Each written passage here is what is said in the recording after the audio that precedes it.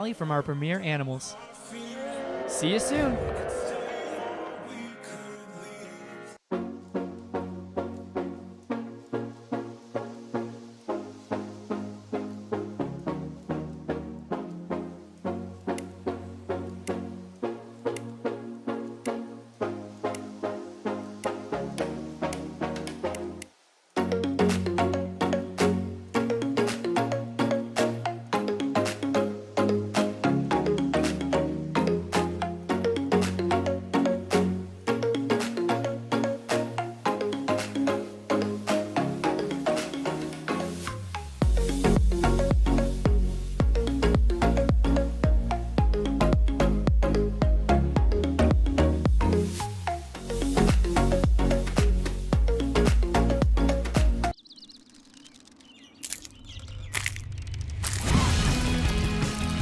Hampton Farms peanuts, roasted with delicious flavor inside the shell.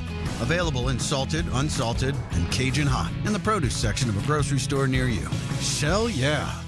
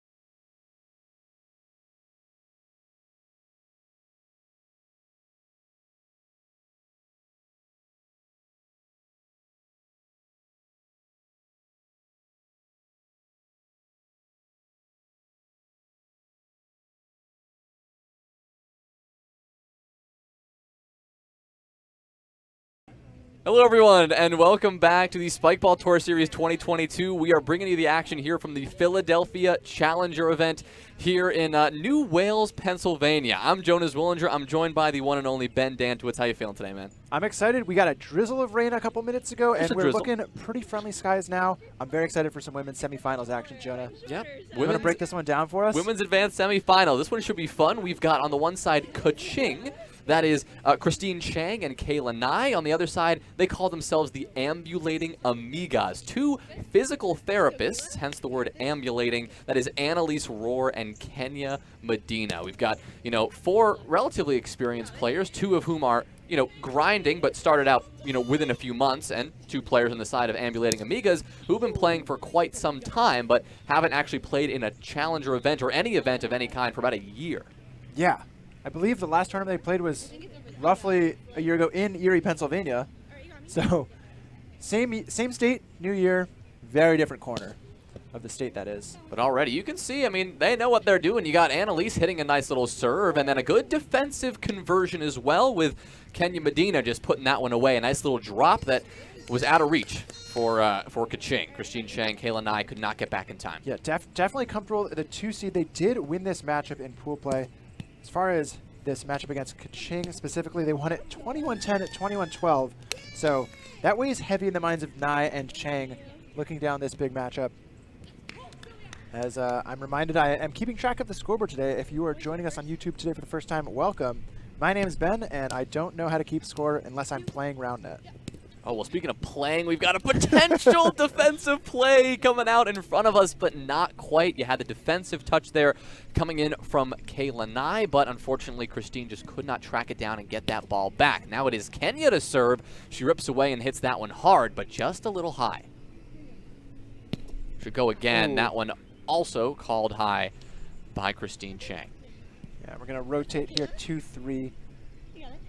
Medina and Roar, both really experienced players, now currently living in Long Island, but Roar originally from the Ohio area, so a bit of a Midwest background, used to play with a lot of high-level Ohioans, whereas Medina, raised on the East Coast, as far as getting raised in the round network sense, has been playing on the East Coast for pretty much her entire round net career, and there's a lot of talent coming out of Long Island. Big representation here in Philadelphia today, or North Wales specifically.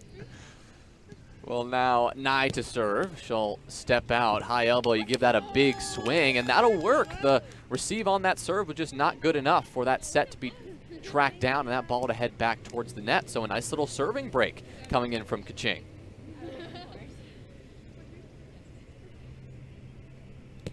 Nye again, this one high, not played. Daring that second serve to be a little bit faster, a little harder, and it was a good dare.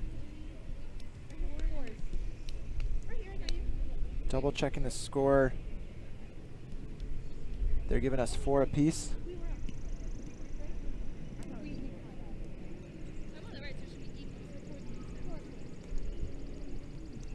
Let's see what Annalise can do. She's got some power on those serves, a big swing. Nice little backhand, but well received, almost well received. At least the touch from Medina was not good enough for Roar to get that diving set back on the net. So ball back in the hands of Kaching, back in the hands of Chang to make something happen. It's a step out left, and a nice righty serve. This one again, well received, and a nice hit there coming in from Medina. That one right at the body of Chang, but the ball drops away. It almost gets it back on net, but needs to be probably squaring up with her teammate or for herself to get it in play. Good left from Chang. Yeah, lefty put on, though, was not good enough to get that one out of Medina's reach, and so she gets a nice little put away again. We're seeing the power on these hits that right now seems to have caught Kaching a little off guard. These balls are just a bit out of reach, and they haven't been able to track them down. Yeah, Kaching was noting just in their growth right now, their grind, they're trying to get their hits to be a little bit faster, a little bit smoother off the net. Medina and Roar are showing them exactly how it's done. Speaking of how it's done, that's a quick little discussion on how to disagree on if the serve is high or clean. Definitely a bang-bang call for these players. It looks like they will replay it. Probably a first serve here coming from Medina. Oh, she swings hard at least, and it looks like she'll get the ball again. So I was going to say, her swinging hard doesn't necessarily mean anything. She does the same thing on second. And there it is. I mean, she gets the second on, and that one, I mean, just good enough. That drop hit catches that back pocket, but ends up dropping just out of Roar's grabs, and so actually looks like that was probably called rim because Medina serves again. Yeah, such a close call. It looks like this one they called rim just because it was right around that back pocket, but just got rim before it got enough of the net to be a legal hit. So, yeah, hitting error there for Kaching. Drops him another point, and now the run continues for Kenya, up 8-5. Yeah, Medina again, she's definitely heating up on these serves. You can see the spin she is trying to put on those, the cut spin at least. Should go again this time. That ball, really more of a jam serve there, but that one received well enough to get put away nicely. The diving attempt from Medina, but nothing could get back towards the net. Yeah, able to stop the bleeding. That's huge for Kaching. Remember, they only had 10 and 12 points in their 2 games in this matchup earlier this morning. Already halfway there at 6 points, so they need to just keep pace and stay competitive. Drop serve from Nye. Medina again. There's that power that, well, Chang tried to track it down, but just was far too late. Yeah, when the hits are that much faster, we saw at the end of their quarterfinals matchup, the pace of play right now against Ambulating Amigas is so much faster for Kaching. Quick touch there. Roar now with a hit. That one called near rim as it enters the net from Roar. So it will be Kaching with another chance. Yeah, missed opportunity for Roar. Did the hard part, getting into rotation on that defensive touch, and the footwork back to net looked good. Little support there shown by Kayla Nye for her teammate and the serve, but unfortunately they were not in defensive position to get that drop from Roar. So despite the nice serve and the compliment, the ball will go to their opponents. Dina making sure to line up at the appropriate spots so you can appreciate the angle on the serve. The serve attempt.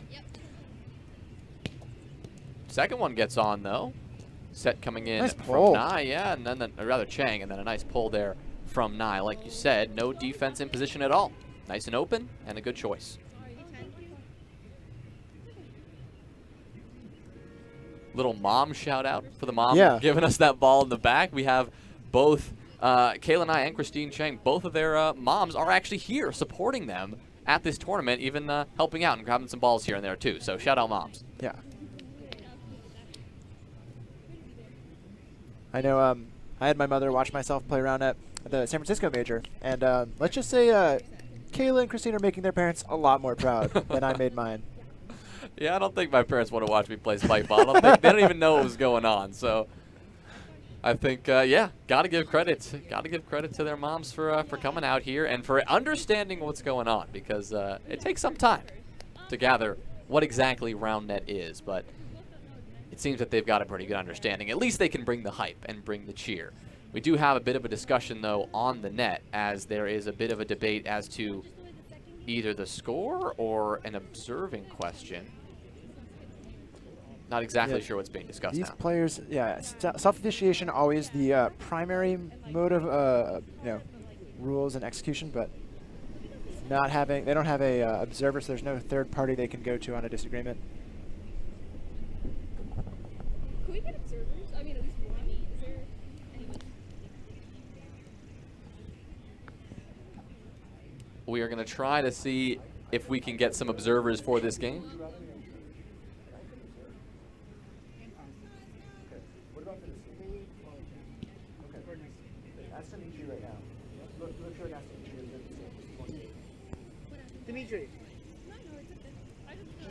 We're trying to track down some observers right now. You can probably hear this entire discussion, but we are trying to get some observers here because they're, the game's getting a little bit chippy. We got the semifinals happening right now, and unfortunately unsuccessful. All right, we're gonna have the one and only Ben Dantowitz jump in to observe this game, and I'm gonna hang out on the mic by myself for now. Defensive touch here comes Roar, and well, that ball put away nicely.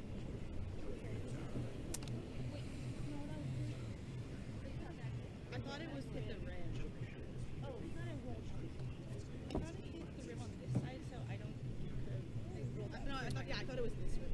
Yeah, I thought it was. But it still hit it. I can start observing now, but I didn't see that point at all. That's fine. But if you guys want me to start observing now, is that okay? Yeah. I'll do that. Yeah, that'd be great. All right, on the camera there, you can see the back of the beautiful Ben Dantowitz 9-11. Yeah, I got you. as he repositions to observe the rest of this game. It is currently 9-11, and now I'm going to be trying to juggle the scoreboard and the solo commentating at once. So forgive any scoreboard issues that we have. As you can see, that was a nice little serve and quick break for Kaching. So 10-11 is the count. Little step out left and swing with the right. That one low, but well received by Medina. She'll swipe at this one, and that one out of the reach of Christine Chang. Gasaway coming in clutch and taking the scoreboard out of my hands, so I don't have to do all the work here. Set from Medina and backhand, but diving defensive grab there from Kayla Nye. Looked like she expected Chang to put that ball back on the net because she was on the ground, and unfortunately she was not able to get back to the net in time, so Medina takes the serve. Swings away hard. Nye chooses not to play this one, and now a discussion of the height. Maybe we could just wait till she says yes. I'm just saying. You guys should say, you're saying service, like you said score. I said 12-11, and she said yes, and then she said no. Yeah, you should say service right before you serve. Yeah, Even so after the yes or no. So it should be score, ready, serve. Ben Dantowitz educating So when you say ready, you're saying this entire net in the ways of round net and the new rule where you've got to say service before you serve and make sure that your opponent is ready. I think that was the issue there. Kayla Nye was just not ready for that one, and so there was a little bit of a debate. But it simply doesn't matter because you got Kenya Medina hitting a beautiful serve right at the face of Kayla Nye, actually, but that ball just not well received enough, and it pops away. Medina now to go again. She has been heating up on these serves, but this time it is well received. But here comes a defensive touch by Roar, who gets that, tracks it down, and tries to swipe that drop back on the net, but it clips the net twice, no good.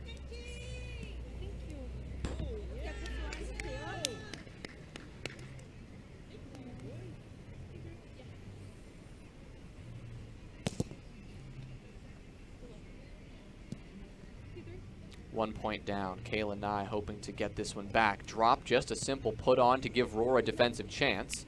That one called rim though. So Kaching will take the break. Let's go, Kayla.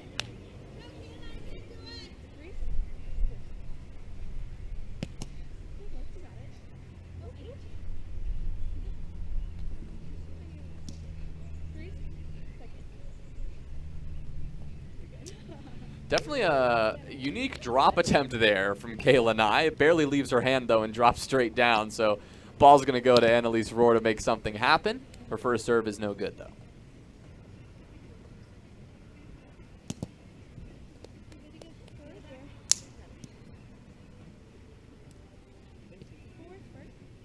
I believe it's force.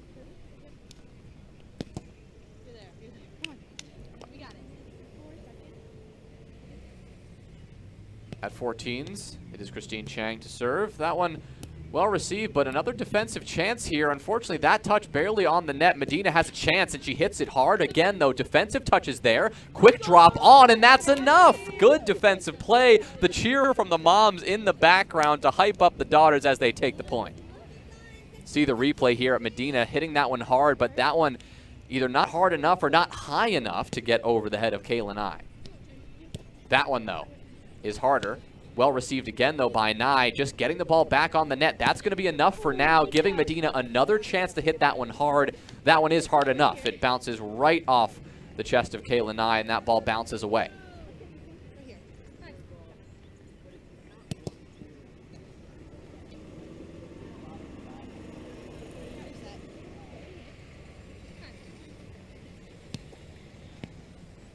Serve from Medina is good. Once again, well received. Defensive touch once again from Roar. Big swipe with the righty. Kayla Nye had no chance. Let's go right here. Do we have a jersey for him? Or? They're at the tent. At the tent? Okay. The staff shirt box. Oh, okay. Can you just swap in with them real quick? Thank you. Yeah, no problem. Not the best shot there from Nye, but again, they've got another defensive chance. Diving effort from Roar. Medina tries to put it up, and Roar tries to get that one back on the net. Just gets herself a nice face full of grass for her troubles. But a no-hit zone call by Ben Dantowitz on Christine Chang. So they're going to take a timeout. And Ben Dantowitz will be getting back in the booth here as both of these teams discuss exactly what they want to do as we finish off game one, because this is a close one.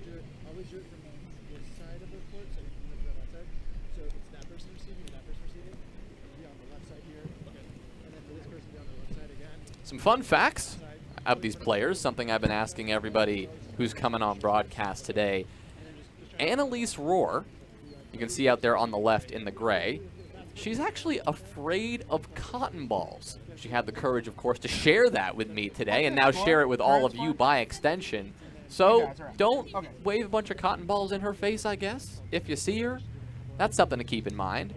Another fun fact, Kenya Medina on the left side of your screen in the black, and this one is going to shock you, maybe floor you. She has 89 cousins, not just any cousins, first cousins. She has 89 first cousins. That is a lot of cousins.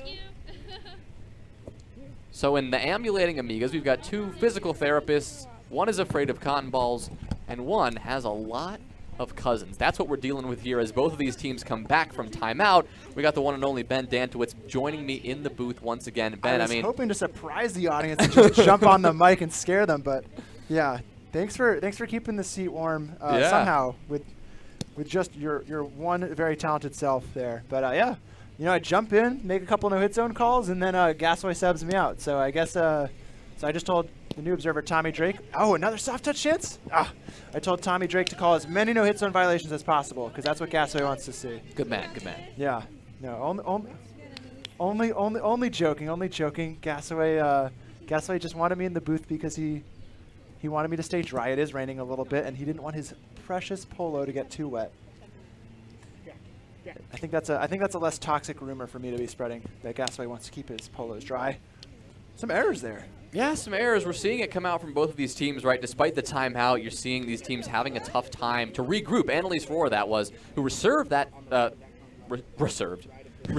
that serve nicely, but just could not get the pull she was looking for. Now the chance goes to Medina to get the push, and she's not able to clean that one up. Rory gets another chance, though. Backhand swipe at it, received well by Nye, who just gets the ball back on. Here comes Medina, though, and that is the tough part about the game. Finally, the put away. All of these hits, very gettable on defense. That one, the body attempt from Kayla Nye, but the ball ricochets away.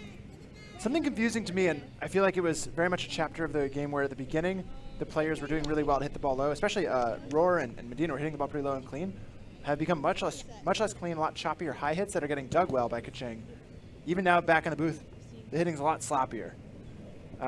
And I'll note, I got back in the booth, did not reassume my duties as scoreboard doer. I'm going to try to figure it out for you guys. I'm on the case. I can't believe, right after we get the double lefty onto scoreboard videos, right after that we enter an entirely new world with Ben on the scoreboard. The shenanigans are all over the place. I will say, to the players' credit, the players seem to have the score correct, and that's actually the only thing that really matters. For you at home, you can flame me all you want, but at least the players have the right score. And the players, speaking of, that was a great backhand flick there from Annalise Rohr. Those are the kind of hits that we're going to need to see from these girls a little bit more if they want to get these touches put away. That right there is not going to get the job done, right? We saw the attempt at the open-handed push, but it catches the net twice, and that's not going to be good. So Medina gets another chance, another hard serve, but Chang receives that nicely. Defense for Medina is there, though, and now she gets another chance, but just another hitting error coming out. Yeah, as far as that that hitting error from Nye, the point before to give up that break, it's a matter of just shot selection where you feel that pressure from the defense and you try to do something you maybe don't feel as confident in. Looking for a score here, and it might be. There's that hit. Oh, the diving attempt at defense there from Kayla Nye is not enough, and that right there, we didn't know the score, but now we know for sure that's going to be game one going to the ambulating Amigas. That is Annalise Rohr, Kenya Medina taking the first in this best-of-3 series. Of course, this is the semifinal in the women's advanced bracket. Already off to a good start for the experienced and long-standing members of the round net community, Annalise Rohr and Kenya Medina. Yeah, that middle section game really surprising for me. I noted at 8-6 they had gotten halfway to the 12 count they put up in their pool play match, and the fact that they're competing with a team that they really didn't look like they were capable of competing with in the morning is a really just good growth opportunity for Kaching, and I don't see why they couldn't take game 2 here and push a third. I absolutely think it is within their abilities, within their rights. I think we saw some pretty good stuff from them, in that quarterfinal, and we saw some highlights from them here. The big thing for them, and we just saw a couple of these hits from Annalise Rohr, they're going to have to limit those backhand flicks. They're going to have to be on top of reading her hits because, if you allow Annalise to keep doing that, they're going to have a bit of trouble because we were seeing, everyone kind of struggle to get those putaways. That hit has so far been the most effective at really denying any defensive opportunities. If Kaching can read that, I think we're in business. But, Medina and Rohr, we're seeing these hits from them. And right now, even though the score was close, those putaways are just a little better quality than what we're seeing from Chang and Nye. Spot on. Yeah.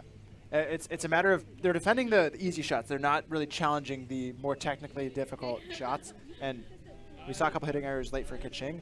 They don't have the same technical prowess yet. They're still very much on that grind, much newer to the competitive scene, and so they need to just really execute at the level that they can and hit the serves, hit the hits that they know they have, and not try to play beyond their means. Yep. Well, we're going to see them work their way back to the net here in a moment as they approach game 2. We've got an observer for the duration of this game. We've got you on the scoreboard, scoreboard yeah. for hopefully the duration of this game. I'm calling it early, Jonah. I'm going to crush scorekeeping this game. Oh, boy.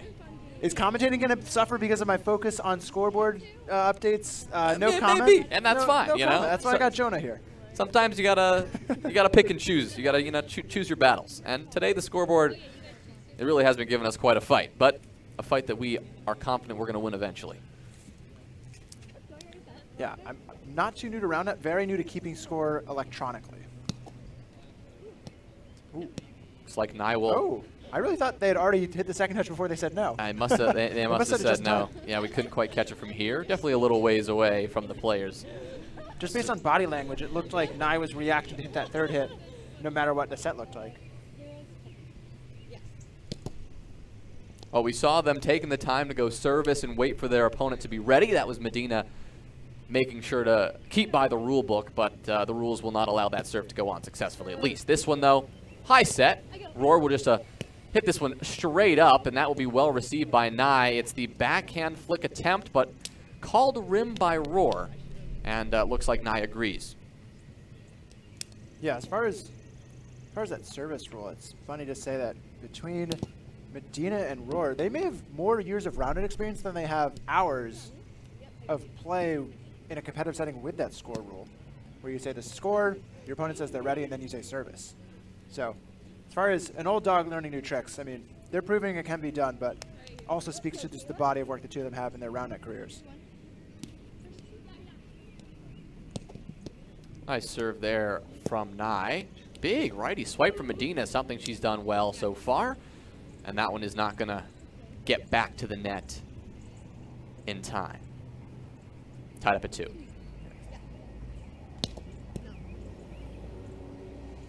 Tied in a tight game. It looked like Nye was maybe trying to stretch a tight quad or hamstring there. You have to wonder if her opponents might help her out, or if they're waiting until after they lose the semifinals, trying to defeat their opponents, and then they'll do the PT work. Like what kind of duty to take care of your opponents might you have if you have that, physical therapy expertise? That's a great question. I mean, if we see an injury, we know exactly who to turn to today. But right now, it's about defense in this rally at least. It's going to be Chang with a touch, and now the attempted left swipe at it, but it's not good enough. Here comes Annalise again. There's that backhand hit, diving defense, a bit of a traffic jam at the net, and a no-hit zone violation They called. defended the backhand, Jonah. They took your notes. On Kayla Nye. You're right. They took the notes, and they got that backhand. Look at that diving effort. No. But as Kayla Nye worked her way around that net, you see her step on that white line. The no-hit zone violation called, so that one called back. But what a rally. And what a great diving set there from Christine Chang, falling through the no-hit zone and around the net. But yeah, just an unfortunate finish there. Oh, soft touch? Oh no! Can't soft touch it on the net. Yeah. Another teammate hinder though for Kaching. Yeah, it's one of those signs that they're so early to pick up the sport. They're still working out the kinks in chemistry. They're all laughs though. Disappointing missed opportunity there though. The ball's up and it's not a hard play to make.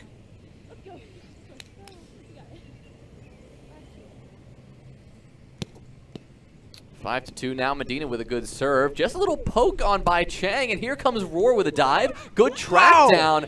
Maybe we're going to have a hinder call. How did Chang get all the way out there? That was I got quick. no idea. It was like, honestly, I blinked and she was all the way out there. Wow. Here we go. Let's see it again.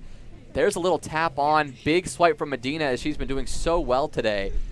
And then a little bit of a collision. Kayla Nye running into her opponent rather than her teammate, changing it up a little bit. Yeah, that one does enable a replay if your opponent is in the way. Not sure what this call is, but I think another hinder. I think another hinder, yeah. So usually game 3 is how you get more round net content, but you also can just play the same point over and over and over again. Yeah, I don't mind. Good high energy from all these players. Nice takeout shot, knocks the ball free. Under the net, or the lobster trap space, some may call it.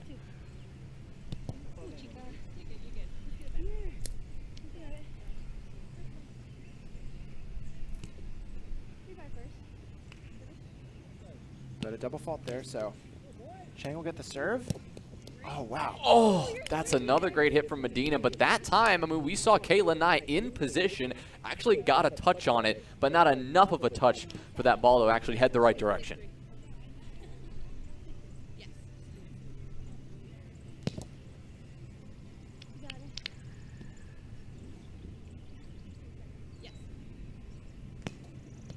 Second serve will land from Roar. Backhand attempt from Nye, but not enough of contact. The ball double hitting the net. Not quite a serve she's familiar, or that she's shown us in this game yet, so might still be under development for her. Gives up a really important hold there.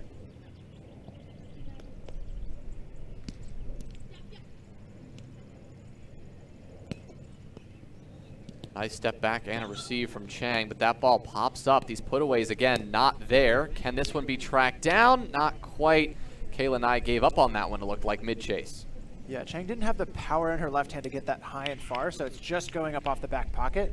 Really tricky thing where she's trying to swing hard, and by swinging hard, she's driving the ball further into the back pocket, where less actually could be more and keep the ball down.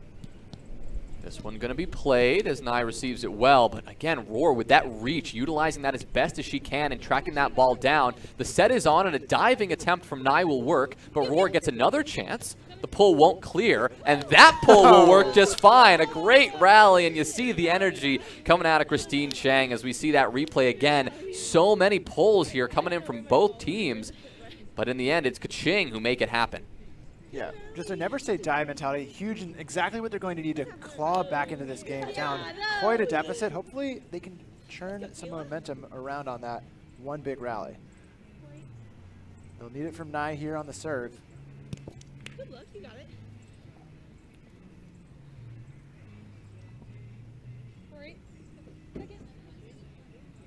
Second one's in play though. Yeah, nice little drop on. Roar with a big swing. Oh! And the defensive touch was there, but the set was not. You saw Kayla Nye a little bit off balance. Didn't know exactly where that hit from Christine Chang was coming. Didn't know how to gauge it. And so when she did eventually get that touch, it just was not on the mark. Yeah, but really promising that they're able to get some of these hits now. Roar not hitting the backhand there, but finding whatever hits she is putting in play is definitely going to be half the battle. Dina wants to extend this lead, but also that rim looks really funny and fun to just smack serves into. So competing priorities there for Medina. See if she can sort that out the next time through the rotation. A lefty from Chang. You see how that jammed Medina up a bit, but she eventually recovers it. And the set from Roar is good enough, but here comes the chase down. And maybe we saw Kayla Nye thinking about going for that dive, but didn't end up committing as the ball was just a little out of reach. Here it is again. Kayla Nye, good track down. Solid set, but just a little too far. Yeah, that was a picture-perfect view of how you set up that funnel with your defender close on the pull, the push, and the other person's on the pull, and that gap they just collapsed defensively on. Really just textbook 101 funnel defense there from Kaching. So shows they definitely know their stuff, but they just need to get that last touch on the net.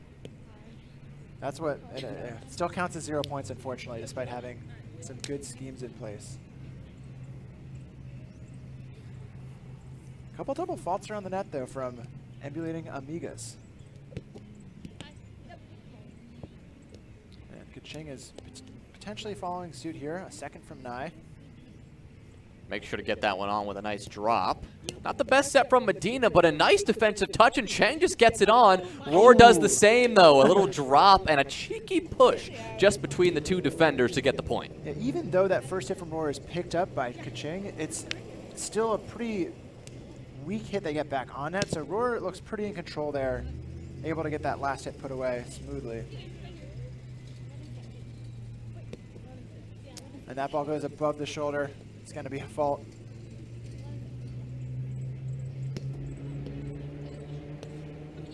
Ooh. Might have been high, but played anyway by Chang, but this one gives another defensive opportunity to Medina, who takes advantage. A little drop again, splitting the defense well. Yeah, that rolling off looked like the side of Chang's hand. She seemed to be in the right position and maybe a little over-eager, just roll over her fingertips, didn't see it all the way through.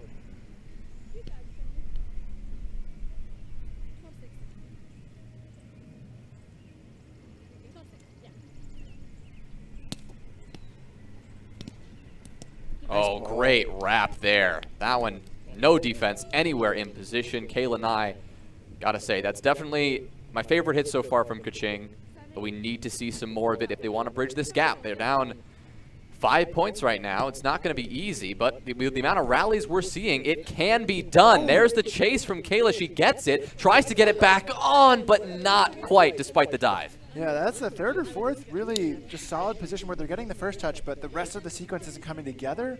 And like we said, it's got to get executed if you need to get those hits back to net. They're not getting the aces. It's going to come on defense for Kaching if they want to stay in this match.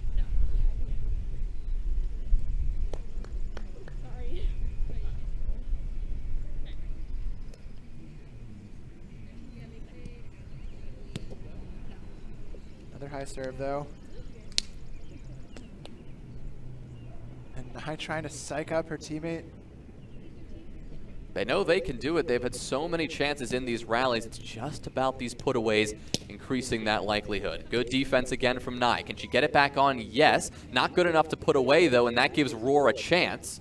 Chang with a good attempt at the set, but unfortunately off the net enough that Nai had to give it a lefty swipe. No good. Yeah, a couple of just not ideal second touches there. The first touches, you're getting them high, your teammate has a chance to make a set, and both times Chang not really getting her teammate Nai back in a chance to succeed, put the ball away, like you said. Just maybe tap it on. Even that last one is a desperation tap on. Trying to figure out the score and rotation here. They reset. This looks to be correct. So Medina is going after it, trying to extend the lead a little more. A lot of cushion, though. A lot of cushion. A very different energy than we saw in game one, where things were knotted in the teens. Or at least I think they were. I wasn't on the scoreboard. You could tell me differently. I was, to my credit, I was observing for a moment. So I not only wasn't on the scoreboard, I couldn't even see the scoreboard. But that'll be another break for Ambulating Amigas, who are looking to take this in two and move on to a finals matchup, most likely with Biggie Smalls, one of the top women's teams on tour this year. But it's not going to come there with a break. Yeah, Medina, we saw, had another chance at it, but the overhead attempt did not get back on the net, so it is now Christine Chang with the ball. Needing to do something pretty big here. A nice low serve is a start, but now they've got to defend this touch from Medina. Chang receives it well. An equally good set, but the hit there, just the decision-making, a little off the mark as she chooses to go for the righty straight into the rim. Yeah, had probably a bit of room on the left-hand side. Not sure if she needed to adjust her feet to make that space. But the ball was definitely well-centered. Just trying to force the hit that you know you have. It's always scary to go for that offhand hit, going for that break when you want to go with your bread and butter.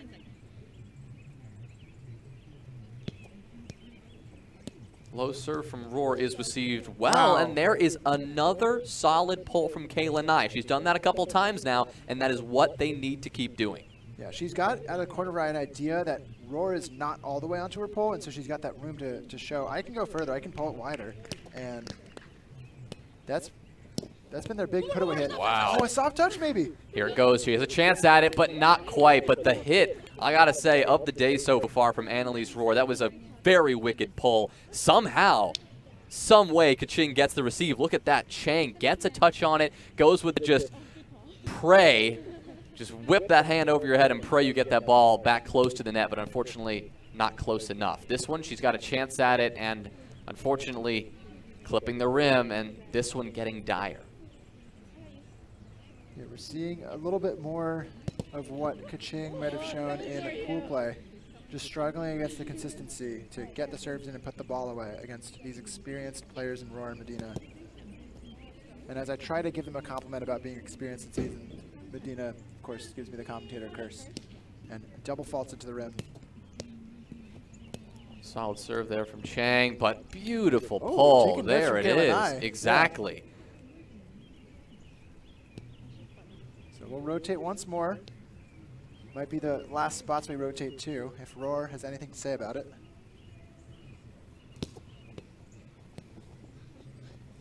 Good set there from Nye, unfortunately not leaving the net. Yeah, that first touch, a little too horizontal, meant that she had very little time to get her feet up to net, and now she is running in and trying to then redirect the ball as she is running across.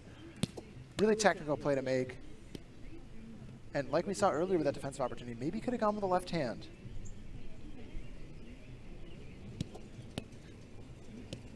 There's another setting issue. We've seen this a lot from Kaching, and that is going to do it.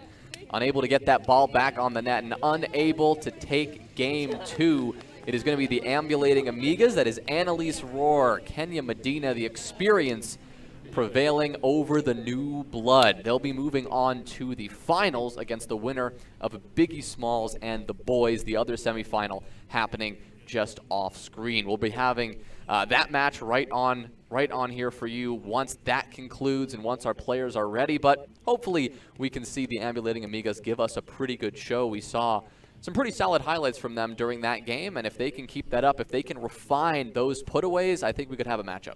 Absolutely. We're going to be taking a short break, wait for the other semifinals matchup to wrap up. We'll have more details about how that one went down, and you can check out all the scores on flamingo.io. I will drop that link in chat for you all. But yeah, we'll catch you later.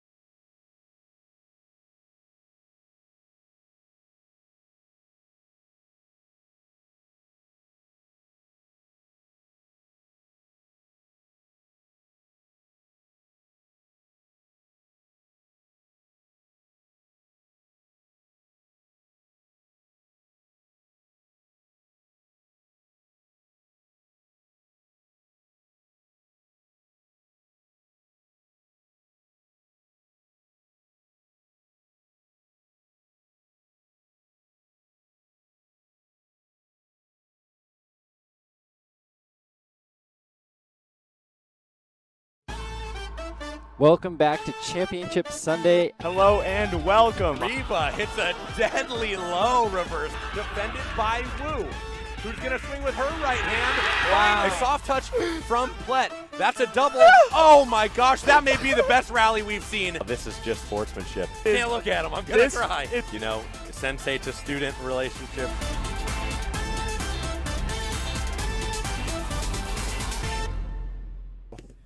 Nice up from Rahul, and Hinkle sets him, and it's a good pull. Everton with the set.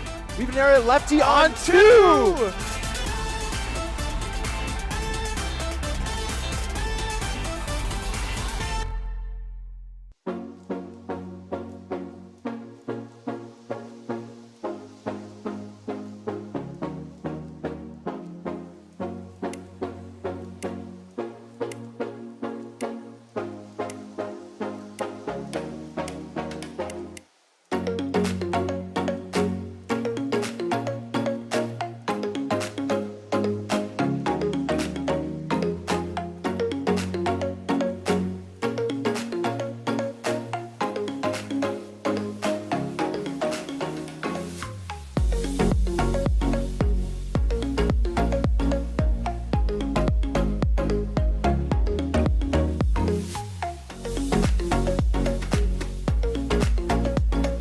Refresh your routine with Protein 2.0. Looking for extra energy? We got you. Seeking a supercharge? Electrolytes included.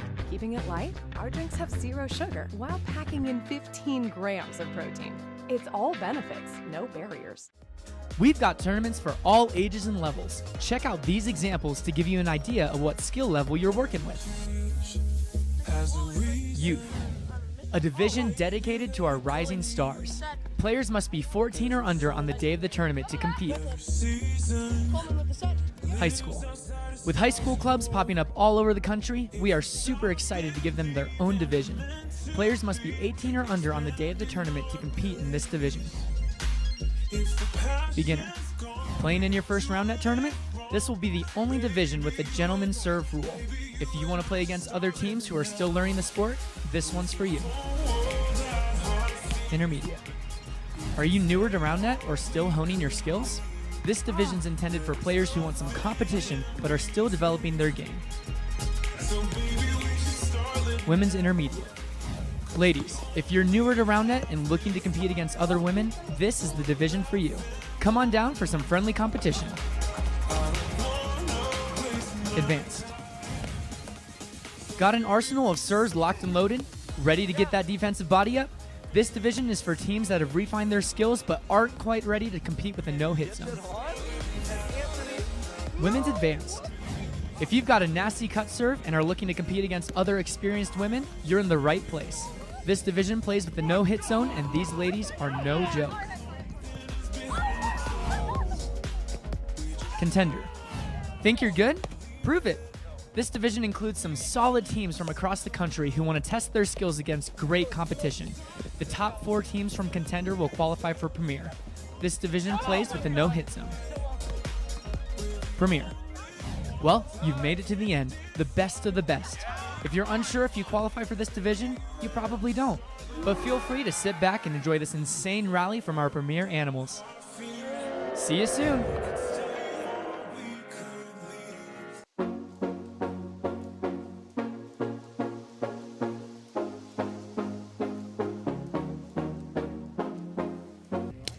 Jumping into the second women's advanced semifinal, we talked about it, is 19-12 Biggie Smalls over, they call themselves the boys. It's Jamie Anderson, it's Sylvia Dean back to receive. Sylvia Dean with a nice one, and she'll go with a nice hit here, but that one not quite good enough. Put back on easily. Anderson with a touch. Good rally already. Here we go. Let's see what they can do. Another good defensive touch, and the dive from Sylvia Dean, not quite. Yeah, clears the net, but can't get under the ball for the set there. What an introduction. Yeah, what a way to start, to this right? match. Yeah, for us at least, and you all at home. We do only have potentially 1 point to go. It is 20-12. And I believe game 2, Biggie Smalls and took game the first. 2, yeah. Biggie Smalls winning the first. So potentially the last point you'll see. That's Talking a nice about, serve, but a little bit rimmy. Yeah, sometimes people say they want to go out with a bang, but they wanted to come in with a bang because they're come in and go out at the same, simultaneously. Pearson trying to find the second serve. That is. Oh, that's lovely. That What a is way to end it. We get the one rally, so at least they get that content, and hopefully we'll actually be able to check in with Dean and Anderson exactly how their run went. But they net Biggie Smalls in the semis, and that is cruel and unusual punishment I would like to see those 2 points as alternative options to introduce someone into the Spikeball Tour Series. You've got the fun, friendly introduction, and then you've got Katie Pearson, one of the winningest players on tour this year in the women's division. Welcome to high level women's round net. Here's a cut serve. Bam. Deal with it. So kudos to Biggie Smalls. We're going to see them in yet another finals matchup. They skipped the Atlanta Tour Series, but aside from skipping that one, they did win 3 in a row. So we're going to take a quick break. We're going to take a very quick break and jump into finals action with y'all. So appreciate you guys tuning in, and we'll be right back.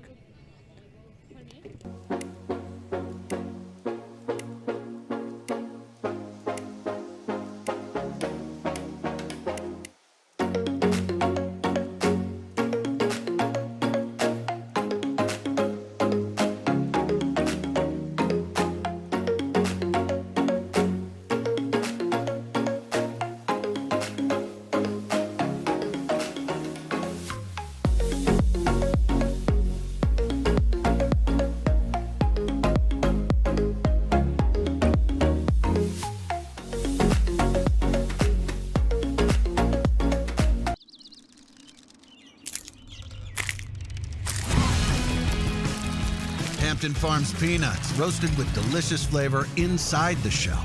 Available in salted, unsalted, and Cajun hot in the produce section of a grocery store near you. Shell, yeah.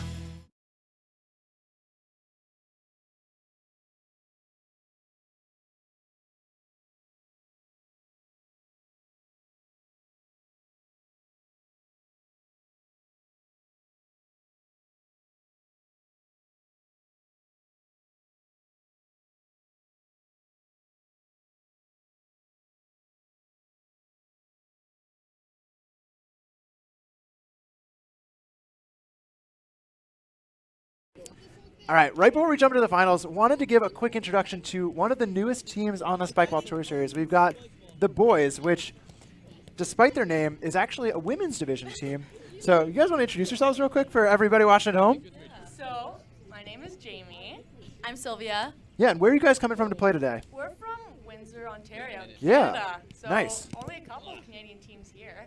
Yeah, rock on. And how long have y'all been playing RoundNet? I think competitively in 2020. Okay. And I only started last year. Just make sure you hold the mic really close so they can hear you. Yeah. Only started last year. Okay. Sweet. I think both our first tournament, though, because we just started playing together, was last year, 2021. Okay, nice. Boys. Yeah. The boys and originated. why the boys?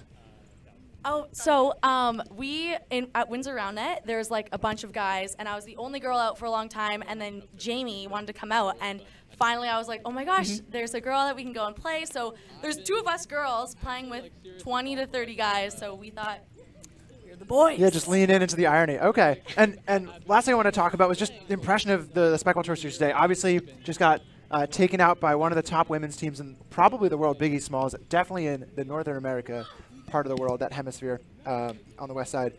What was it like playing them, and what are you guys taking back to Canada when you guys continue training? Honestly, it was unreal. Okay. We don't have competition like that. So Yeah. And they're so nice. Everybody's so nice. And what I'm going to take back to Canada is hitting. Their hitting is unreal. Yeah, you got to put the ball away. We Yeah, definitely gotta saw put the that ball in the other semifinals match. Was a more experienced team just cleaning up. Yeah, what Definitely, were your like, thoughts? Like seeing them always on Instagram or like on the social media and like the lives and things, and then actually being able to play against them and like play up our game level when we're playing like someone as great as them, and just really learning. I've learned so much just in that little two games. Like, it was awesome. So definitely how skilled they are really is inspiring to like go back Awesome. to Canada and learn some new skills. Okay, and then one last question is this or that. So we didn't get too much of your semifinals matchup on stream. We just got those last 2 points. We had that quick rally, the Big East Smalls one, and then that cut serve ace. Brutal. Which one was a more real introduction into playing high-level women's round net here in the U.S.? Wait, what was the first? Yeah, the rally, that was more. Was the rally, or is it the high-level serves where you have to get the put away? Because you guys didn't get the put away. The hitting was important, but the serve receive, like you talked about, which one was a more real representation of the level of player? That hitting they put the ball away, or that cut serve that Katie Pearson just put away? Putting the ball away. Putting the ball away? Okay, the rallies. Yeah, the rallies are really great, but honestly, the serves too. Like, you really got to adjust their game because their cut serves are nothing I've ever seen before. All right. So. Bit of a convoluted question by me, but yeah, appreciate y'all jumping in. Good luck in the third place match. You guys get to play, I think, another new team from the West Coast, Kaching. They travel pretty far too, so y'all get to meet them. But yeah, thanks for jumping on the stream with me. Thanks for having us. I think we're gonna take another quick break and jump into some finals action with Big East Smalls and Ambulating Amigas. Let's go! Let's go. Thank you. Yeah. Thank you. Thanks, y'all.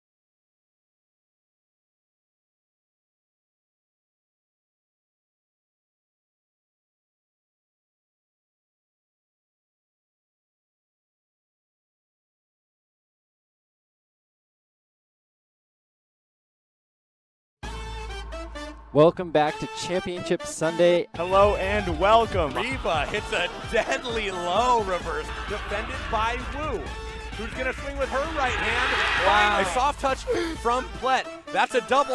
Oh my gosh, that may be the best rally we've seen. This is just sportsmanship. Can't look at him, I'm gonna cry. You know, sensei to student relationship.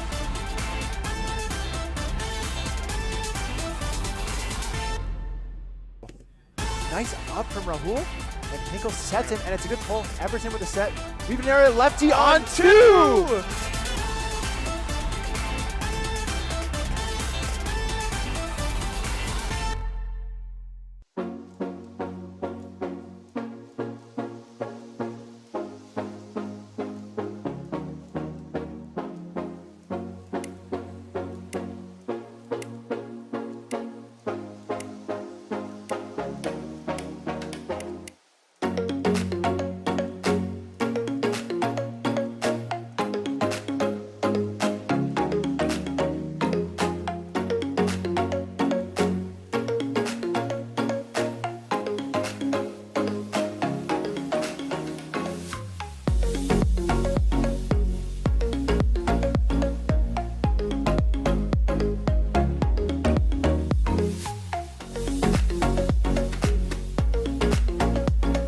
Refresh your routine with Protein 2O. Looking for extra energy? We got you. Seeking a supercharge? Electrolytes included. Keeping it light? Our drinks have 0 sugar while packing in 15 grams of protein.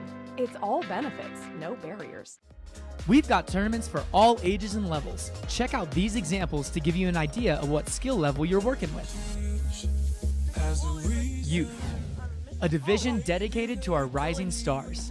Players must be 14 or under on the day of the tournament to compete. High school. With high school clubs popping up all over the country, we are super excited to give them their own division. Players must be 18 or under on the day of the tournament to compete in this division. Beginner. Playing in your first round net tournament? This will be the only division with a gentleman's serve rule. If you want to play against other teams who are still learning the sport, this one's for you. Intermediate. Are you newer to round net or still honing your skills? This division's intended for players who want some competition but are still developing their game.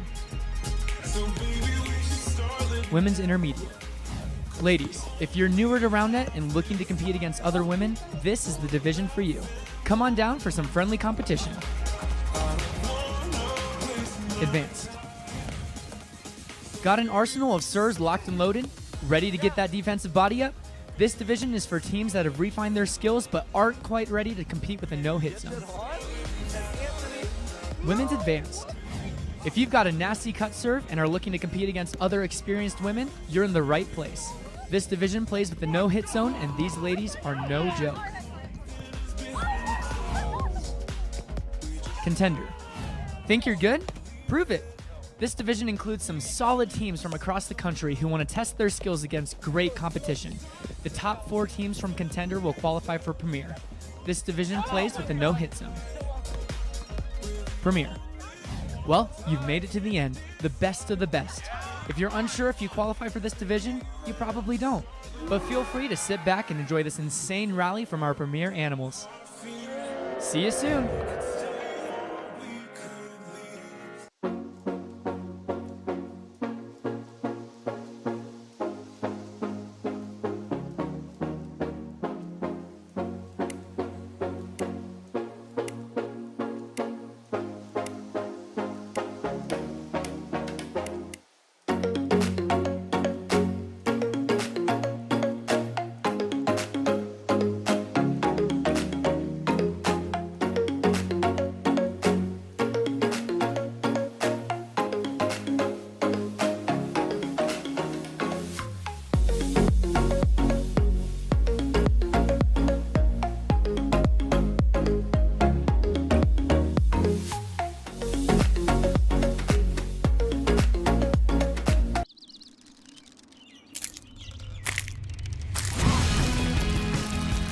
Hampton Farms peanuts, roasted with delicious flavor inside the shell.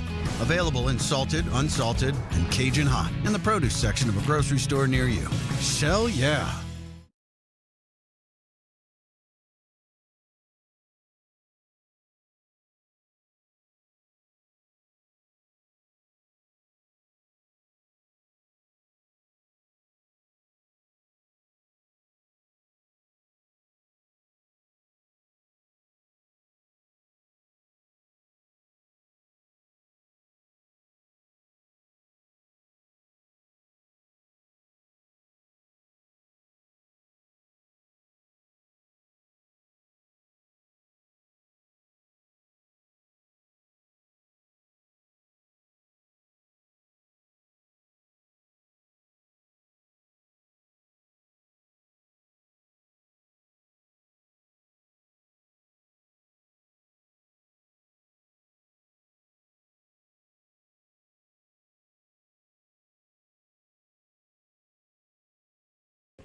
All right, we are back and here finally with our women's advanced finals. It is Biggie Smalls. You know them. You love them. Katie Pearson, Allie Foster, and of course, we've got who we just watched win their semifinal, Ambulating Amigas. That is Kenya Medina and Annalise Rohr, who put on a pretty good show there, but a tough battle they've got here in the finals.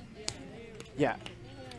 No other way to color this. It's heavy favorite Biggie Smalls. One of the leading teams in the series this year, and experienced, but a bit rusty veteran team in Amigas that ambulate. We're trying to give them the go-ahead from the booth. They're not rearing to go, but now they are. Katie Pearson trying to follow up that cut serve you just saw at the end of semifinals with another break to start this finals match. Terrifying to stare up against when you're receiving. That one will be played by Medina, and she'll give this one a nice hit, just enough to get out of Katie Pearson's reach. Yeah, had a bit of an extended break after their semifinals match, of course, ending first for Ambulating Amigas, but looking pretty crisp there. Good recovery set from Rohr there, too. Weather update here from Philly. The rain is picking up. I would call it more of a moderate drizzle, if anything. It's no longer the light spray that it was for our quarters and our semis, but it's on and off, and these players seem to be doing just fine.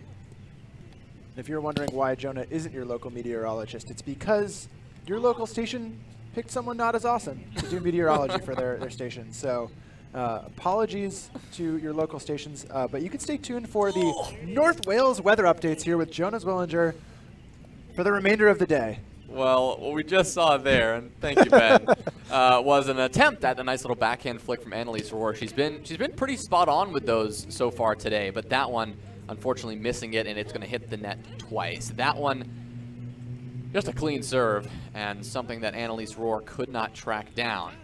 Not sure if you can tell Annalise Rohr squinting a little bit there, trying to see through the rain.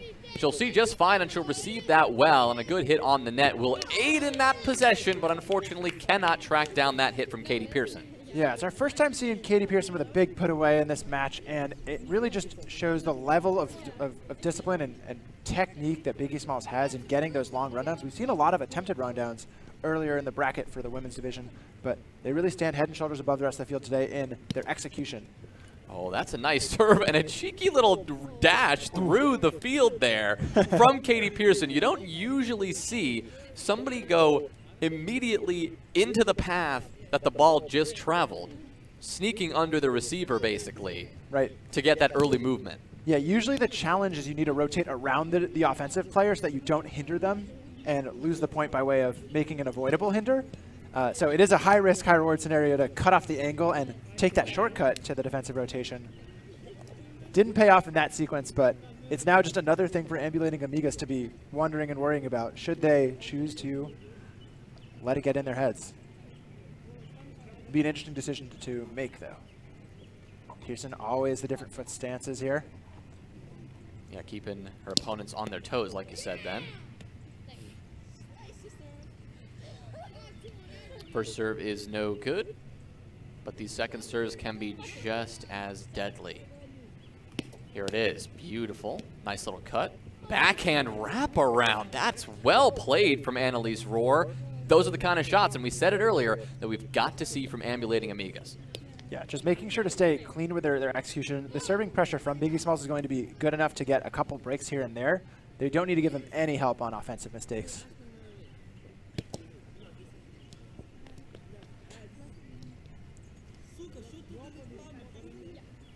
Rohr really quick to get into her pivot there. Oh, great touch up there from Rohr. The set not quite as good, and Annalise cannot make the adjustment. That one clipping the rim. Yeah, really night and day. We saw Katie make that rundown, get that put away, and the set from Foster had to be crisp enough to make that happen. Medina not able to match it on her opportunity defensively.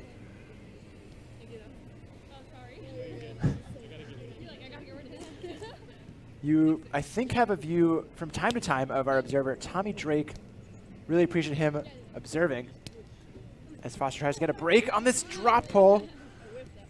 But, yeah, in the background there, Tommy Drake has too many balls in his hands. I'll say it. If you're observing, you want to have maybe 2 balls, because if there's a fault, you want to give them a second ball. And if they don't like that ball, then you give them the other backup. But that's it.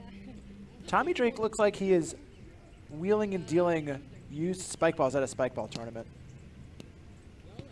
Here's the set from Medina, and the hit from Roar is just simply not good enough. That gives, well, Foster and Pearson a chance. I believe that one is called close rim, though, on Allie Foster's hit. The set from Pearson was a little off the mark, and we saw Foster try to make that adjustment, but she just couldn't. Ooh. Second serve from Medina is good. That is a beautiful little drop there from Katie Pearson as she wraps her way around the no-hit zone and just gets that ball way out of reach of the defense. Going cross stance here, looking like a lefty. Nope, looking like a flat stance. Steps out left and goes for the jam. Medina receives it well, but the set left from Roar is just a little high. Medina had to give a pretty awkward swipe at it and unfortunately clips the rim. Yeah, she's having a hard time getting her feet in the spot she wants to swing hard, so that's why she's finding herself off balance. Pearson wants to keep the pressure on them. We're laughing at the same thing, right? We're laughing at Tommy Drake with all of his balls. He went down to pick up the ball that rolled to him, and he dropped 4 of the balls he was holding. You can't see it on the feed right now, and we're aware of that, but I'm sure we'll give you a Tommy Drake balls update at some point in the future, but he has discarded several of them and now can move around a little bit more mobile. He's been moderately relieved of duty. This one played here and put away nicely by Katie Pearson. That is the low hit that we are looking for, that really we have been lacking so far in our advanced women's games, but something that we know that Biggie Smalls have in their repertoire, and, well, we saw it right in front of our eyes there. Big serve, and that is going to give Medina quite a bit of trouble. Roar tries to chase it down, but cannot get it back towards the net. Yeah, Foster getting in on the fun. Doesn't have too many different stances, but just swings hard. Oh. That could have ricocheted. Little drop there from Roar. And nearly got the quick touch back up and on the net. But it'll be a hold, and Medina is trying to find this serve, but hasn't really done it yet. She's going for this big topspin serve. Unfortunately, both no good. That's a quick double fault, so Biggie Smalls with the ball again. And Katie Pearson to serve. Like you said earlier, experimenting with these stances. A left step and a big righty swing will jam Medina up, but she receives it well, and then a nice clean put away after the set from Roar, so they'll get the ball back. Yeah, probably the most inconsistent we've seen ambulating Amigas this match so far. That set coming really cleanly off of Roar's hand and pretty well centered too. Making Medina have an easy job on the put away.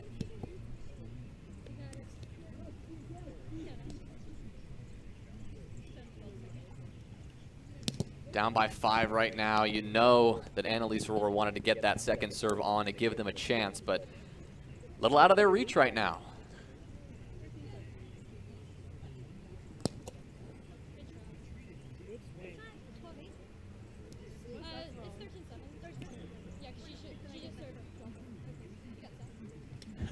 Pearson confirms the score is right on that rotation.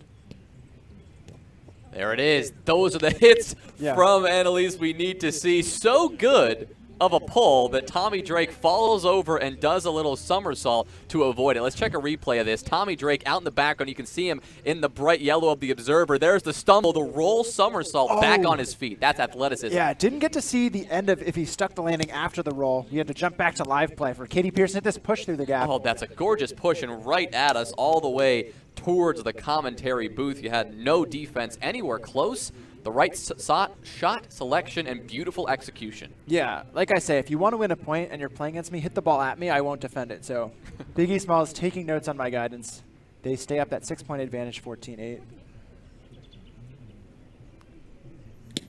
Oh, some good movement. Yeah, good movement on that cut from Katie Pearson. The hit from Medina. Ooh. Looks clean enough.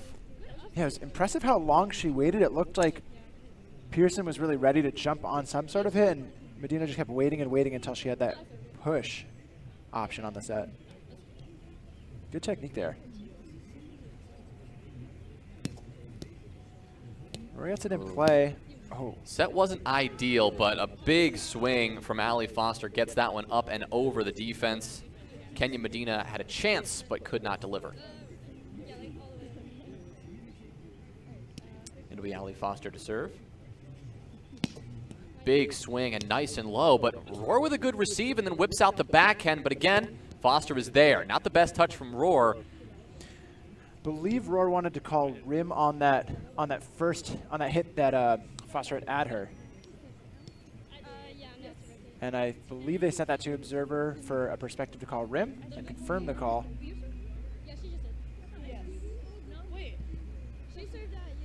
Yeah, you just served to me, and then I served to you, so now it's Confirming the score there. It is 10-15. So Medina serving on the right side. It's getting to that time where we need to see something pretty substantial here from emulating Amigas. We got to see Medina hit a serve or two. We got to see a defensive break, because 5 points, you normally consider that out of reach, but 6 or 7 surely is. They'll have to make something happen now. That's a good start with a nice rip from Medina, but a great backhand from Pearson is just enough to throw Ambulating Amigas off balance, quite literally, as Annalise Roar takes a bit of a dive. And the point will go back the way of Biggie Smalls. Yeah, those recovery sets just not getting centered from Medina and Roar. Really just have to have them, especially when you're down, but really at all times if you're playing at a high level. You need to be executing. The shot selection from Medina is nice because the defense was out of position, but well recovered. Again, it's Allie Foster utilizing that reach very well. Now she swipes with a pull, well defended, and a nice backhand from Annalise Roar to finish the point. The keys to success, just getting those sets centered over the net so you have that option, right? You can't hit the backhand if you're set off net for your right forehand, that is. So just making sure they're getting their sets back there. They have the hits, but they don't have the opportunity every time to take those hits. And that's really what they need to continue doing. They need to stay in this game and this match. Right now, just trying to stay in this point. Will she just tap it on? Looks like it. Essentially. Nice, like, medium-paced hit there, though, to give some credit. Yeah, it looks like it caught front pocket, so it came out nice and low with a little extra spin, but Allie Foster has no trouble with neither the receive nor the put away, as that one is sent back our way. Now she'll serve. That one looked maybe a little side pocket, but it'll be played anyway. Ooh. That one lipped up, I think, at the end, and Medina isn't able to get a hand on it. That means Foster gets the ball again, and this lead continues to stretch out. I had a bad angle inside, but I thought it went straight. Yeah, because it definitely hit. Yeah, some questions there. The Observer looking mostly for front rim and high on the serve as their perspectives, their focuses. Oh, great recovery set attempt.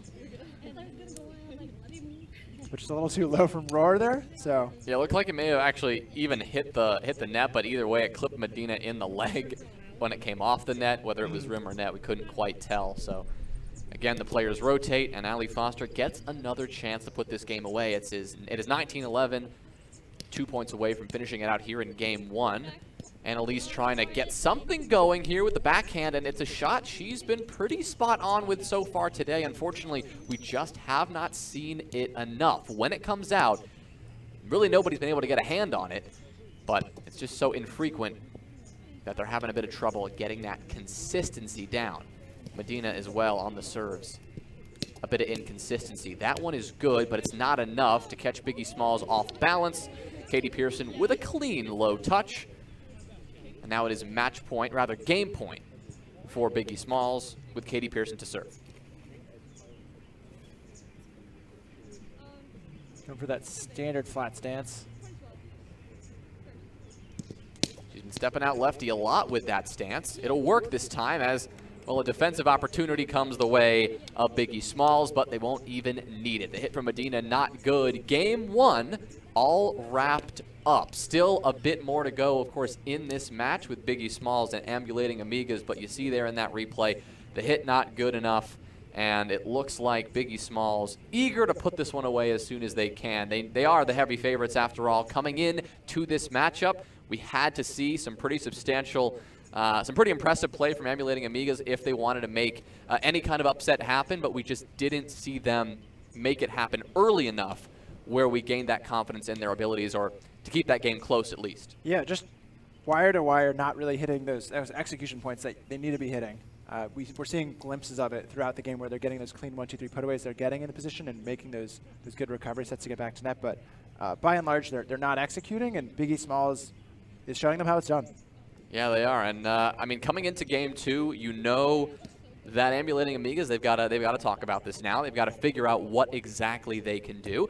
To their credit, they're doing a nice job on the serve receive, which, you know, we thought would give them a little bit of trouble. But, you know, even as skillful of a server as Katie Pearson, hasn't been able to sneak any no-touch aces by, but she has been able to throw, you know, both of these players, both Medina and Aurora, a little bit off balance. If they can just clean those up a little bit and get those hits on, we've got to see Annalise with those little low flicks. If she can keep pulling that one out, this one could seriously be a game, but they've just got to get that happening a little bit more consistently and clean up those sets from Medina to enable that kind of play.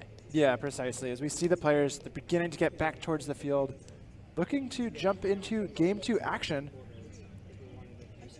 Pearson and Foster, a fun shout for them. You'll see when we jump back to them, they're rocking the San Francisco Major event t-shirts. That, of course, a fun thing because they won that event. It was their 3rd Spikeball Tour Series event that they won in a row. Yeah, they're on a roll. Really fun feat for them. Again, they took last week off in Atlanta, so they don't have 4 in a row as far as the Tour Series is concerned, but as far as appearances for them, could be going 4 in a row for their appearances with a win in this game and match. So. Yep.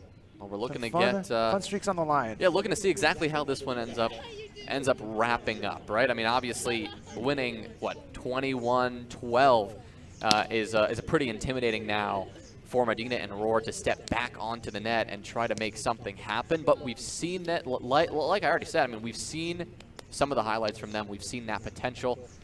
Just about getting those opportunities a little bit more. Medina will start to serve in this one, and a strong one to begin. At the shoulder of Allie Foster. And that one is well received and well put away, in fact, by Annalise Rohr, who gets a chance. Puts that one up and over Allie Foster, which is not that easy to do, but she makes it happen anyway, and the first point goes the way of Medina. She'll now serve again.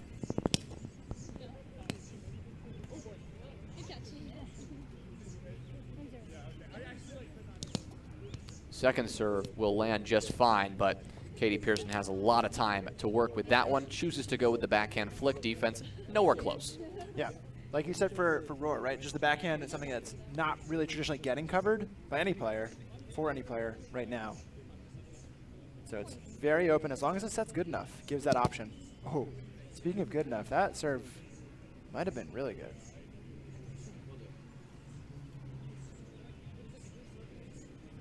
Getting absolutely sent by heat waves in the background right now. What a great song. That's a nice cut as well. Good amount of movement on that one. Medina, unfortunately, out of position, so she has to just let that one bounce gently onto the net. And, well, that means Katie Pearson, Allie Foster. No trouble cleaning that up at all. Yeah, needs to, if you're not going to go for that hit on 3, you need to sell the hit on 3 to open up that 2 that's dropping in. A very specific skill that most people don't work on because they usually just work on actually hitting well. Right, and not letting the ball just bounce on the net. If you're ever looking for an acting class, some people really like doing that move. Oh, Roar had a chance. She chose to play that one. That looked a little high. Medina gave her a solid set. Not perfect, but enough to do something with, and unfortunately Roar made the wrong choice and hit the rim. Already opening up a 2-point lead. Really setting the tone. Trying to get into that split up even more. Ooh.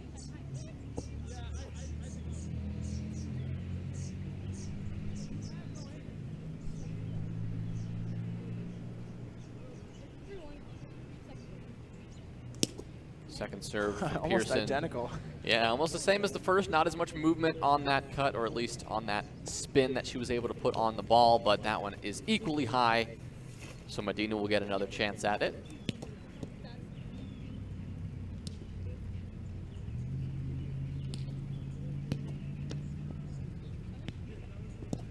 Nice push there from Pearson. Yeah, those are the hits that are just so hard to get back. It barely leaves the net. I mean, in terms of height, it's just staying at that net height all the way through its travel, and Medina and Roar really had no chance. Medina almost gave it the diving effort, but decided against it, and that means Allie Foster will get a nice serving break. The rain begins, or resumes, I guess. Resumes, yeah, we did have a nice little break there. Apologies, I'm not the resident meteorologist, so my technical terms are way off there.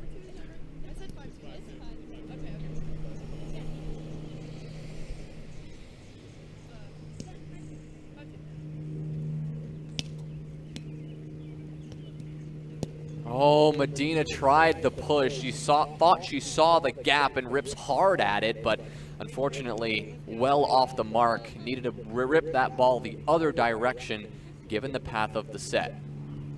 Now Allie Foster, I mean, she has another chance to keep up this serving pressure already with a 6-2 lead and building.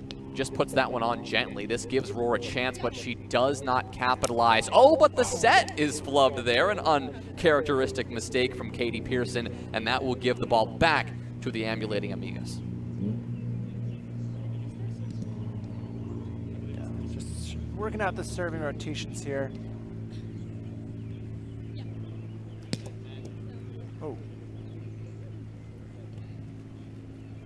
I was wondering if we were going to see a nice little ace there from Medina, but unfortunately that one hit the rim and wasn't good, and the second one is called high. Serving was it's one of those, you know, you're damned if you do and you're damned if you don't situations. If you don't hit the ball hard enough on the serve, you know Biggie Smalls is a great offensive team, they're going to put it away. But the harder you swing, the lower your serve percentage. So ambulating Amigas needs to figure out how they're going to thread that needle on risk and reward. They need to do it really quickly because they're already down 4 points and a game. Make that 5. Yeah, that's a nice clean hit. Straight on in the gap. Again, we saw Roar covering the pull. We saw Medina sliding in to try to cover that short shot. And, well, once again, Pearson finds the gap.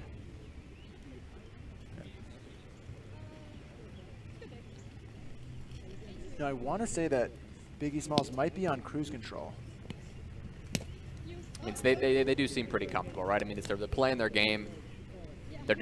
They're hitting serves that are good enough to throw the offense of Roar Medina off balance, and defensive conversions here and there just keep starting to build this lead, right? It's a 4-point lead right now, which they've now held for a little bit, but every once in a while they get those breaks they need and put them over the top. But counterpoint to saying they're on cruise control would be to invoke the team name Cruise Control of the Premier Division that has had some middling results so far this year. So maybe you don't want to be on cruise control because cruise control means not showing up in the clutch. But that was a lot of work for me to just say that sometimes cruise control is not the right way to go. They need to go pedal to the metal here. Right now, they're just not being pressured enough that it seems, you know, necessary. Like you said, you bring out that competitive spirit when you feel like you're being pressured. But all Biggie Smalls really need to do right now is just do what they do best. I mean, that serve was excellent by Allie Foster. Yeah, setting the pace there. Foster ripped that. I'm not sure. Oh, yeah. So I'm wondering if Foster's going to walk away and do a replayed serve, but it will be a hold for ambulating Amigas. And yeah, a very, you know, like you said, it's great serve has to be met with a great serve receive, and Roar did that. I actually don't know if I knew what you were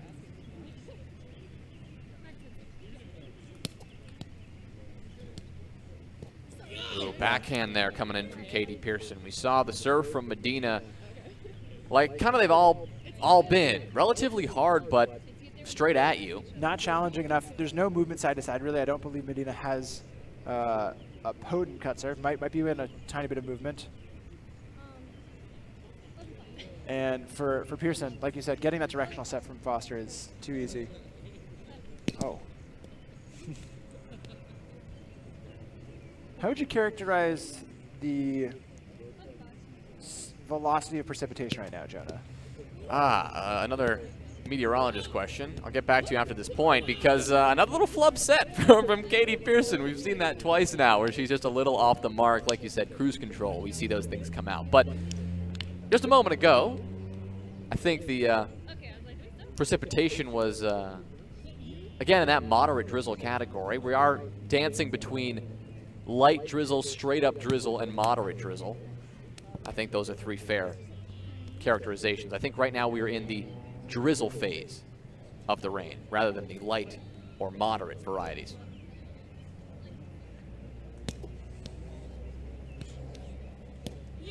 That is a clean backhand swipe from Allie Foster. Again, finding the gap that gives her the ball again with a 6-point lead.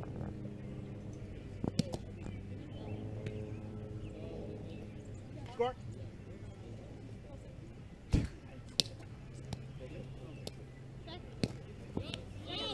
The set from Pearson is better than before, at least in terms of placement, but it's not high enough to give Allie Foster the time to get back.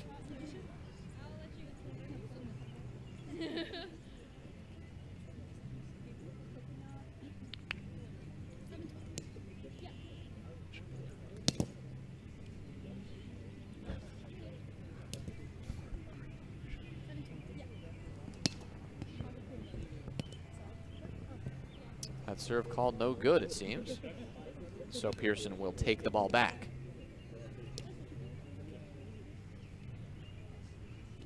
Score.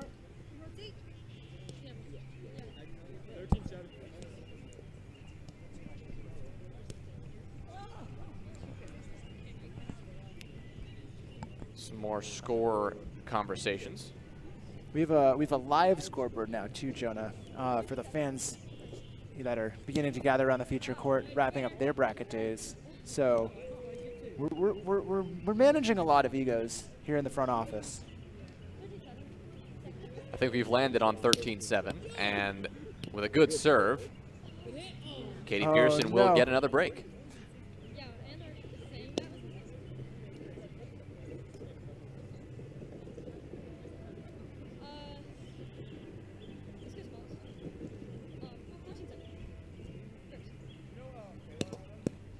Really low serve there. May have clipped rim, but played through anyway. There's the touch, and possibly the hit here coming in from Pearson. She lets it go. The complete miss, and it works. Taking a page out of my advice book, right? You have to really sell that fake on 3. Look at this full run back. Pearson winds up, swings, doesn't touch the ball. Wow. Because it was actually a hit by Foster the whole time. I mean, that's the kind of big brain stuff that you just don't see very often because it's so hard to do right. And like you said, shout out Katie Pearson for making that one happen. It's better to be lucky than good sometimes, I suppose. That's what they say. That's what I will have to disclaim. But imagine executing that more than once on purpose. That would be impressive. Once is a coincidence, but twice. Good to put on the resume. That's a high-level skill all of a sudden.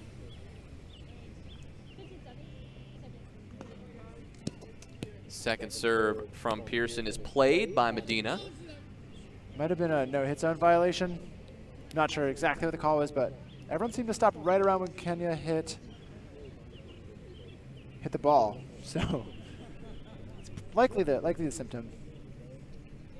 Well, that just means Katie Pearson gets another serve, which is now the responsibility of Annalise Rohr to receive, and unfortunately unable to do so.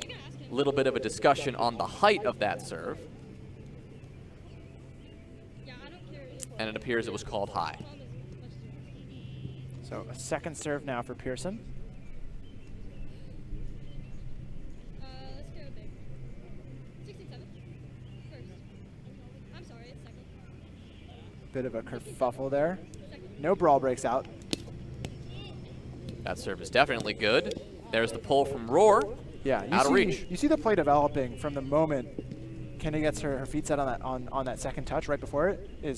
Rohr's going to set up this pull. Foster's going around her back to cover that pull, and Pearson's not rotating either. So just having that control to have that option is what emulating Amigas needs to be doing, and is mostly not able to get control of their sets.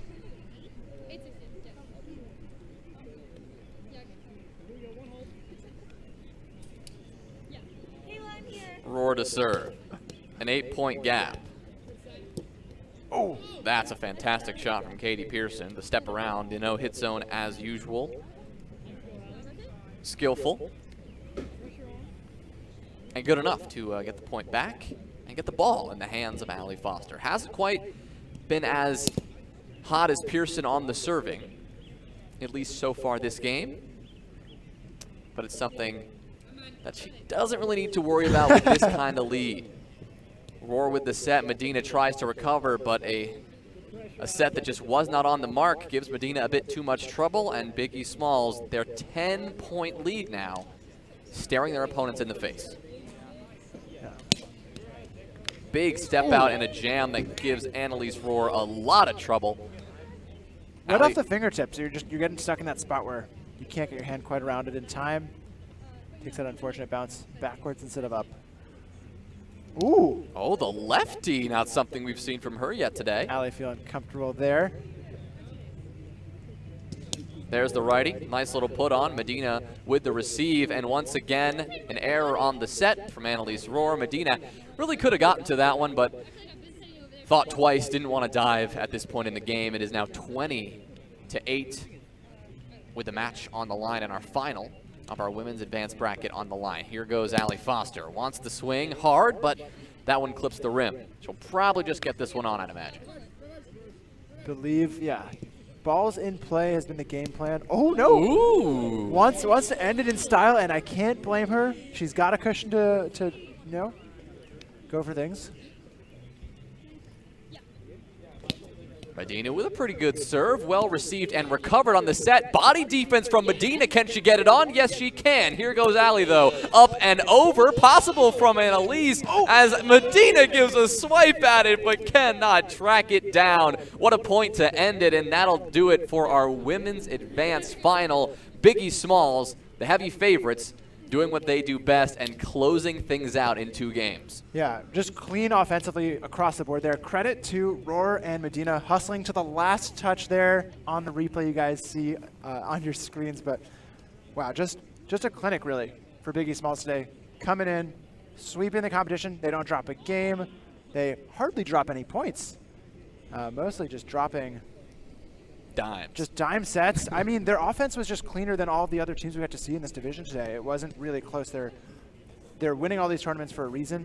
Didn't get to see many of their elite level rivals in Philadelphia, so look for them to get a little more challenged at another more densely populated division. No Twins, no Graham Rogers. No Kickstart. Yeah, the list go on and on, of course, but as far as teams that have won events or placed highly, yeah, very, very, very short there. Will be interesting to see how the third place match also fared. So we'll see what Fuengo updates we get for the Kaching versus the boys matchup.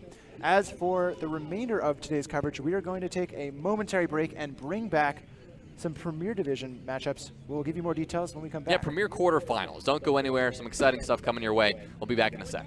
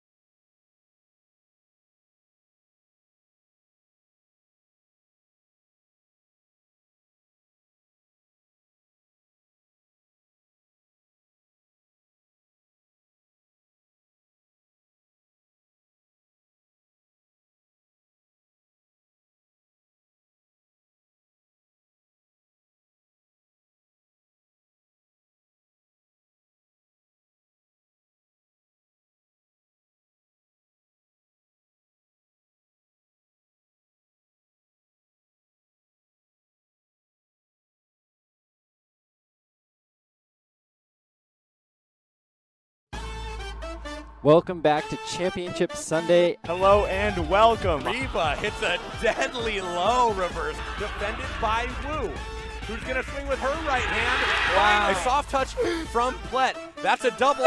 Oh my gosh, that may be the best rally we've seen. This is just sportsmanship. Can't look at him. I'm gonna try. You know, sensei to student relationship.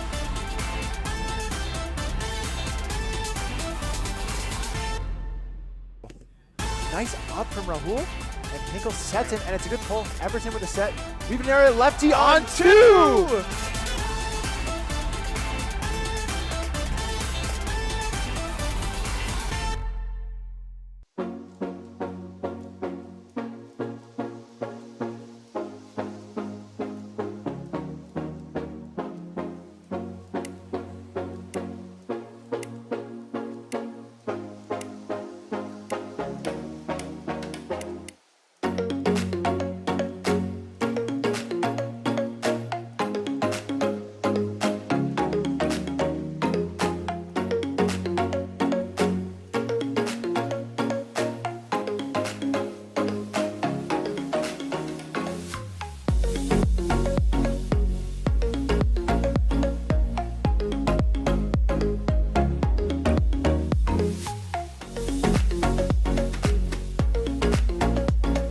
Refresh your routine with Protein 2O. Looking for extra energy? We got you. Seeking a supercharge? Electrolytes included.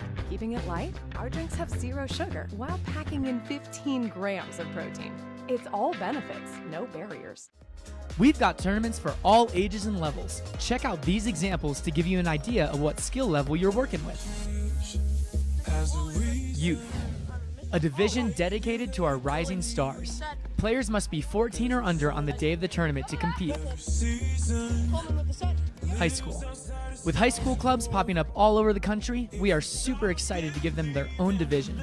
Players must be 18 or under on the day of the tournament to compete in this division. Beginner. Playing in your first round net tournament? This will be the only division with the gentleman serve rule. If you want to play against other teams who are still learning the sport, this one's for you. Intermediate. Are you newer to round net or still honing your skills? This division's intended for players who want some competition but are still developing their game. Women's intermediate. Ladies, if you're newer to round net and looking to compete against other women, this is the division for you. Come on down for some friendly competition. Advanced. Got an arsenal of serves locked and loaded? Ready to get that defensive body up?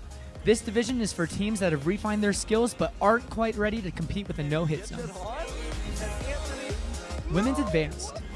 If you've got a nasty cut serve and are looking to compete against other experienced women, you're in the right place. This division plays with the no-hit zone, and these ladies are no joke. Contender. Think you're good? Prove it. This division includes some solid teams from across the country who want to test their skills against great competition. The top 4 teams from Contender will qualify for Premier. This division plays with a no-hit zone. Premier. Well, you've made it to the end, the best of the best. If you're unsure if you qualify for this division, you probably don't. But feel free to sit back and enjoy this insane rally from our Premier animals. See you soon.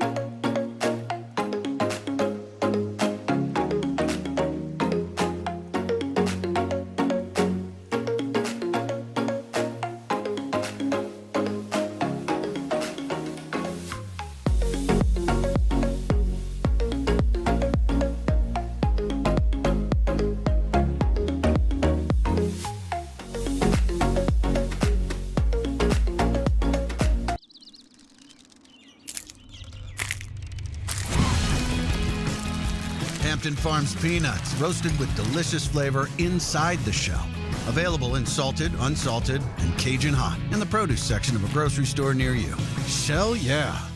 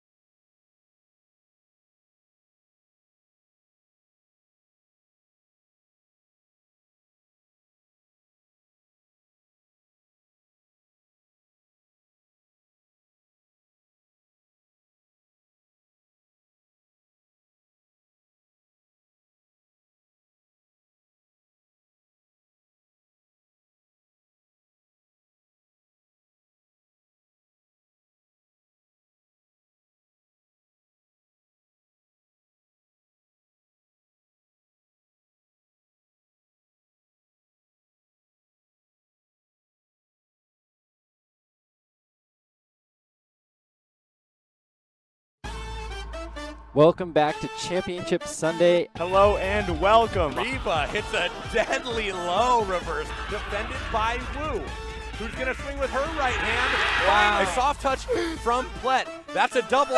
Oh my gosh, that may be the best rally we've seen. This is just sportsmanship. Can't look at him, I'm going to cry. You know, sensei to student relationship.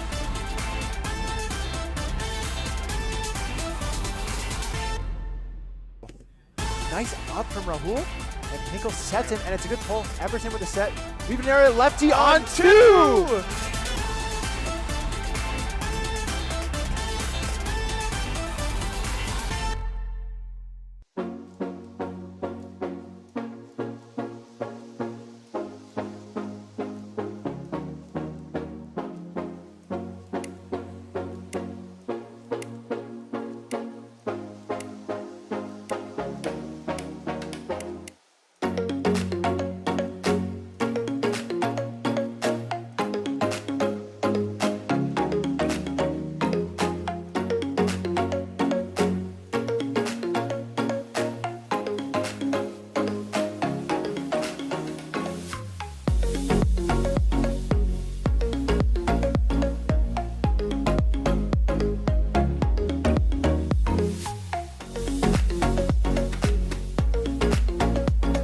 Refresh your routine with Protein 2O. Looking for extra energy? We got you. Seeking a supercharge? Electrolytes included. Keeping it light? Our drinks have 0 sugar while packing in 15 grams of protein. It's all benefits, no barriers. We've got tournaments for all ages and levels. Check out these examples to give you an idea of what skill level you're working with.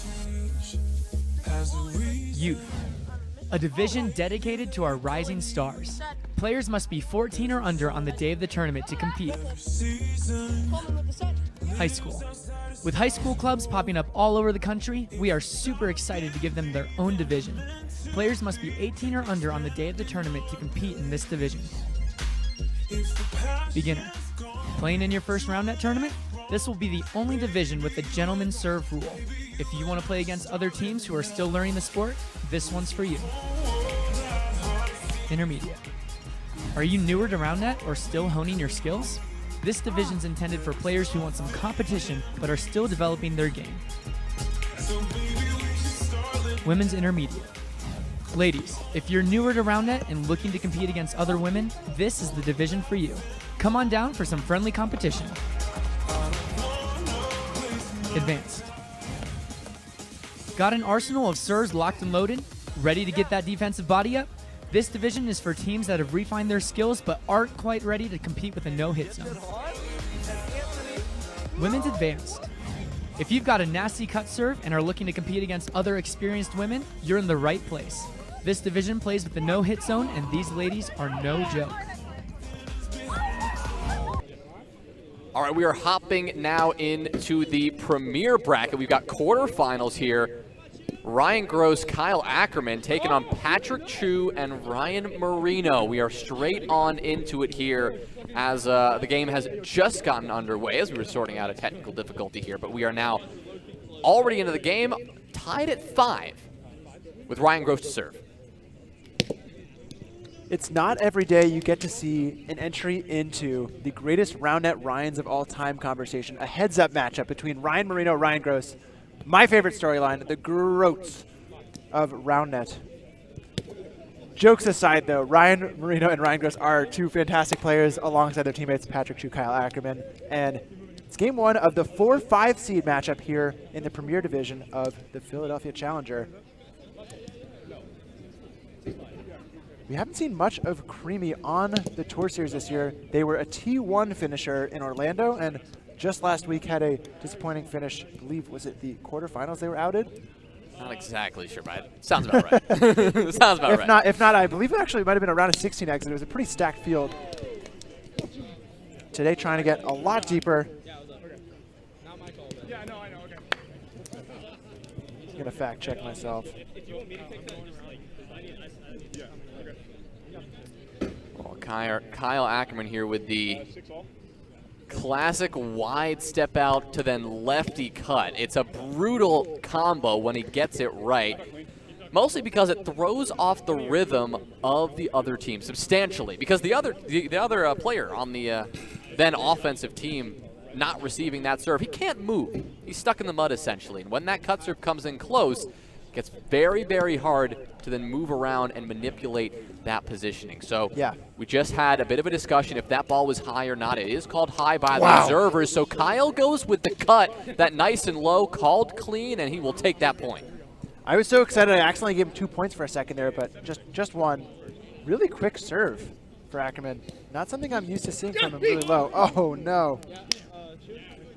And a quick fact check update. Creamy did play in Atlanta last week. They did get quartered. They were ousted by eventual winners Airbuds in the 1-8 matchup, losing 21-18, 21-17 there. So trying to get a little bit, one round further in this 4-5 matchup today.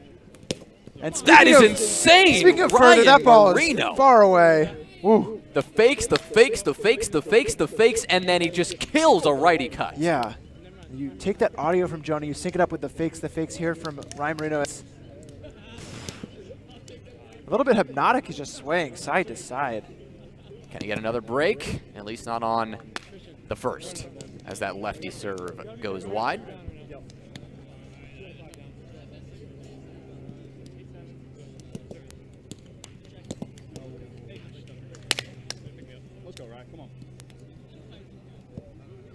Yeah, Gross trying to answer back and pick his teammate up here.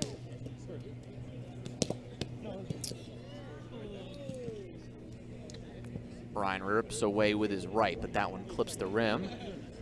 We'll go again now with a step out left and a big lefty swing, but it received well by Marino, who then gets a pull of his own to finish off the point. Yeah, great control there. Patience hits that pull with lots of room to spare.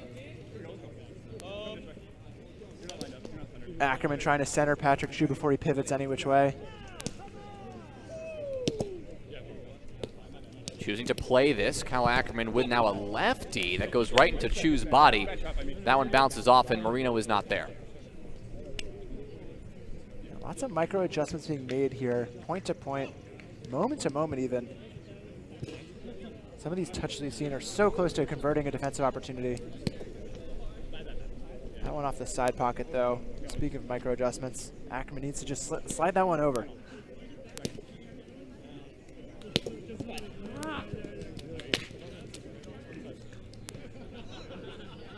Ackerman, pretty vocal and emotive. Gross appealing to a scoreboard that has not been updated since the women's final finished. Thought he might have had the win 21-9, but indeed it is a tight game here. Still just 10 apiece, early stages.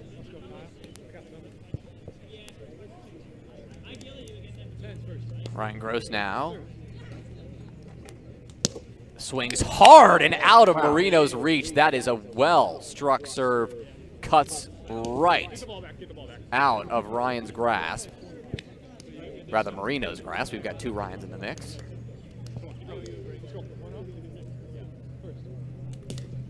He now goes left, but that one doesn't work.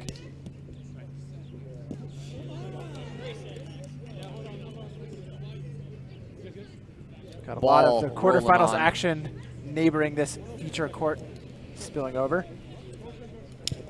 Incredible drop there again. It's Ryan Gross who has so much finesse on that, which is crazy when you think of all the power he has as well. Yeah. I mean, there it is. That's the power. Yeah, it's just ungettable, though, when he gets that drop so close off the rim. It's bouncing on the net and not going very high, so there's not much time to dig it, and it's landing inches in front of the rim, probably inside the no-hit zone. For those looking for a unit of measure, well within that 1.5-foot ring. Ackerman still centering Chu. So the small mental game tactics, though, where as he serves. Oh, that is unreal. That ball jumped a ton. We've got our observer discussion here, but we'll take a look at this replay to see it again. Called clean by the observers, it seems.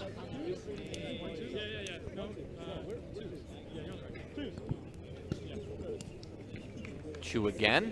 Another righty, but a step out left. Ackerman just barely recovers that, but doesn't get it high enough for Gross to capitalize. That's another break for Chu. Two big serves. Immediate answer. Right after Gross got that drop, he gets 2 back. Oh! Ooh, that's cheeky. This one's going to be played by Ackerman, and Gross takes advantage. Hits that one on, too, well out of Marino's grasp. Yeah, the first touch is always free, so Ackerman there sees it hits rim, but he may as well just see what a first touch looks like, and Gross likes what he sees.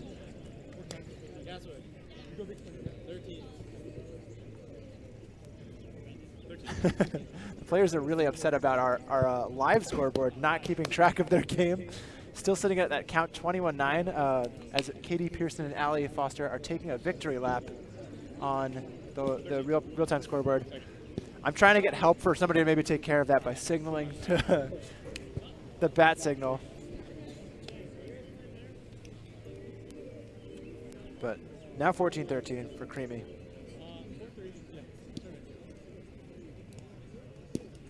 It's just a frightening prospect, Jonah, to see Ryan Marino line up cross stance, and it looks like he's stepping out as a normal left-handed person and then hitting a lefty serve like that. Oh, the fakes again. This time he tries the right, and that one comes up short. So Gross will have another shot at it.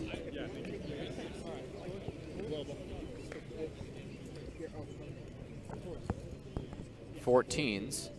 Gross swings right. A lot of spin on that one, but it hits the rim.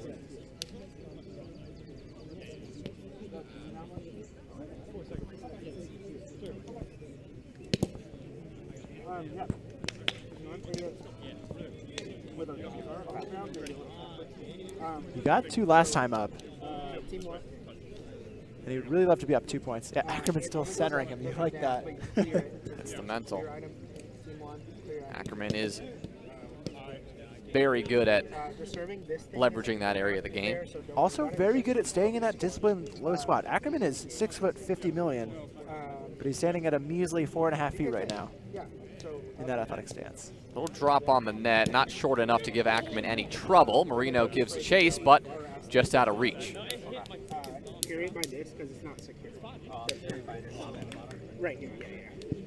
Despite the several breaks from both teams, we sit tied at 15. They're breaking back and forth. The serving prowess of both teams is on display, but neither one over the other. As I say that, Ackerman looks to hit a nice little lefty that Chu cannot get a handle on, but that one called no good.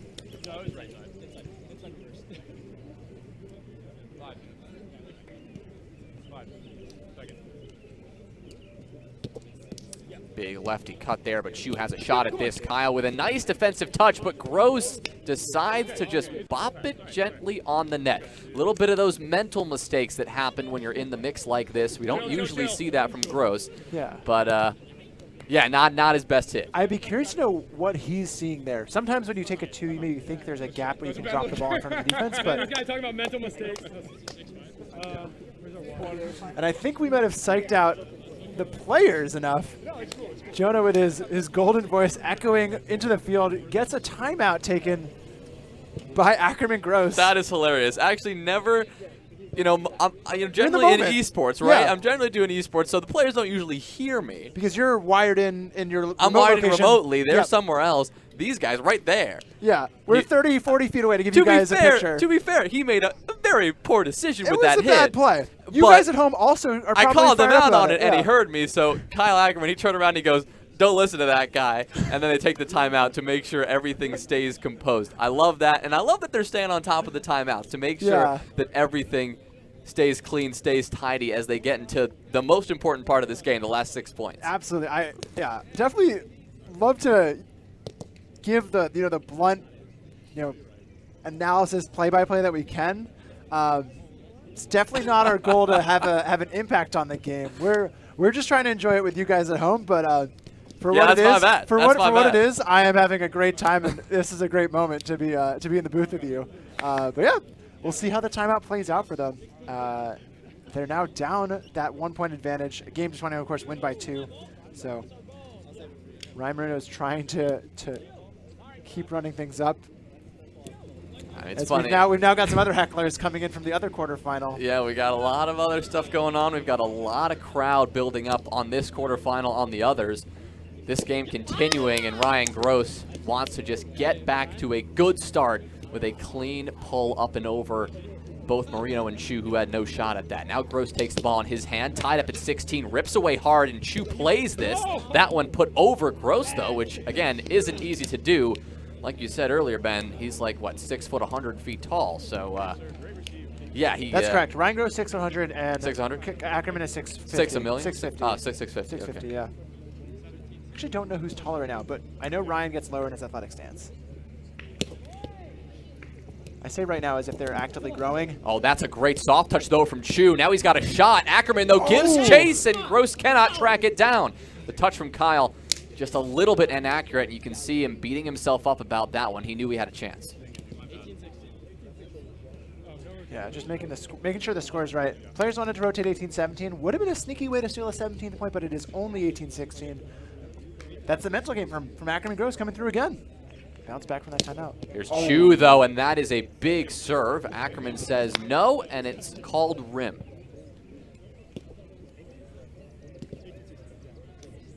New stance from Chu. Ah, the drop, but Ryan gets a handle on it with a bad set, though. Ackerman has to recover now. Defensive effort. Ryan Gross is going to try to call a hinder after that body up from Ackerman. I believe everyone agrees. Yeah, no argument there, but definitely a gift because that was a botch set from Ackerman. Gross had to tap that ball in, and all of a sudden it's a hinder instead of a 19-16 advantage for Creamy. Here goes Chu, though. He's dangerous. You give him the redo, and he is sure to take advantage, but the first serve is no good. Ackerman trying to bring that energy back. They need 2 points here. This is a good chance. Ryan with a nice little flick. Ryan Marino as well slides in to cover that nicely. Good mobility there. He just couldn't lift the ball high enough. It was interesting to see how low Gross stayed on that serve receive. He maybe wanted to call high, but realized his first touch was good enough that it was not worth tossing that to the observer's perspective. Best to just play clean offense. Ackerman needs one here. Down by 1. Good swing to the left hand of Marino, but he uses his left to then hit a clean push to get that one the heck out of play. Ackerman reaches for it, but cannot grab it. That means that Marino and Chu stay up 2 points.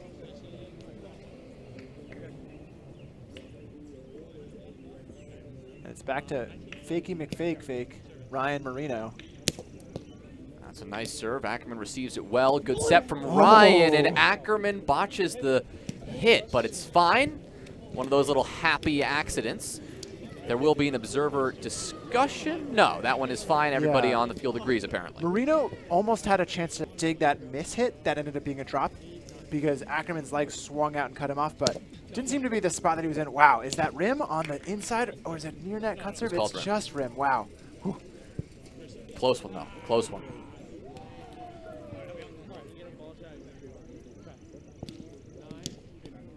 This could be the difference maker. If Ryan Gross is able to hit this, he'll step left, swing, drop. It's beautiful. Chu gets a hand on it, rather, and then, oh no! And then Marino with a diving set. It's good enough to give Chu the get, allow that ball to get on the net. We'll see the replay here. I mean, such good pressure from that is an incredible get, and then Marino with the set as well. You got to give it up to him for keeping that play alive. Yeah, the way that Gross is able to force his receiver to just turn and go for that lefty serve, get him on his heels is such a threat. What a dig for Chu, though. Fantastic effort to stay up to really critical advantage here. With a chance to put the game away. Chu swings hard off Ryan's body, but he'll respond with chipping that one up and over. Chu had no shot at it. Where's your Ryan ball? It's got a little bit of writing on it? Is that the one we just did? Yeah. 1 point away from tying this up, but it's also game point. Our first game of this quarterfinal. Thanks, Rich. 19-20. Always a tense spot. Ryan and Kyle have, Ryan Gross that is, have already used their timeout, so they just need to take a quick 5 seconds to discuss defensive rotations. Oh, Ackerman, he whipped out the left. Just couldn't get it to hit. He's not going to go crazy stance here. He'll just step out wide left. Unfortunately, popping that one up and over, called high. And that is game 1. That one's going to go the way of Creamy. That's Chu and Marino. they'll now move ahead and talk things over, but that's a hell of a way to start. We saw breaks from both teams, several breaks from both teams, in fact. It was just that, well, Patrick Chu, he just got one extra break. Ackerman and Gross, they just could not respond. Yeah, both teams had really impressive serve receives against each other, really high pressure. Oh, recovery sets us. Goodness, a soccer match comes in there. But we're going to take a quick break between games as the players regroup. We can see if Jonah looms large and Kyle Ackerman's head in game 2 or not, but you'll have to stay tuned for that. Yeah, I'll be right back. Contender. Think you're good? Prove it. This division includes some solid teams from across the country who want to test their skills against great competition. The top 4 teams from Contender will qualify for Premier. This division plays with a no-hit zone. Premier. Well, you've made it to the end, the best of the best. If you're unsure if you qualify for this division, you probably don't. But feel free to sit back and enjoy this insane rally from our Premier animals. See you soon.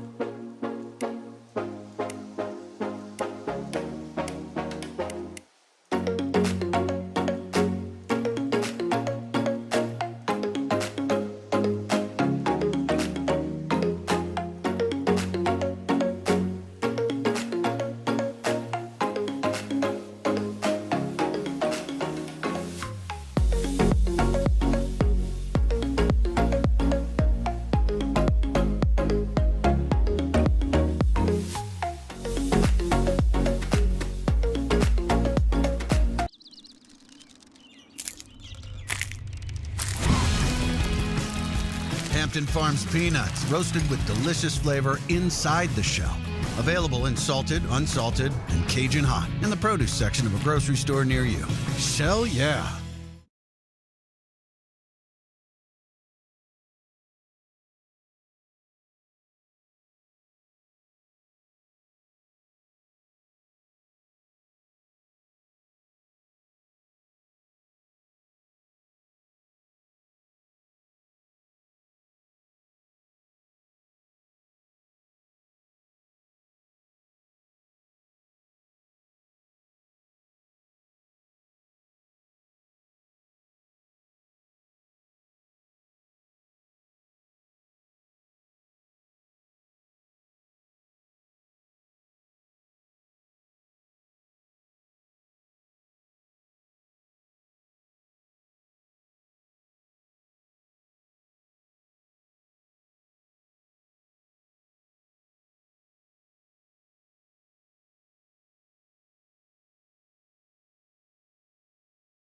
All right, we are diving back in to this Premier quarterfinal. Again, if you're just joining us, it is creamy. Patrick Chu, Ryan Marino. They took the first game.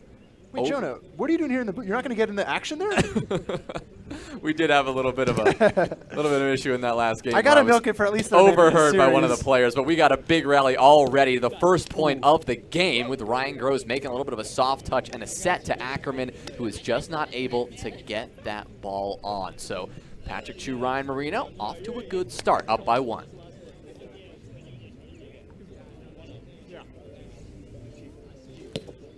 Oh, has him on skates, but you got to keep the ball below the shoulder still.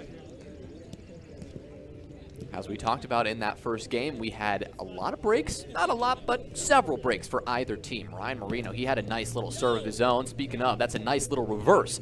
But Ackerman will swing at that one. It looked like a lefty dive. Bit of a discussion from the observers, though, as to the status of that shot. You can see the discussion here in front of you. But it appears that Ackerman's hit was no good, so Ryan Marino will get another shot at it. That's 2 points already. He's faking left, faking right. He goes with the right, and another, Ackerman not playing his best. Another set that Ryan Gross has to struggle to get, and unfortunately, he just could not get it back to the net. That is 3 in a row. Yeah, just rolling off the fingertips there as he's trying to put any meat on that set. No fakes this time. No fakes this time from Marino. He'll just step out a left and immediately swing, trying to change up the rhythm, make sure Ackerman stays on his toes. He does as he nimbly works his way over to that ball, but missing the net means that he will have a chance to serve himself.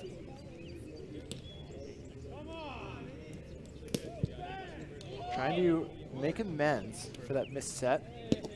Oh, that's a hot serve. Oh, gosh.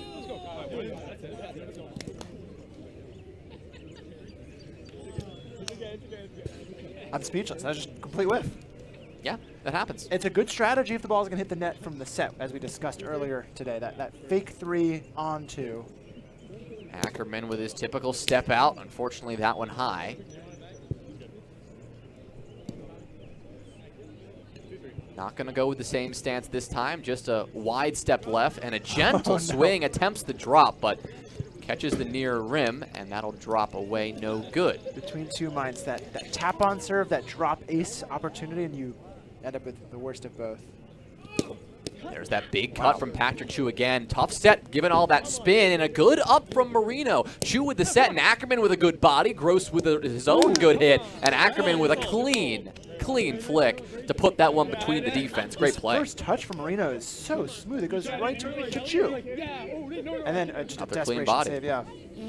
Wow.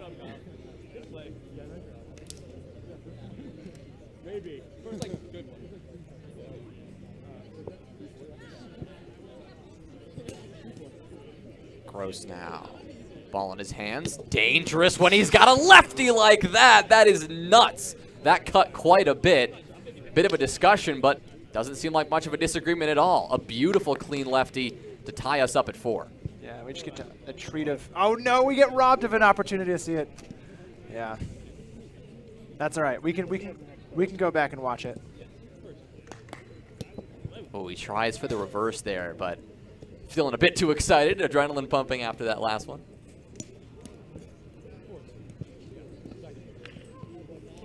The cleanest drop you'll ever see is Ryan Gross. He goes for the body, and that one just pops up a little too high.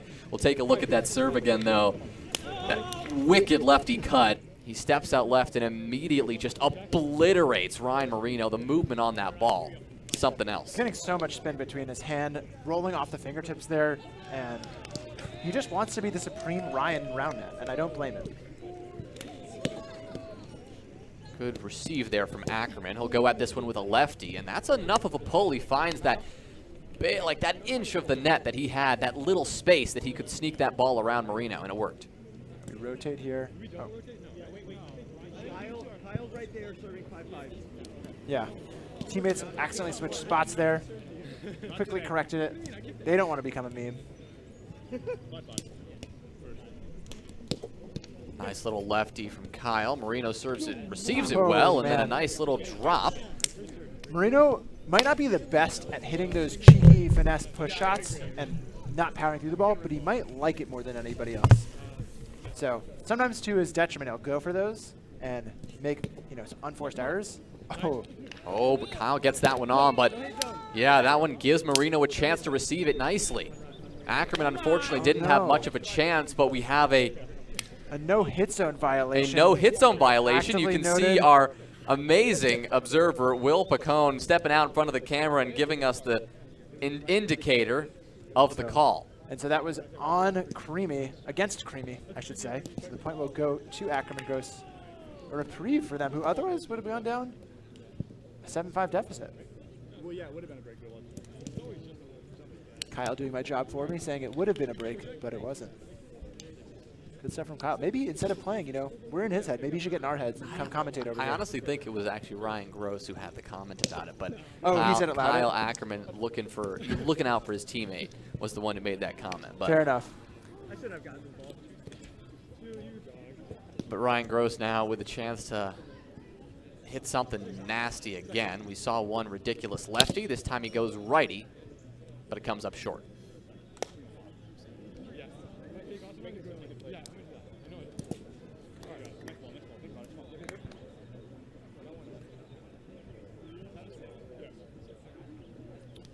Ryan Marino with the ball. He goes lefty reverse, and it hits nicely, but Ackerman makes a very good adjustment utilizing those long arms to reach out, snag that ball. Ryan Gross with the set, and Ackerman with a clean put away. I know we're about midway through this Spike Ball Tour Series season, but to say that someone's hitting an offhand reverse cut serve very casually like Ryan Marino is so intimidating and rude to people who are just out there just trying to work on their bump set spike, clean putaways, working on the fundamentals.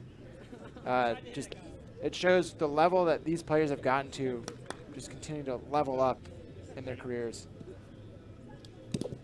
That's a nice low lefty from Ackerman, but an equally dirty shot from Marino. He looked like he was going one way and he goes the other. Yeah, really good body control there. It really starts with his footwork. He sees that he's got his body over the net and knows he can reach a couple of different angles all at once by hustling up on a pretty fast serve from Ackerman. It's hard to get there in time. Patrick Chu now with the ball. Goes lefty for the first time today, actually. He's been stepping out both directions, but he's been only utilizing that right hand and the power of that cut.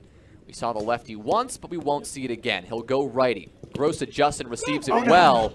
Chu had a chance after the awkward body exchange between him and Marino, but unfortunately not able to get that back to the net.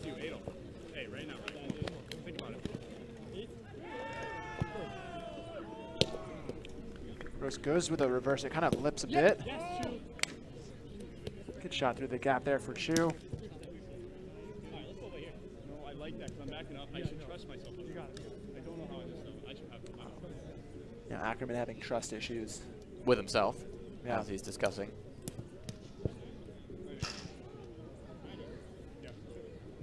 Ryan Marino now, back to the fakes, and a clean lefty. My God, a bit of a discussion first, but our observer will call it clean.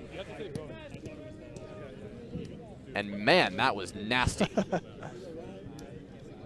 Felt like a couple different calls might have come around the net because we got clean from a couple different angles. Marino goes again, back to the reliable lefty, received well by Gross, and Ackerman will keep the set nice and calm. Steady enough that Gross is able to do what he does best and hit a wicked righty pull well out of reach. Yeah, and trying to stay even. Ackerman's been having some success landing his reverse cut so far. Haven't seen him go big on a big step out cut serve yet. Drop from Ackerman, not something we've seen yet. Chu with a nice righty pull, and Ackerman was covering the push. Ryan was covering the lefty. The pull was left exposed.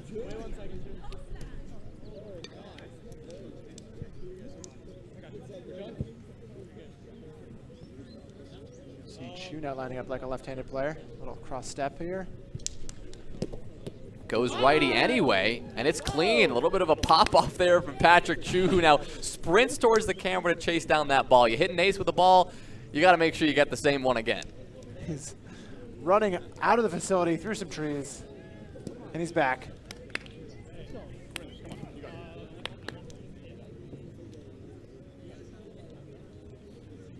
Do you have any balls you like that much, Jonah? That just like they just hit the same?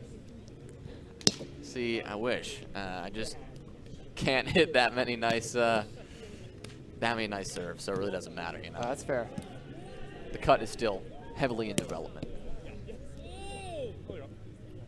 Patrick Chu's cut, not in development at all, as he whips it out again, and it had a lot of spin. Ryan Gross struggled to adjust to its movement, but a bit of a discussion on the height. Oh, yeah. Looks like it is called...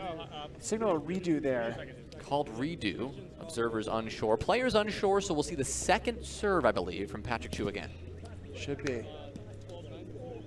So still 12-9 here. Good receive there by Gross, who then takes a well-placed set from Ackerman to put that one away.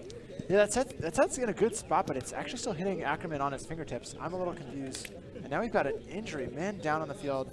Gonna note, Creamy just served, so Ackerman Gross should be serving now. 10-12. Taking an injury timeout here. So we're probably just going to take a short break. You're capped out at 5 minutes. Observers are going to set the clock there. And we're, I believe, going to just take that injury timeout with the team and rejoin you guys when the action comes back. I'll try and run.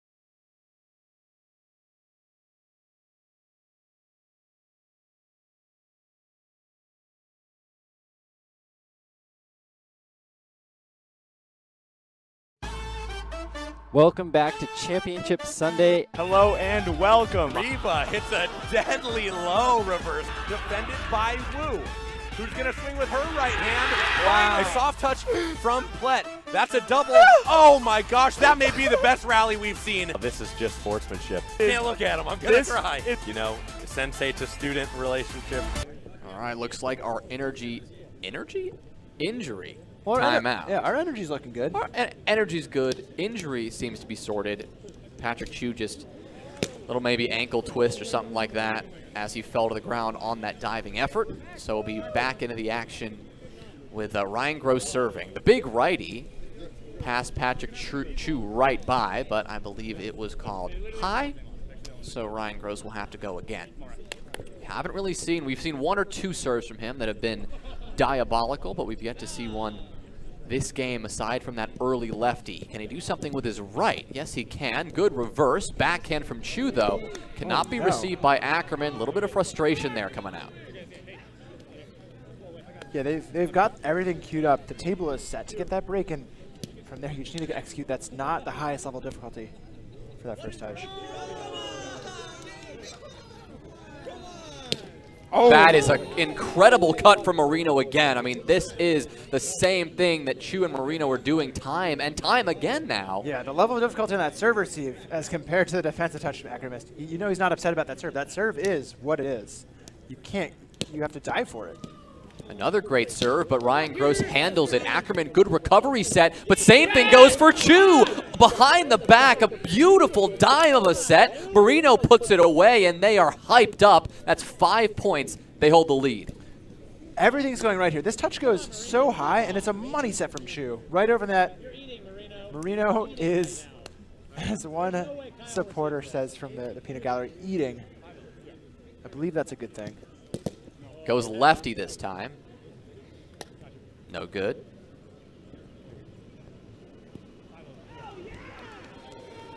His second, he goes reverse. That one's not going to work, though, because Ackerman had no trouble with it. Ryan Gross with a clean set, and Ackerman with a left to send that one up and away. Ackerman knows the situation, needs to execute. One note here is Ackerman and Gross have been stuck in this position here, but when Ackerman is on the right-hand side serving, he loves to do that massive step out and crossover to put the ball between his opponents, like you noted earlier. Right now he's stuck in the other spot, so he can't do that same stance. Well, he'll just go with an old-fashioned lefty, and it works. He gets a body up here, and Gross with a gorgeous set, but Ackerman says, that's good? Not sure. He had a really good opportunity for that one. He really Ackerman did. Says that's not bad at all. We will see the perspective from the observers. Is that hitting rim? Is that hitting the pocket? And it is a replay signal, so might have been not clear perspective. More likely than not had differing views from similar perspectives on whether that is rim or pocket. We'll get the first serve, though, so that will hopefully make up for the bit of frustration he'll feel from that. Goes with a cheeky spin and to drop. Marino with a nice little push, and both Ackerman and Gross get stuck in the mud a little bit there. Gross was already on his back, and Ackerman had already straddled the net. Neither had the mobility to get up and get that ball after the body up. Another left step from Chu. He also goes left-handed, and that serve will hit. Ryan Gross, though, with a nice backhand flick right into Chu's body, makes that unrecoverable. Still applying pressure while up 5 points is a great spot to be. They just need 5 more points and they'll be in the semifinals. Good serve there from Gross. Now Chu with a chance. That is a diving righty pull, and Ryan Gross had no shot. Ackerman was on the other hand, and Gross was just not far enough. Marino sets him up there to have the option to jump over that like that and pull it, or he could have just moved his feet and pushed the ball, but Gross is not even running to cover that pull. You need to be taking it away. That is usually for any level player. You got to take away that big pull hit first, and this level, you can't be giving those holds for free.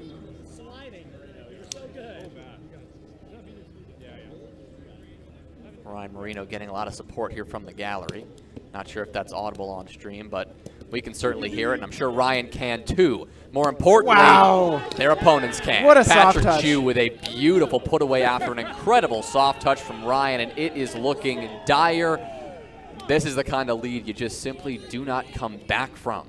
Look at that. Soft touch, Can't explain put away. It's just going. The ball's going right at their hands sometimes. It almost feels like they're hitting the ball at their hands, and even if you're hitting it at their hands on purpose, it would be hard to hit the ball in a way that it got such a good defensive touch for them.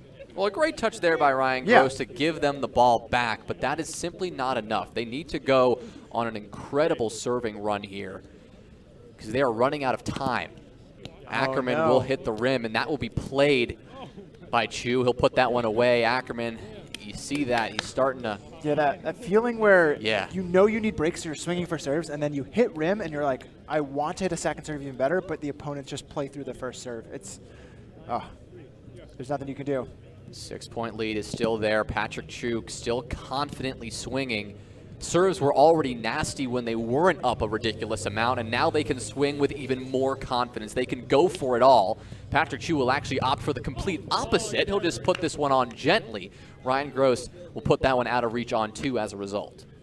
Even still, up 4, 5, 6 points when serving 19-13 there for a moment. Marino's still hustling and trying to track that ball down.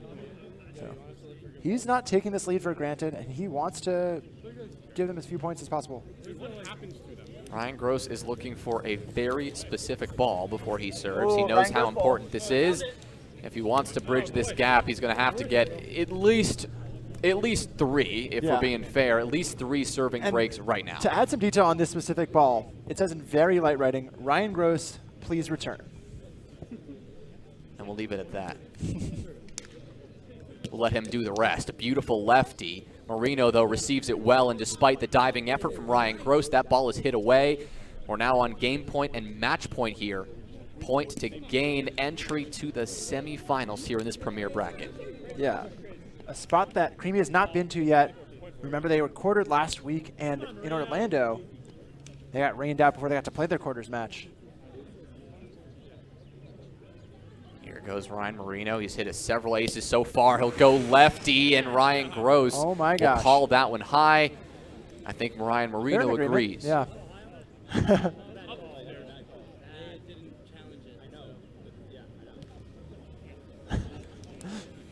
Peanut Gallery may be a little too active. Wow. That is not going to be high whatsoever. That is a beautiful hit from Ryan Marino in a fantastic way to conclude this quarterfinal. It didn't feel that dominant, but if you look at the scoreboard and you look at the aces we saw from Patrick Chu, Ryan Marino, I mean, this is pretty crazy. The teams had really about the same number of defensive opportunities. Creamy executed on almost every single one, and it was pretty much the opposite case for Ackerman and Gross. Really unfortunate. Maybe 1 or 2 extra aces from Creamy, but what a good performance for both of them. They're looking in form. They get to get the 1 seed or 8 seed coming out of the quarterfinals matchup on that side, but I'm excited to watch more around it with you, Jonah. Yeah, we saw some good stuff. Just like over the side here, the other quarterfinals going on, there were some incredibly athletic plays. Of course, Fanaki and Modell doing what they do best, just throwing their bodies all over the place, diving this, diving that, getting some incredible soft touches and hits on the net. Hopefully we'll get a chance to meet them in the semis, maybe in the finals a bit later. We are going to take a quick break before we get to the semifinals, and while you are hanging out during this break, why don't you check out Fuego.io. You can check out the scoreboard. You can check out the bracket. You can see how teams performed in pool play, all the stats, all that kind of stuff on Fuego.io. You can find the information for this Philly Challenger event on there. So check that out while we're away. But until then, we'll be right back.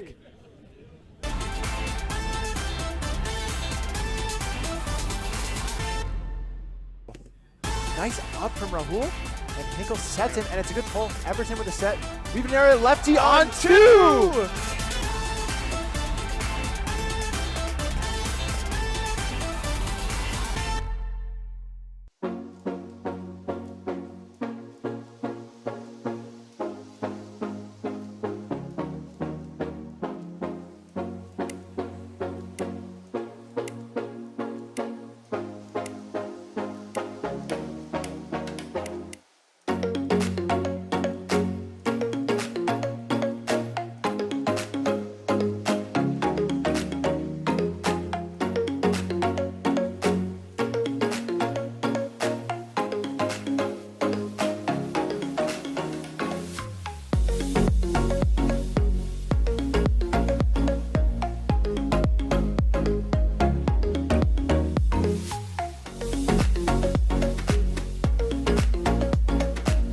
Refresh your routine with Protein 2O. Looking for extra energy? We got you. Seeking a supercharge? Electrolytes included. Keeping it light? Our drinks have 0 sugar while packing in 15 grams of protein. It's all benefits, no barriers. We've got tournaments for all ages and levels. Check out these examples to give you an idea of what skill level you're working with. Youth, a division dedicated to our rising stars. Players must be 14 or under on the day of the tournament to compete. High school. With high school clubs popping up all over the country, we are super excited to give them their own division. Players must be 18 or under on the day of the tournament to compete in this division. Beginner. Playing in your first round net tournament?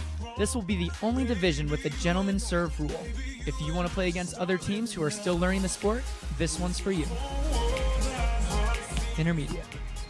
Are you newer to round net or still honing your skills? This division's intended for players who want some competition but are still developing their game. Women's intermediate. Ladies, if you're newer to round net and looking to compete against other women, this is the division for you. Come on down for some friendly competition. Advanced. Got an arsenal of serves locked and loaded? Ready to get that defensive body up? This division is for teams that have refined their skills but aren't quite ready to compete with a no-hit zone. Women's Advanced. If you've got a nasty cut serve and are looking to compete against other experienced women, you're in the right place. This division plays with the no-hit zone, and these ladies are no joke. Contender. Think you're good? Prove it. This division includes some solid teams from across the country who want to test their skills against great competition. The top 4 teams from Contender will qualify for Premier. This division plays with the no-hit zone. Premier. Well, you've made it to the end, the best of the best. If you're unsure if you qualify for this division, you probably don't. But feel free to sit back and enjoy this insane rally from our Premier animals. See you soon.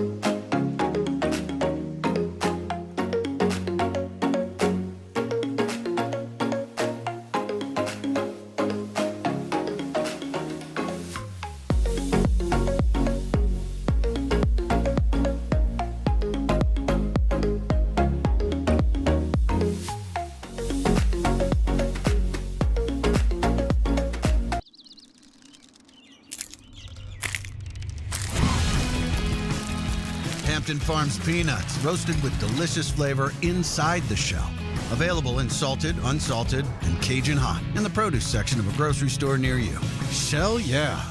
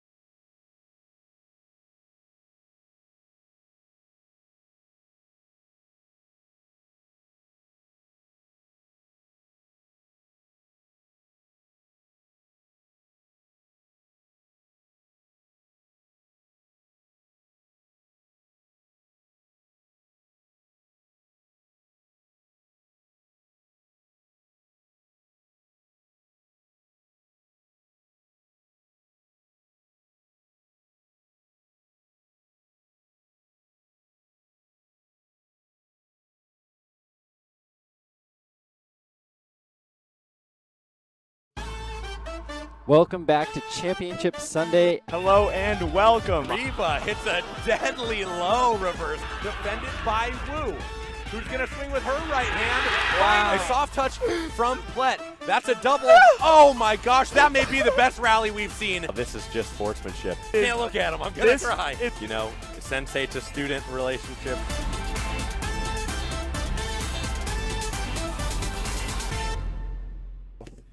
Nice up from Rahul, and Hinkle sets him, and it's a good pull. Everton with the set. We've narrowed lefty on two!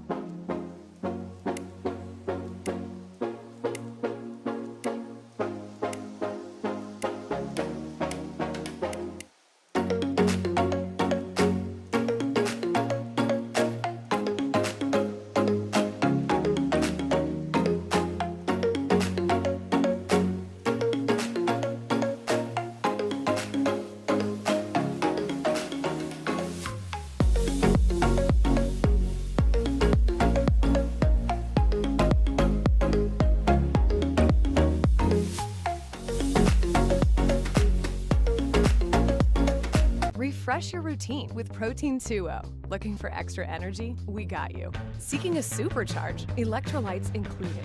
Keeping it light? Our drinks have 0 sugar while packing in 15 grams of protein. It's all benefits, no barriers.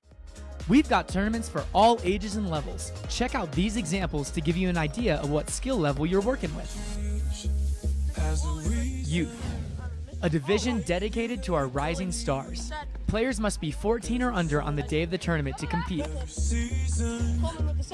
High school. With high school clubs popping up all over the country, we are super excited to give them their own division. Players must be 18 or under on the day of the tournament to compete in this division. Beginner. Playing in your first round net tournament? This will be the only division with the gentleman serve rule. If you want to play against other teams who are still learning the sport, this one's for you. Intermediate. Are you newer to round net or still honing your skills? This division's intended for players who want some competition but are still developing their game. Women's intermediate. Ladies, if you're newer to round net and looking to compete against other women, this is the division for you. Come on down for some friendly competition. Advanced.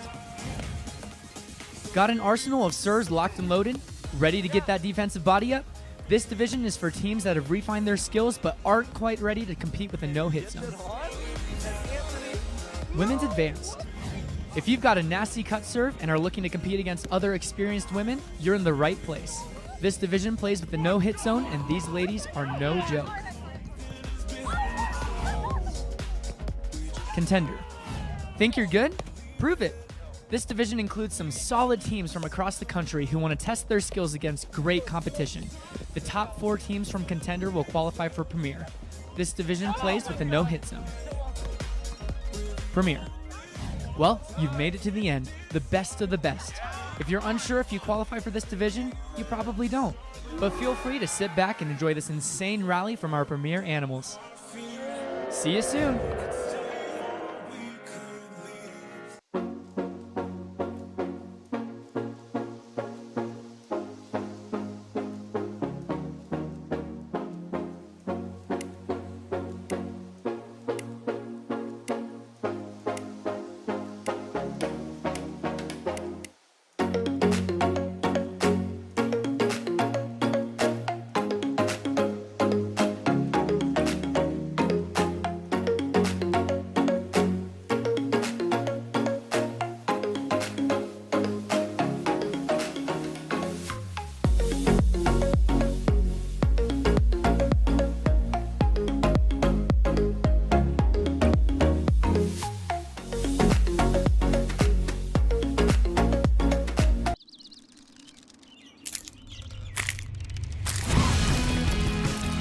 Hampton Farms peanuts, roasted with delicious flavor inside the shell.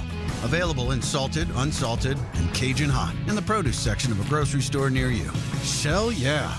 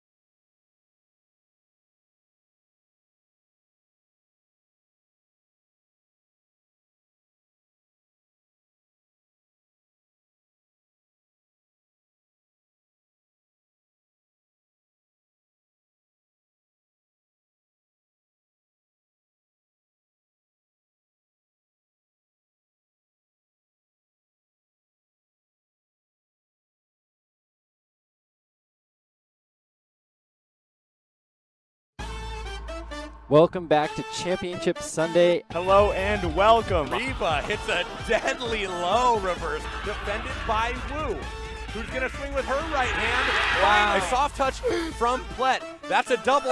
Oh my gosh, that may be the best rally we've seen. This is just sportsmanship. Can't look at him, I'm going to cry. You know, sensei to student relationship.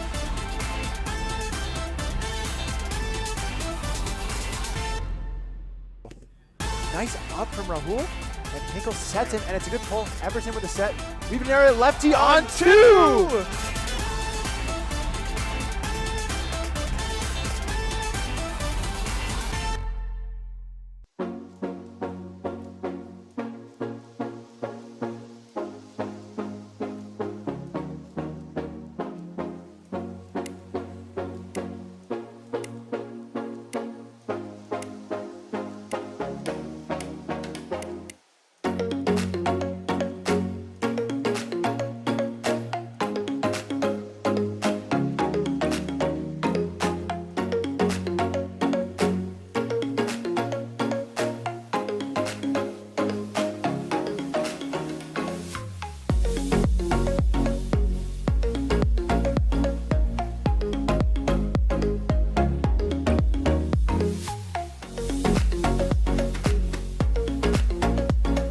Refresh your routine with Protein 2O. Looking for extra energy? We got you. Seeking a supercharge? Electrolytes included. Keeping it light? Our drinks have 0 sugar while packing in 15 grams of protein.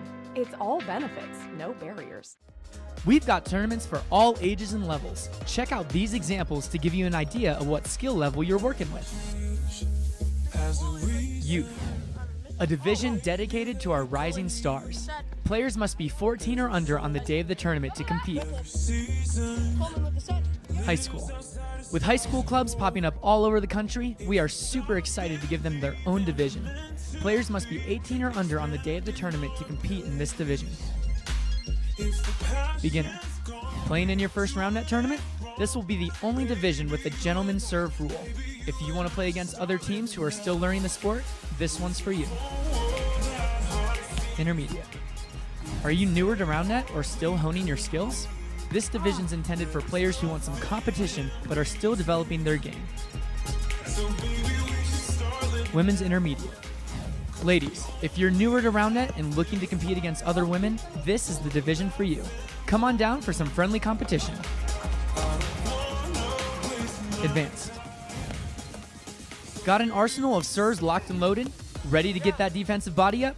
This division is for teams that have refined their skills but aren't quite ready to compete with a no-hit zone. Women's Advanced. If you've got a nasty cut serve and are looking to compete against other experienced women, you're in the right place. This division plays with the no-hit zone, and these ladies are no joke. Contender. Think you're good? Prove it. This division includes some solid teams from across the country who want to test their skills against great competition. The top 4 teams from Contender will qualify for Premier. This division plays with a no-hit zone. Premier. Well, you've made it to the end, the best of the best. If you're unsure if you qualify for this division, you probably don't. But feel free to sit back and enjoy this insane rally from our Premier animals. See you soon.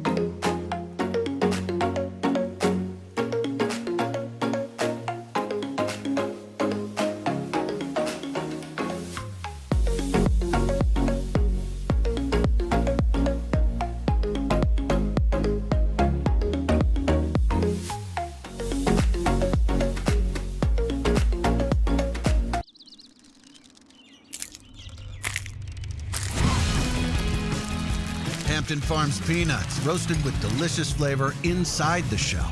Available in salted, unsalted, and Cajun hot in the produce section of a grocery store near you. Shell, yeah.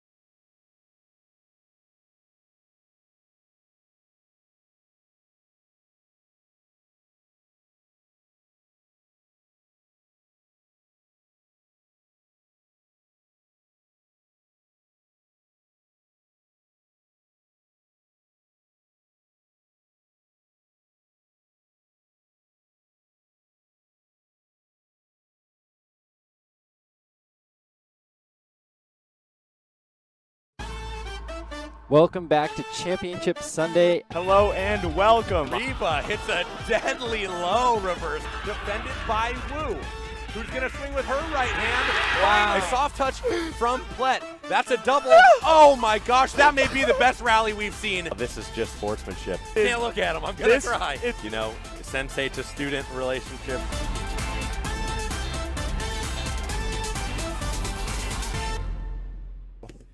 Nice up from Rahul.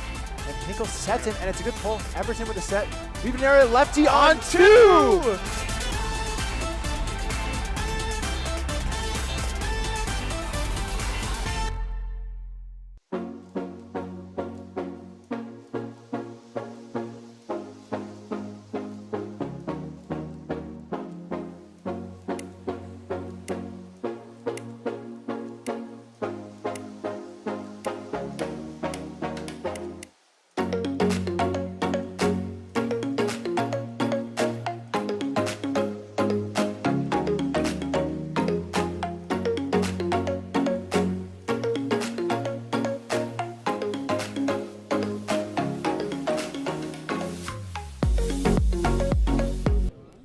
We are back now with the premier semifinals, Funaki, Modell, Marino, and Chu. It's going to be fun. Both of these teams had some exciting quarterfinals. Obviously, we saw on stream the Patrick Chu, Ryan Marino quarterfinal that they were able to win over Ackerman and Gross. But Gabe Funaki and Max Modell, they won their quarterfinal game in 2 as well. We head into the semis now. The winner, still have no idea who they're going to play because we're waiting on the result of another semifinal game. Quarter game, and then another semi game after that. But we will obviously update you with the results of all that, as well as checking those out on Fuego if you want to see those results. But now, we're going to dive right in. Yeah, so much action that we've already had, and yet we still have so much more to get into today. So it's exciting to see Gabe, Funaki, Max Modell back on the feature court. Seen them a couple of times throughout the year. Have not yet gotten to the top of a podium, but they've been on a podium once or twice. They are incredible. Yeah, they're really good. Pure and simple athletes. I mean, we're going to see a lot more dives than we've seen in any of the other games. We're going to see a lot more soft touches, and I honestly expect to see just a lot more overall athleticism. You combine that with what we saw from both Patrick Chu and Ryan Marino in that last quarterfinal, this could be an explosive game, to say the least. The touches that Creamy was getting in that last game has me wondering who might actually be the stronger defensive team right now. And Funaki Modell's at the bar exceptionally high on that front. So, yeah, like you said, the table is set, and Funaki's up first. Here he goes. Goes left right away. Patrick Chu will play this. Set from Marino is clean, and that one will bounce off Funaki's body, but straight into the ground. Yeah, but just knowing the scouting report, you have to play all of those serves against Gabe Funaki. No questions asked. For fear of the second serve, for those wondering why you have to play it. Of course, it's an optional fault, but it doesn't feel that way.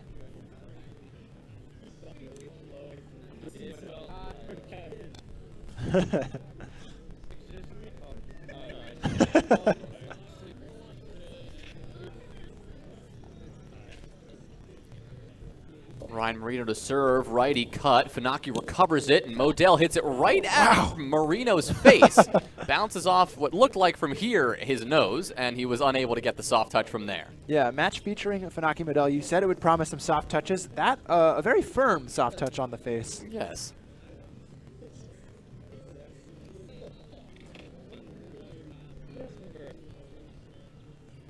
Max now, an incredible lefty player, and he will work that lefty cut in right away, and that will be enough to draw the error from Ryan Marino as he's unable to get that ball on the net. Yeah, preferring to go for that finesse push shot there, getting himself in trouble, not trying to just power the ball through that more, probabilistic shot, that pull. Wow! He whips out the righty. That is not something we see from Max very often. Unreal, and that will definitely make Patrick Chu respect that later. And Max wants that same ball back, understandably. Good serve from him there. And Patrick Chu, you can see him blaming himself for that set. Off the net and right at the body of Ryan Marino, who was unable to adjust in time to get that on the net. Yeah, we saw such creamy, smooth offense from Chu and Marino in the quarterfinals matchup, and it might have been the break. They had about 20, 30-minute break between that match and this, but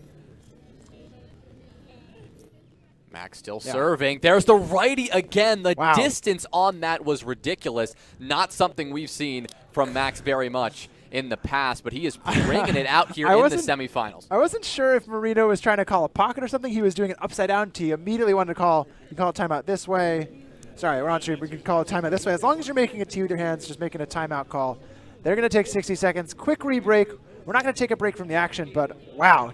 Max Modell has leveled up the serving. He has leveled up. I mean, the last time I really focused on his play was, when we were commentating together in Richmond, that Challenger event. It was Modell, it was Funaki against Gross and Kandula in the finals, where, of course, Robbie and Ryan ended up taking that. But we didn't really see that righty cut very often. Max is a lefty. He's been focusing on that left hand. He's got a crazy cut. He's been working on that reverse. But the righty cut, the distance we just saw on that, I gotta say, I'm surprised, and I'm confident that Creamy are surprised too. Yeah, a fun feature for Max as we jump back into the action here now. 5-1.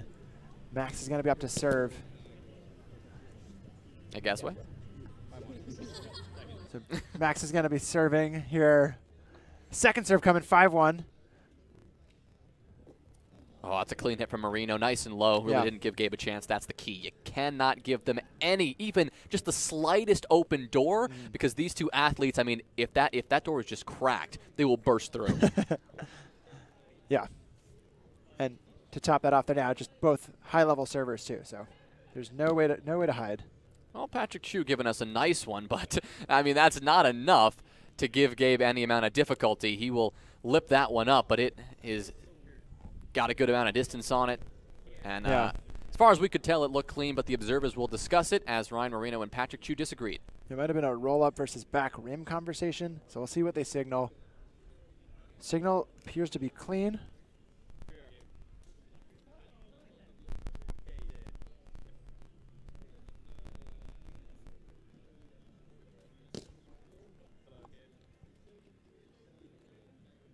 Another one for Funaki. There's the big right, and that stays low. That's really where his skills are. There's the dive from Max, something we're going to see a lot today. The first one, unsuccessful. Ball going back to someone who's also been serving at a very high level in Ryan Marino. He's got the lefts and the rights. He's got the lefty reverse. He's got all the spins. And he's got a righty cut, which we just saw there. He tried to whip it out, but of course, the rim got in the way. He's been big with the fakes as well.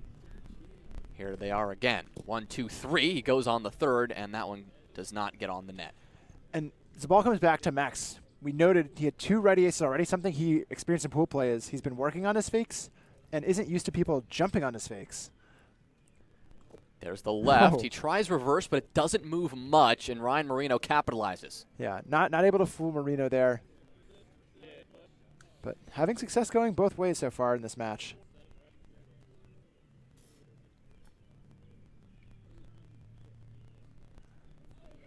Oh, that's a fun step out. Fun step out and a great cut from him, and that's enough to throw Gabe off balance. The receive not good enough, and the set just could not compensate either. Patrick Chu with a good start and a break.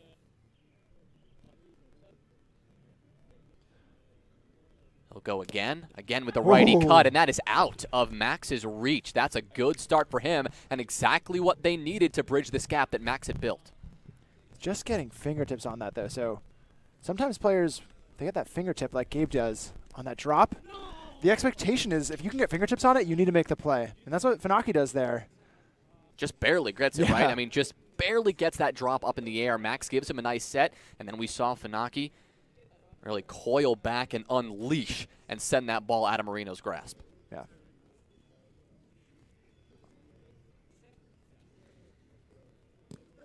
That's a big lefty cut from Funaki. Max Modell with a chance at this. He pops it up off the body, but could not give chase in time. Loses the hat there. Oh, good spirit here from Marino. Retrieving the hat for the adversary as we rotate 7-8. Creamy was up most of their games in the quarterfinals match we got to enjoy. So playing from behind here is a little bit different for them. That's a big cut. Max recovers it, and Funaki with a really important set. You saw the expression there from Funaki, definitely grimacing as it wasn't the cleanest of putaways, but it got the job done. Yeah, Marino getting a taste of his own medicine with that finesse finish from Modell. Big righty again, but that one will clip side pocket. Modell not faking as much right now. Tries to bring them out. Ooh, there's that finesse you just mentioned, Ben. I mean, we see that patience from Marino, and it pays off. It's probably not the best hit for him. It's unguarded, but the level of difficulty maybe isn't worth how unguarded it is. It might be wiser to just hit the ball hard and, you know, closer to your opponents than it is to hit that finesse shot. But Marino's so happy with that serve, and he's happy with that break reverse cut for Chu. Ties us up at 9 apiece in game 1. Goes righty cut this time, jams Max up, and he is unable to get that ball in Gabe's direction. That's another break for Creamy. Yeah, he jams him on the cut serve, which is so scary because Chu can go so much wider than that, and you don't know exactly how much spin it's going to have coming off the net. That one's going to be called high, I believe, by Funaki, so Modell will just pass that ball back to his opponent to give Chu a second shot at it. He's been big with these righties. There's another cut, jams Funaki up. Is that called clean?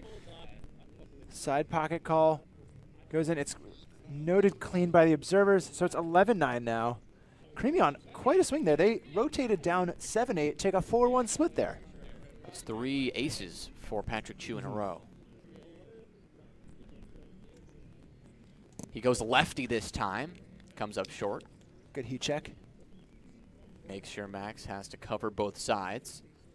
This time it looks like it's just going to be a righty. Modell with his left hand receives it nicely, and then a beautiful diving lefty pull to give him the point. Yeah, almost a mirror image of some of the dives out from Kandula in the round of 32, for those who were in our pre-stream on Twitch. Huge movement there from Funaki. Players agree that it was no good, so he'll have to go again. This time it's a reverse, well received by Marino. He goes left-handed, and Max is there, but the ball just did not get popped up enough. Back to the dangerous hands of Marino.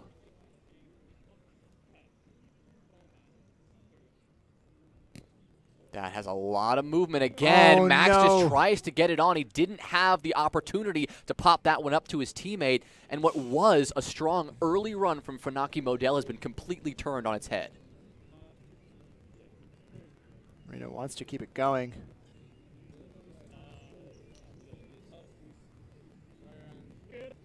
If I'm Funaki Modell, this is the time I'm thinking of taking a timeout. The momentum heavily in the favor of Creamy right now.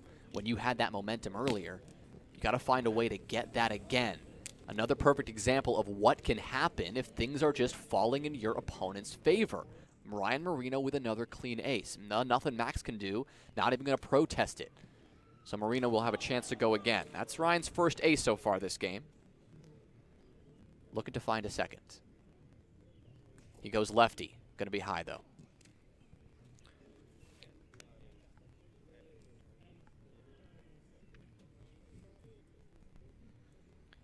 Max Modell, 2 aces so far. Looking to add to that tally with a righty, but can't quite get it done. But now he's got a defensive chance. Soft touches up. Funaki with a backhand and a clean put away to give him the point. And it's not a timeout they need to swing the momentum, but just one of those patented in-system defensive plays for Funaki Modell. Not sure if anybody landed on anybody there, but we know Chu came into this matchup with some pain in his knee from the quarterfinals, so might have just needed an extra second to breathe. Already without the timeout for the match, or the game, excuse me. It was righty last time from Modell. This time it'll be lefty. Marino calls high. Oh, daring him to go big here. Another step out left. This time he fakes left, goes right. That one no good. So it looked like he had a chance there to bridge the gap, but he only gets 1 break back. Still a 3-point margin.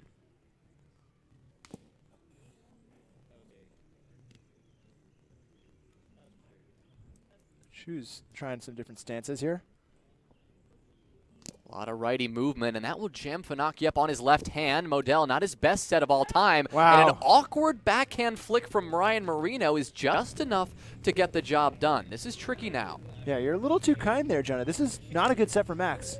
Forces Gabe to have to make a jumping play and gives Marino the angle to size up the hit and get across from it in time. Good last-minute adjustment from Marino as well. A bit of an awkward set that he made it work. Yeah, never surprised, always impressed when Marino's doing those weird last-second finesse shots. Absolutely. Sometimes disappointed when he takes the finesse shot, though, and it costs him dearly. Nice left.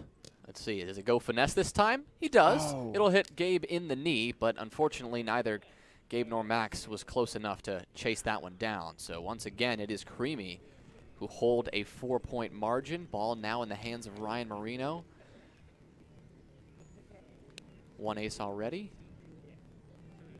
Hoping to find a second. He goes lefty, jams Funaki up brutally, but Modell with a brilliant recovery set. Gives not necessarily a dime, but good enough for Funaki to chip that one over. Yeah, big decision there for Modell, giving up his body, just getting a little bit lower to make that set.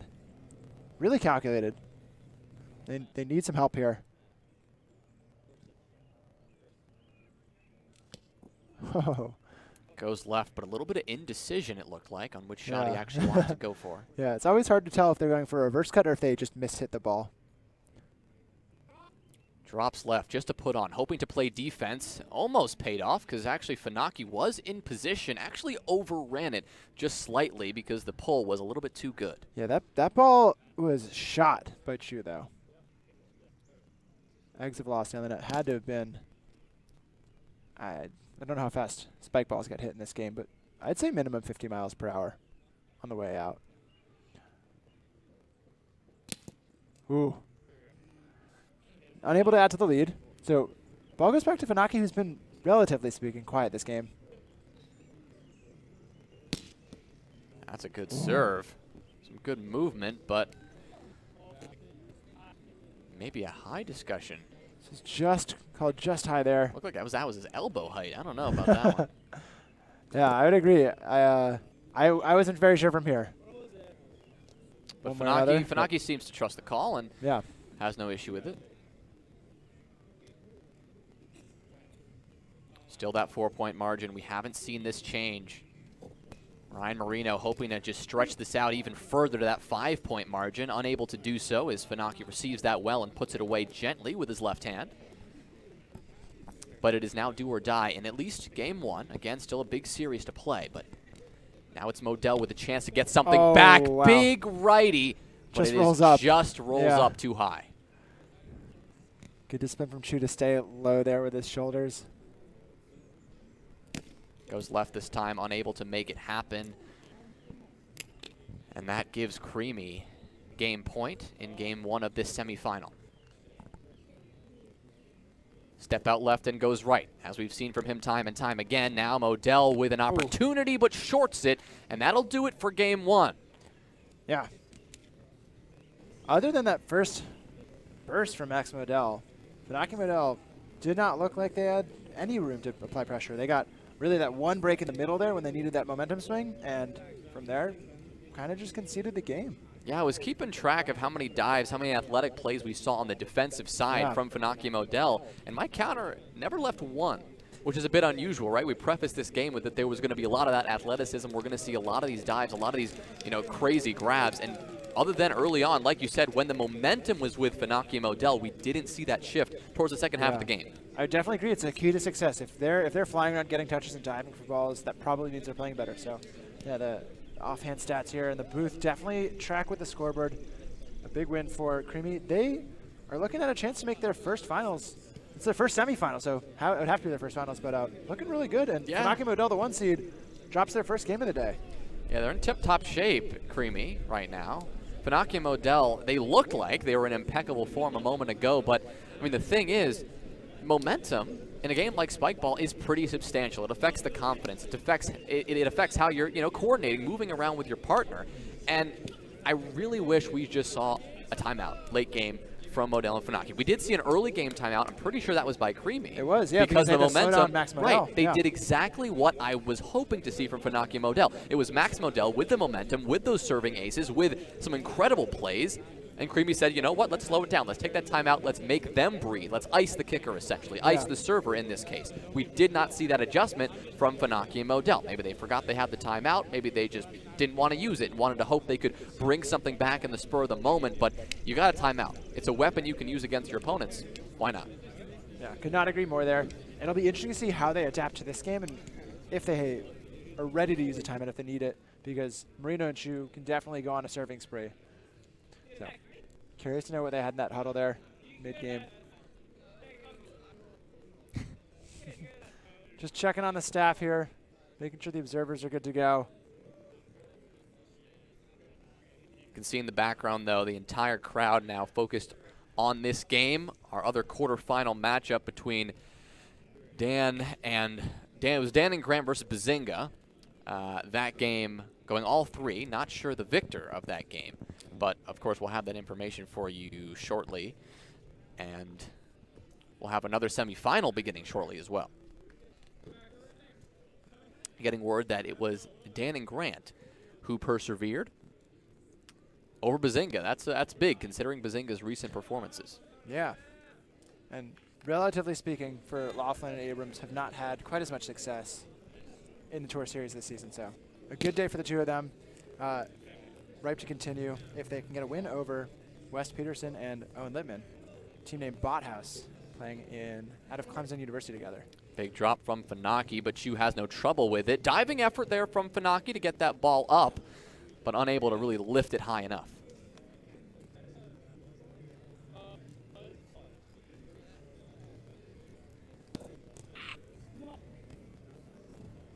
Wow. Diving grab. Was it good? Looked like it. We saw the fist pump coming in from Funaki. And now Max has the ball. 2-1. He'll step out left, confidently swinging. Doesn't want to mess around with that right early on, because now Ryan Marino knows he can't cheat too much to the lefty. He's got to worry about both ways, because there it is. Unfortunately, just a touch too high. Indeed. Marino getting his first chance to serve. Oh. Big lefty swing. Modell has no trouble, though, as he is a lefty as well, and that goes to his dominant hand. Sets it up for Funaki, who returns with a nice set, and, well, there you have it. Up and over the defense. Ball back to Funaki. Couple of fakes. A dirty reverse from Gabe. Patrick Chu had no shot at it. He'll pop off with his usual let's go. Max Modell telling him to come alive, teammate. You've got this. Yeah, their energy definitely needs to pick up. They got the replay there.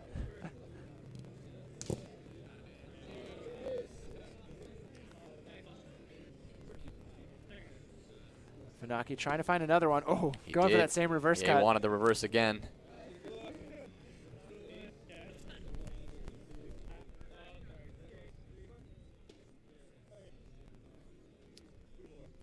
Down by one.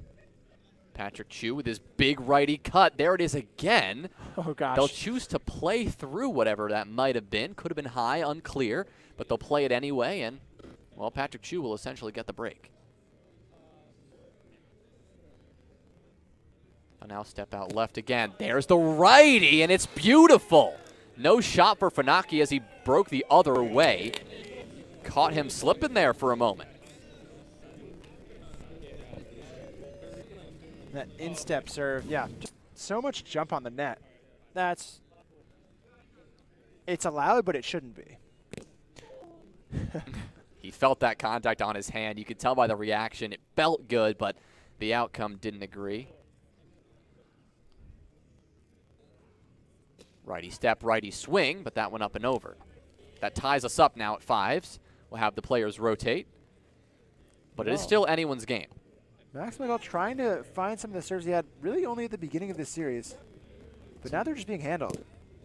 Ooh, that's a nice angle from Patrick Chu, right? He didn't go for the open-handed push like it looked like he was setting up for. That's what both Max Modell and Gabe Funaki were essentially covering. Instead, he pulled that one tight across his body to give his teammate Ryan Marino the ball back.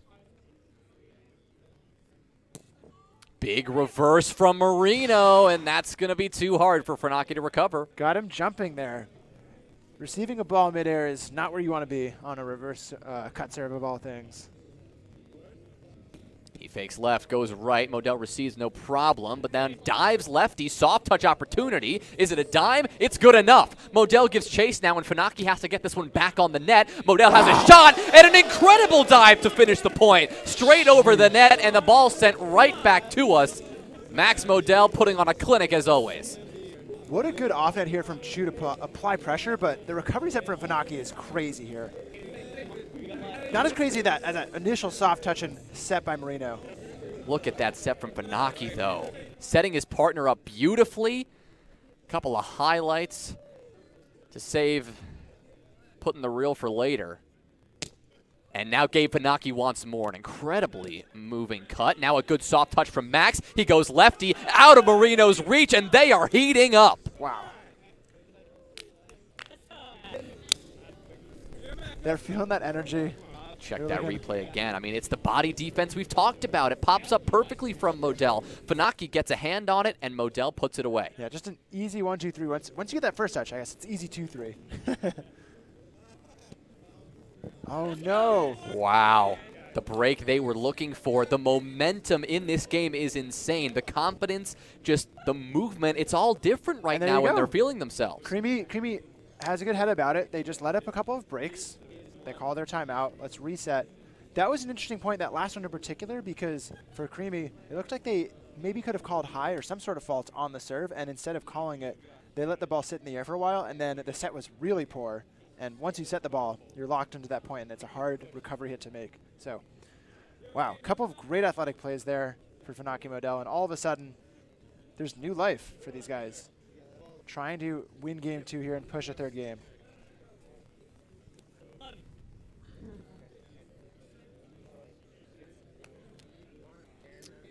Wow. What a turn of events. I mean, early days in this game at least, it was Modell to start on a heater.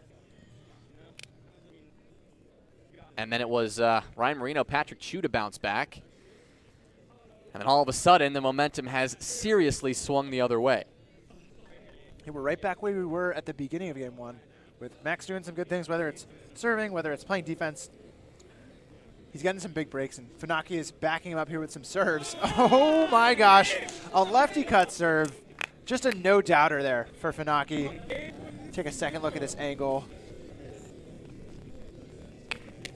Step right. One fake, go. Yeah. And he's back on the stripe. Marino has to play this.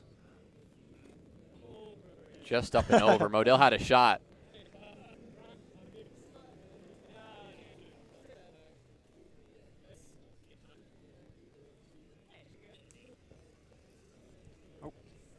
Beg your pardon on the scoreboard. We've got that squared away. I was mesmerized by some serves.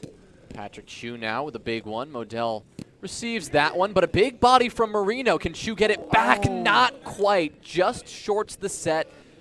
Didn't quite have a chance to get that one back on. Yeah, just short a dime there for that set. And Modell will breathe a sigh of relief. They keep that 2-point advantage.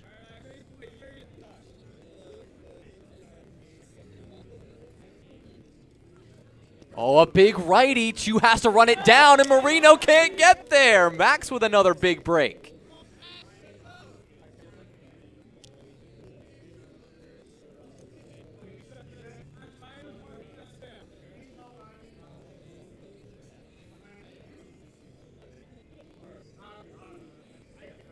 Here goes Max. He tries the left.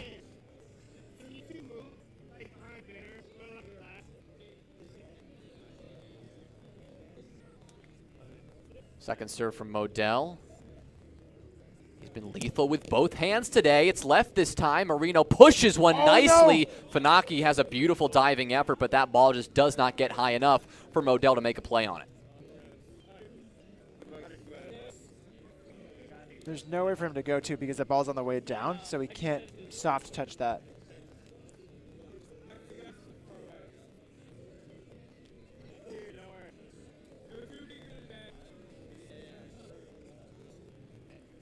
Here goes Ryan Marino. 2 points down. Goes straight right, no fake, but a big reverse. Now Modell with his left. He finds the gap again. Love that coordination between Funaki and Modell. Just timing that set beautifully, keeping it nice and low because he saw the gap was there, allowing his teammate to take advantage. Yeah, offense looking much smoother there. And it's something at this level you need to be executing every single time. It's really high stress. Big reverse from Funaki, but Chu recovers it beautifully. Big body up. They both dive for it. Lack of coordination gets them into a little bit of trouble. So I'm asking for a friend. Do they get 2 dive tallies there on that on your scorecard? That's important. That's actually good. It's good to think about. Because they're both feeling it. They're both shacking balls and getting to the spots.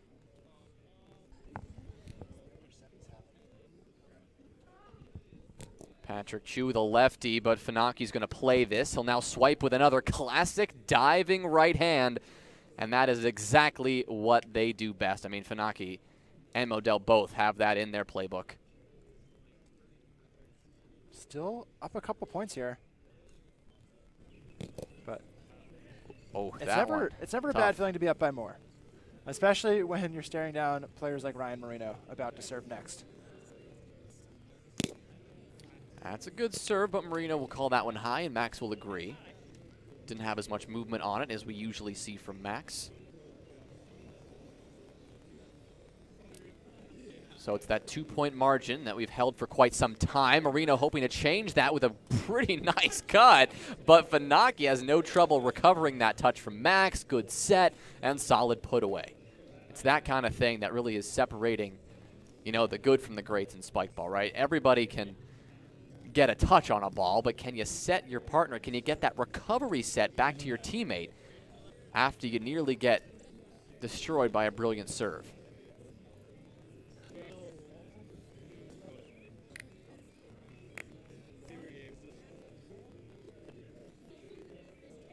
Funaki looking for another. Oh, it moved a lot there.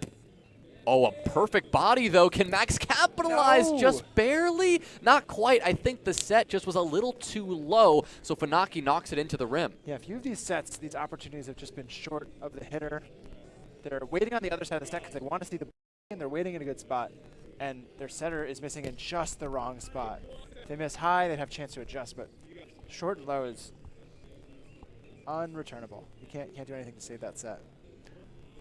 We've held this 2-point margin for quite some time now. And it looks like it's going to stay that way. Now at least a 3-point margin because the ball's back in the hands of Funaki and Modell. Solid serve there from Chu. Just didn't quite get enough movement to give Funaki trouble. That's something that's been so impressive about both Funaki and Modell. Their serve-receive capability is something that continues to amaze. Yeah. Modell trying to impress with his serves, too. Does it with a nice left. And a good body as well. He's crawling for this one, and he gets it just in time. Funaki puts that one over because Max Modell gets on all fours, scrambles for that ball, and gives it beautifully to his teammate. Get this little monkey crawl, the extension. Oh.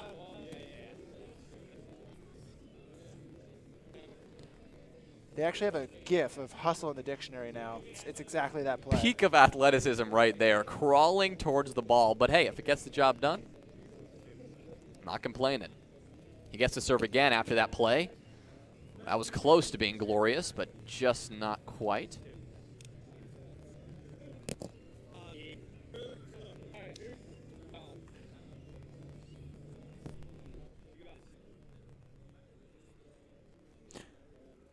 Marino needs to pick up something here. That's a nice one. Yeah. But Modell, nice recovery set as well, and Funaki delivers the put away. Still now up 4, serving up 4. Just the energy from Funaki and Modell here between points is so light. Funaki grunting on his serves like a lot of tennis players will do, and just not something he always does. He's just having fun with it on the net. He's having a good time. That bodes really well if they can get into Game 3. I would call this point The do-or-die point for Creamy, and they deliver right on schedule. Yeah. A beautiful cut that Modell didn't even get a hand on. Just this ruthless angle, stepping out. That ball just goes, and it never, ever comes back. Chu's got them within 2. That's what he needed. Can he do it again? He'll go righty, nice and low, off Gabe's body. Oh, a touch from Marino. This is possible. He gives chase, but just not quite. Continued pressure there from Chu. That's really good. Almost another wild touch from Marino on defense as well. A lot of things firing for Creamy, Chu, Marino. But right now, it's back to Modell, who's been heating up this game and couldn't even say what he's going to do here, if he's going to go left or right. He's been unpredictable. It's a weapon against your opponents in any kind of situation. No shot. He gets that on the net. He pops off, and well-deserved. Max Modell with a diving soft touch, and Funaki closes it out. Here it is again. Yeah, it looks like he gets simultaneous contact on multiple body parts into a soft touch. So if you're seeing this replay angle, the ball hits his body, and then he takes a second motion after that on the soft touch. Incredible work. Really just a good feat that the ball stayed in front of him. Funaki hitting that off net finishes. Just fortunate.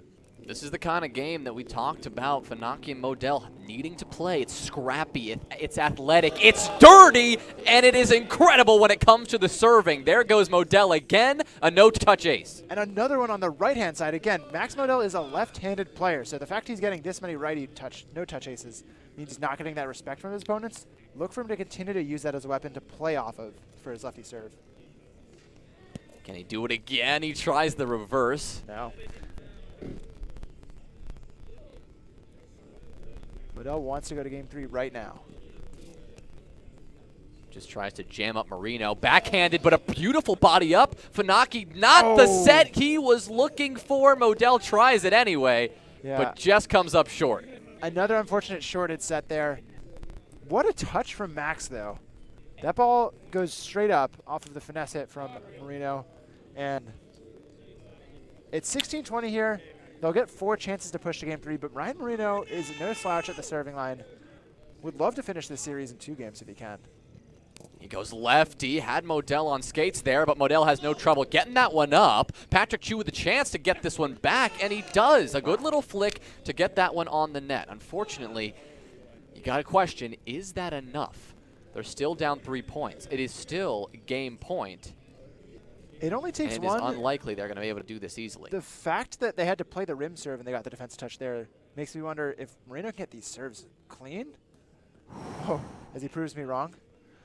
But if he can get these clean, lines them up, there's no reason he couldn't get a couple in a row, string them together. 17-20 now, second serve. Okay, to game 3 we go.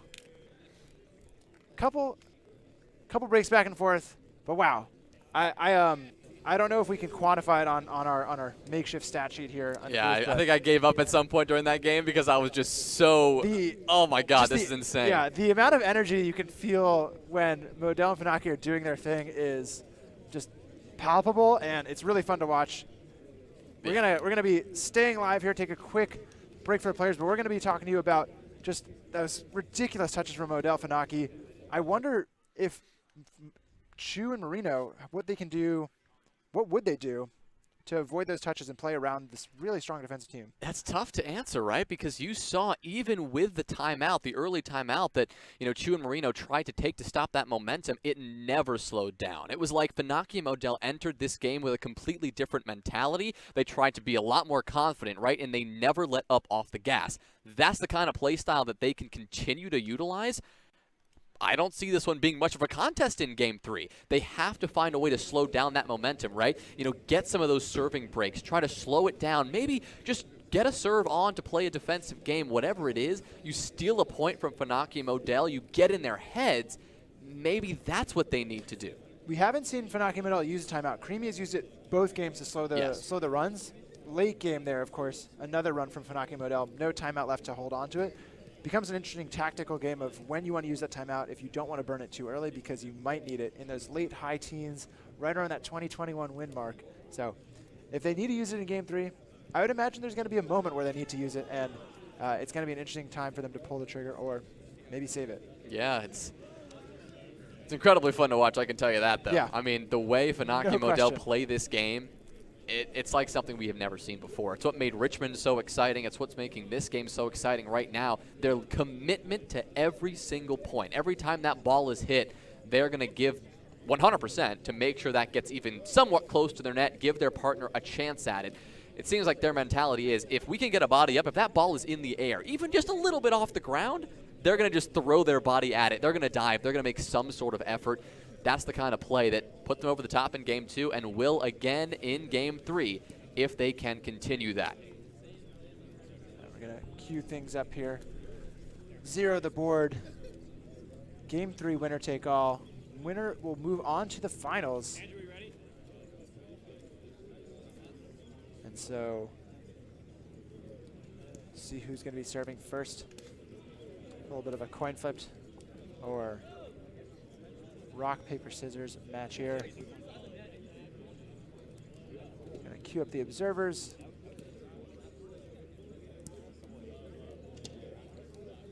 Everyone getting settled here before this Game 3 begins.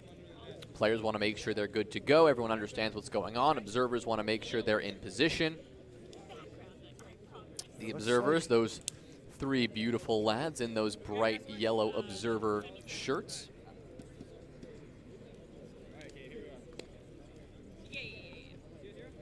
And here we go. Game 3 is underway.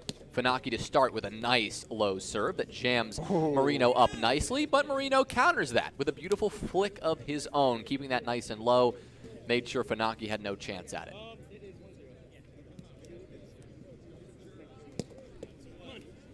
Had a little bit of reverse movement there, but Modell is not phased.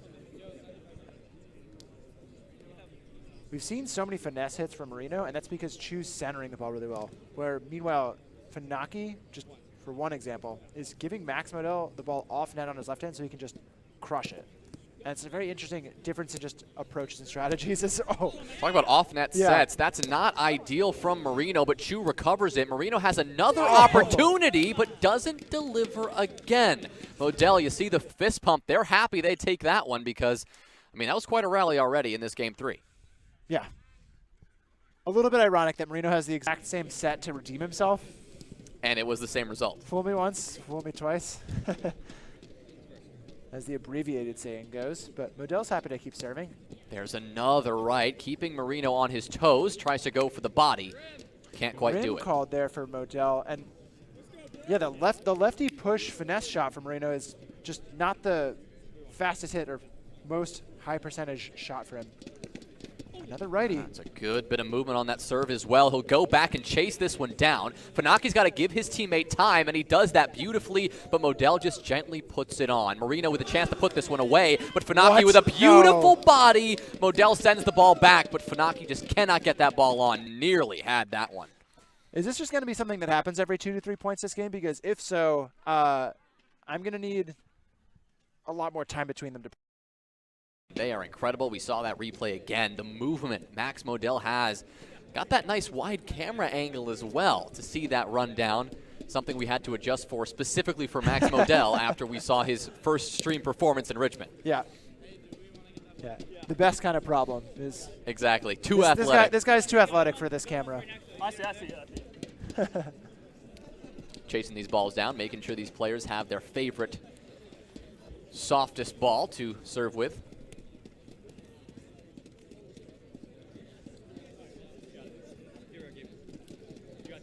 Got some Stewart's spiked Seltzer inflatable. I don't. What are those called? I don't know. Wackies, boom whackers. Boomsticks. Boom whackers, I think, is the phrase. I'm gonna go with boomsticks. I'm gonna go with boom whackers. We can both use each. Yeah.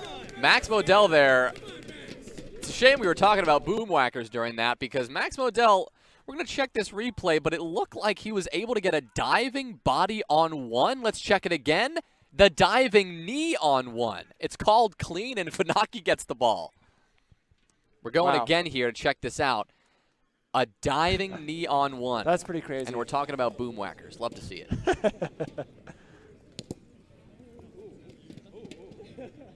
Sometimes you just get caught up in the moment, Jonah. Yeah, I mean, Stewart spiked, giving us all this fun cheering equipment. I mean, what can you do? Funaki, an incredible ace again. The characteristic come on as he pops off because that was ridiculous. Yeah, Funaki just trying to send Chu into the bleachers See to it become again. a fan with these kinds of serves. Oh. Sit down, Patrick Chu. No, you got to get back in there, Chu. Staying in this game 3. Wow. Gets the touch, but it's high. Can he do it again? That is a nice cut. He tries to push it, and he just sneaks it under Gabe's arm. Gabe's diving attempt was maybe a millisecond too late, but he nearly had that. Getting ace on that reverse cut from Funaki. Chu definitely wants to get one back. Set the tone.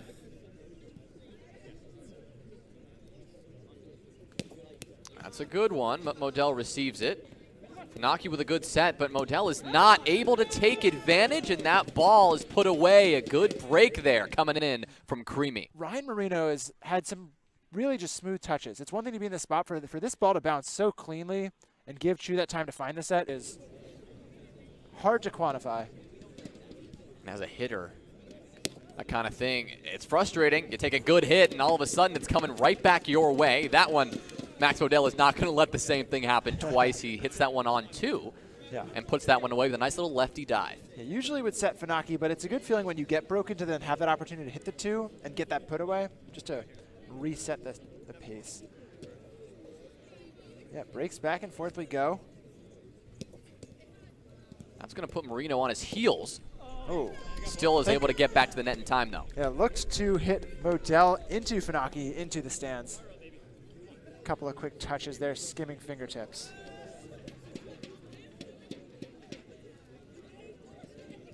Marino looking very precise with the footwork approach there.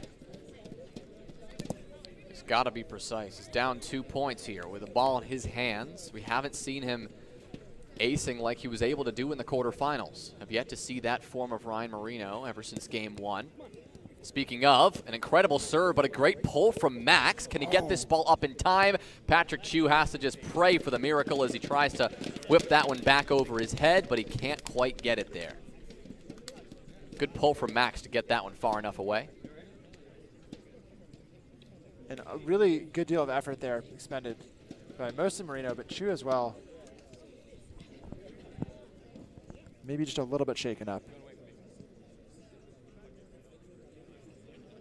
Here goes Funaki, goes lefty, tries to sneak that one by, but Patrick Chu is unfazed.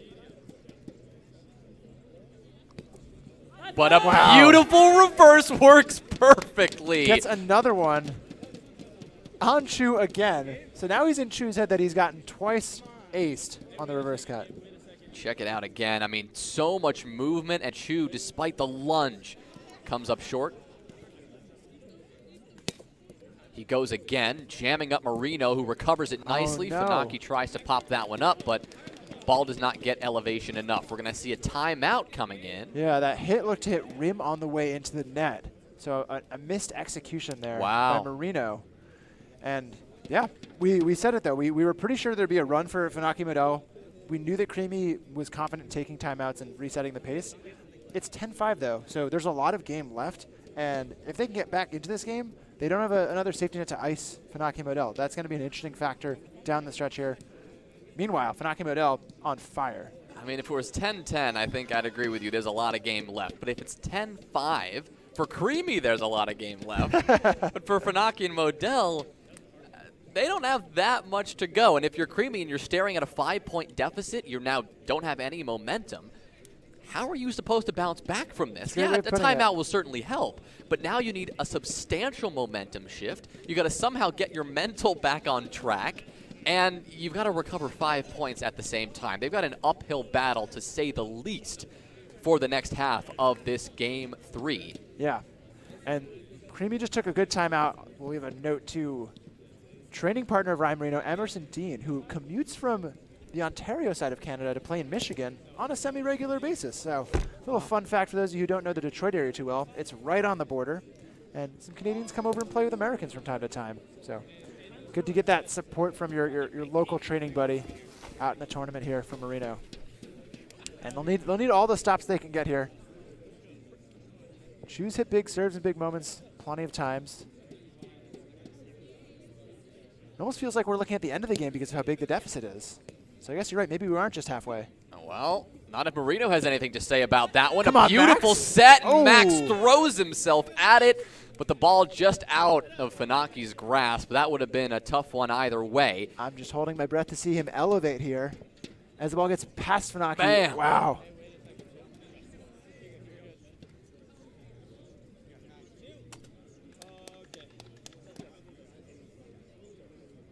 Here goes Patrick Chu. The righty's been powerful. No disagreement from the serving team. That serve was above Modell's shoulder. Second one coming. Oh, and a rim there.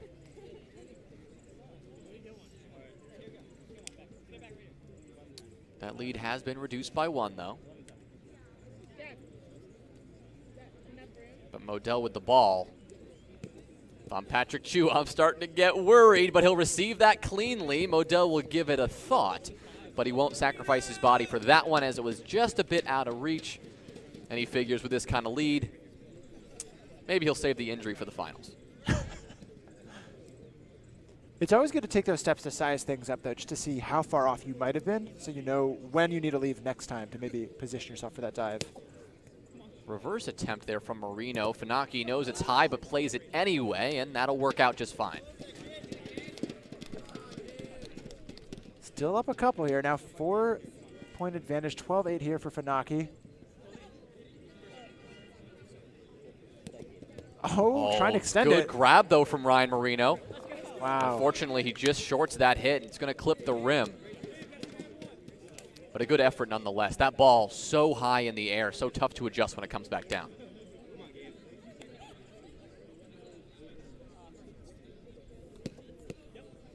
Funaki rips away. Patrick Chu, good body up from Funaki. He's got a chance at this one. Oh, wow. And he does. Beautiful push.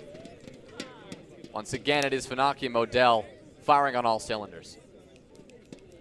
That really just wise decision there to wait on and then hit the push.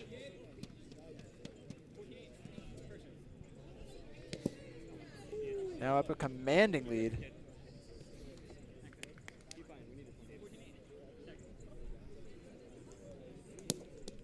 That'll work. Second serve is good. Ryan Marino adjusts, but this ball is up in the air. Oh, no! Max Modell had a shot at that one, but just flubbing that a touch. Yeah. Interesting to see Modell underestimating where he needs to get to. Usually someone who's able to get the extra mile, but slows up and doesn't get his hand around that set. Well, you can see Wild that, I think, uncharacteristic. fatigue setting in a little bit, and that's why we're going to see the timeout from Funaki and Modell. I think Max needs a breather after all these rundowns he's done. He'll take a break. He'll stretch it out. Particularly interesting to me is didn't look like Modell exerted himself too much there, so I wonder if maybe as he was going down and trying to extend for that set, something felt off. It's also possible that maybe it was on another dive, maybe it was at another point, or Yeah. simply maybe need to just get another nice drink of water. Got to stay hydrated out here. The sun isn't out, but you know, you're out working like these guys are from 9 in the morning all the way until, what are we at, 5 p.m. now. You're bound to get tired. Yeah. That's a quick timeout for them. They're jumping back onto the court.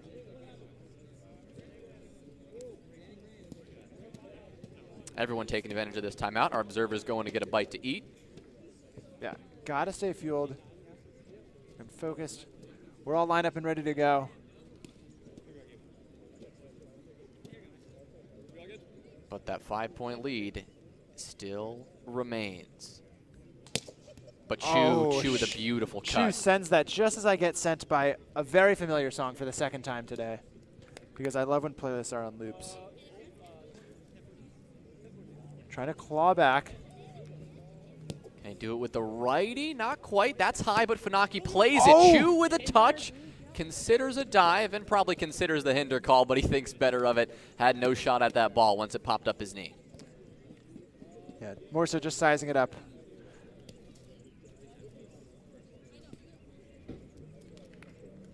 Wow. Big left from Modell. Chu recovers it nicely. Marino gives Max a chance, though, but just popped around him, and he didn't want to spin around and try to get that with the limited time he had left. Yeah, it looked like another missed execution there from Marino. Yeah. Rim. So that set was just so high, and as it's coming down, it's harder for him to time that serve. And speaking of timing that serve, goodness! Someone's got to time Max Modell on that serve, because that was a lot of fakes. Of course, server's only allowed to have 5 seconds. He goes left, right, left. Wow. And That's eventually wicked. just decides to hit a good cut serve. Clean past Chu. Lefty cut, didn't go righty, didn't rely on surprise, just relied on sheer talent. Yeah, pretty much waited until Chu gave that 1 half step to the right. Goes reverse this time. Marino gets a hand on it, though, and puts it away. But yeah, just on that replay, what's interesting is Modell faked enough time so that Chu eventually jumped on the righty to open up the lefty. Just barely getting that margin. Funaki, gentle set here, and Modell just finds that gap again. We're seeing Ryan Marino, Patrick Chu put themselves in the right place, maybe inches off, just getting that ball up, maybe just reach out that hand or slide into that position 1 second sooner, and several of these touches could be very different. But the fact of the matter is, it is 18-11. Funaki to serve. Funaki and Modell 3 points away from putting themselves into the finals of this premier bracket. A brilliant cut from Gabe to get there. Oh. Modell pops this one up a little too far backwards. Funaki thinks twice before fully sending himself onto the ground. Yeah, managing a very healthy lead, and also looking at, like you said, you want to get injured in the finals, not in the semifinals. Exactly. It's common practice. So, yeah, gonna hold on to your health and just give up that one hold, or concede a hold. Not really giving up anything. Big swing from Chu. We'll clip the rim, though.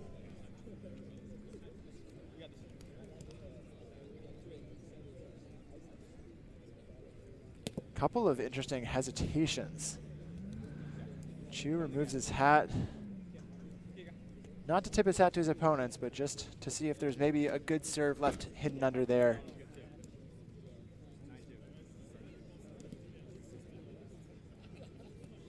Here are the fakes again. He tries the same lefty cut he was able to pull off last time.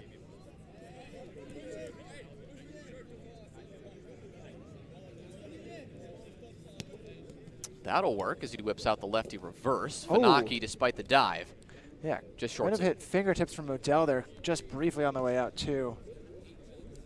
Didn't get to the redirection at Gabe though, and he had the ball at the end of game 2. That's Marino, and now the task is even taller. He goes lefty, and that is incredibly low, but somehow Max Modell gets a hand on it and is able to get that ball put away nicely. That is a big time serve receive. You're up by so many points, and you don't need to get this hold, but if you let that ball ace you, Marino starts to feel himself, and all of a sudden we get 7 match points instead. Chu knows that he needs to play this given how well Funaki has been serving recently. Smart decision, and they'll get the put away, and they'll get the ball back in their hands as a result. They now have control of their own fate, per se.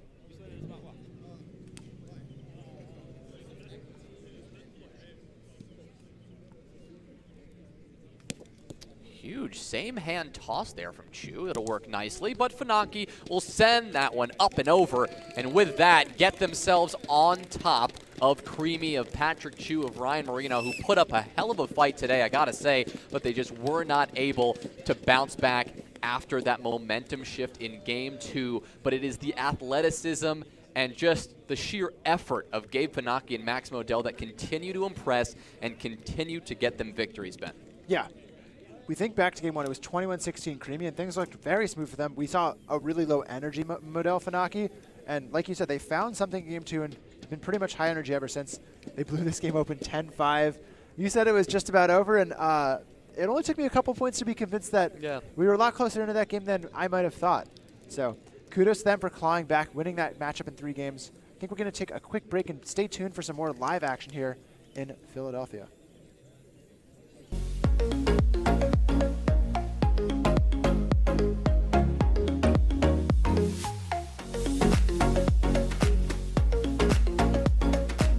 Refresh your routine with Protein 2O. Looking for extra energy? We got you. Seeking a supercharge? Electrolytes included. Keeping it light? Our drinks have 0 sugar while packing in 15 grams of protein. It's all benefits, no barriers.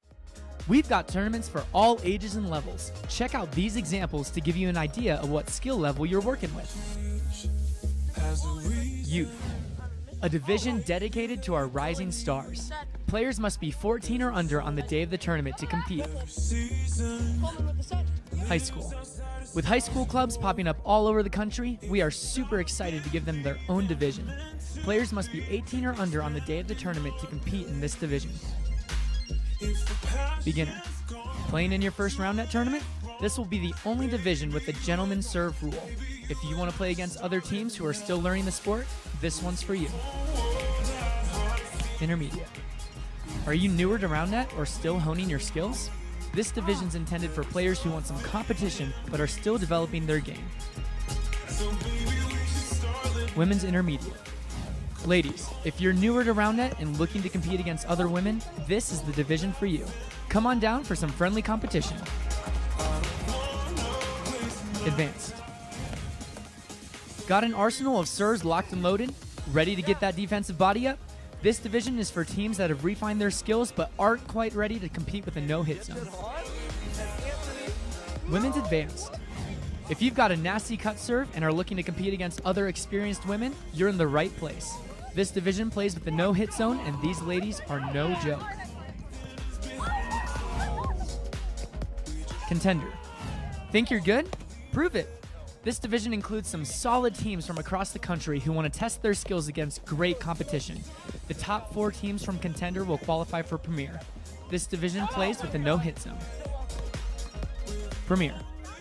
Well, you've made it to the end, the best of the best. If you're unsure if you qualify for this division, you probably don't.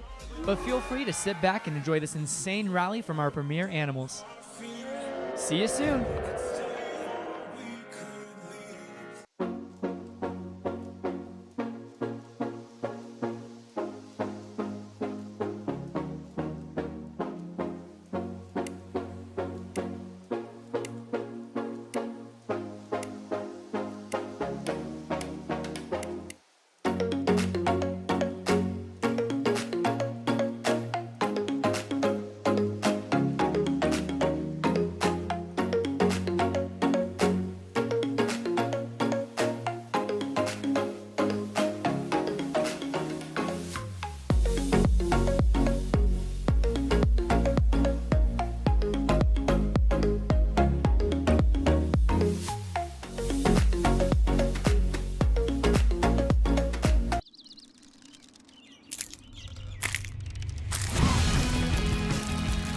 Hampton Farms peanuts, roasted with delicious flavor inside the shell. Available in salted, unsalted, and Cajun hot in the produce section of a grocery store near you. Shell, yeah.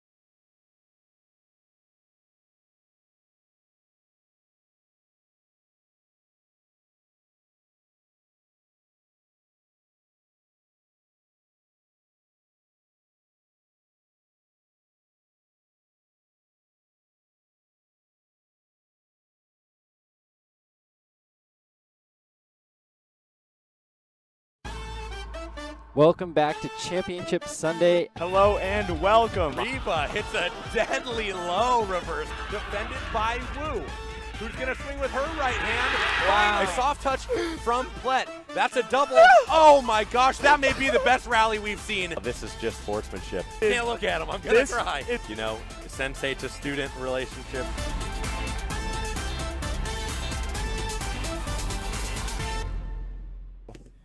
Nice up from Rahul. And Hinkle sets him, and it's a good pull. Everton with the set.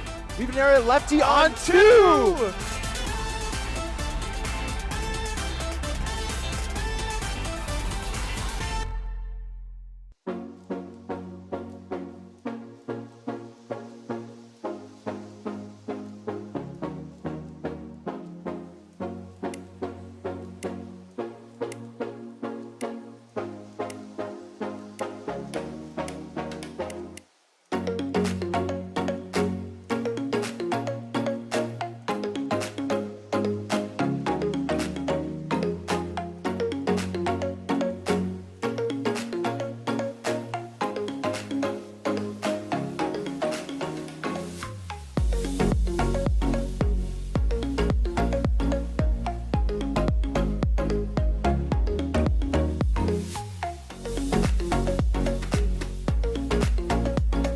Refresh your routine with Protein 2O. Looking for extra energy? We got you. Seeking a supercharge? Electrolytes included. Keeping it light? Our drinks have 0 sugar while packing in 15 grams of protein.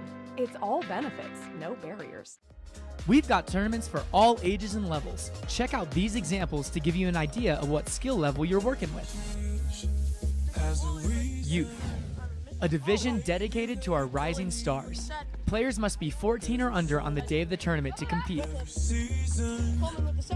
High school. With high school clubs popping up all over the country, we are super excited to give them their own division. Players must be 18 or under on the day of the tournament to compete in this division. Beginner. Playing in your first round net tournament? This will be the only division with the gentleman serve rule. If you want to play against other teams who are still learning the sport, this one's for you. Intermediate. Are you newer to round net or still honing your skills? This division's intended for players who want some competition but are still developing their game. Women's intermediate. Ladies, if you're newer to round net and looking to compete against other women, this is the division for you. Come on down for some friendly competition.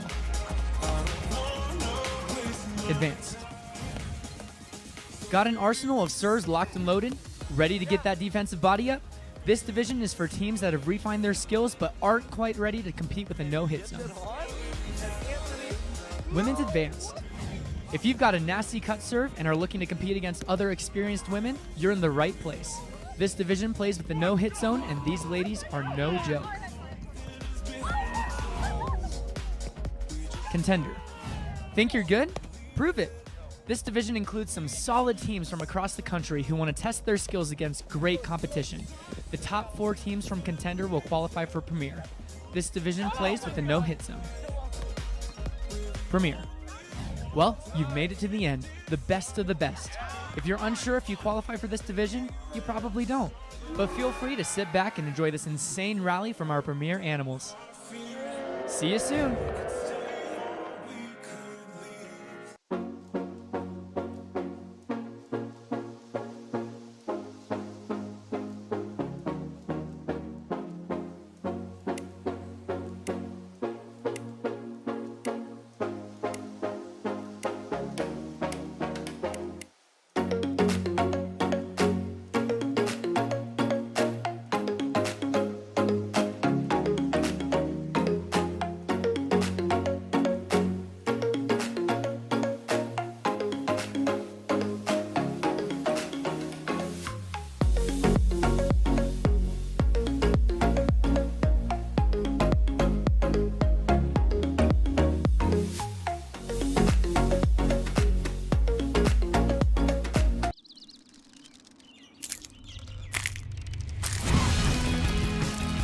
Hampton Farms peanuts, roasted with delicious flavor inside the shell. Available in salted, unsalted, and Cajun hot in the produce section of a grocery store near you. Shell, yeah.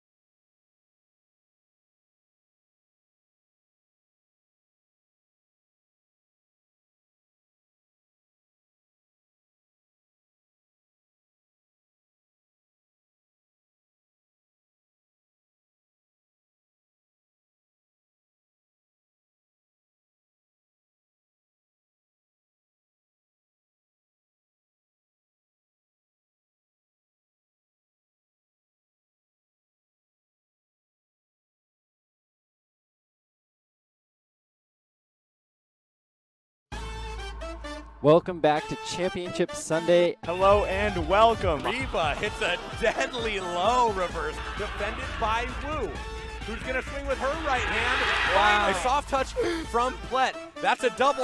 Oh my gosh, that may be the best rally we've seen. This is just sportsmanship. Can't look at him, I'm going to cry. You know, sensei to student relationship.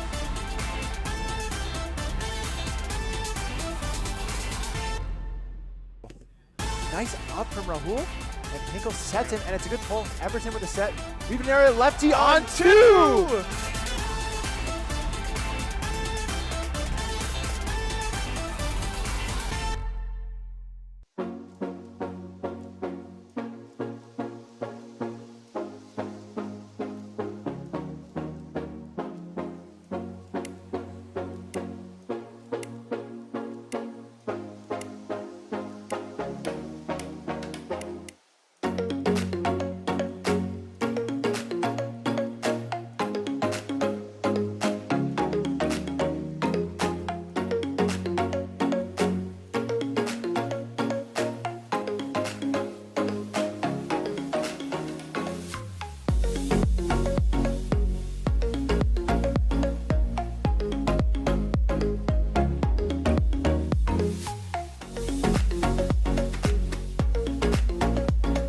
Refresh your routine with Protein 2O. Looking for extra energy? We got you. Seeking a supercharge? Electrolytes included. Keeping it light? Our drinks have 0 sugar while packing in 15 grams of protein.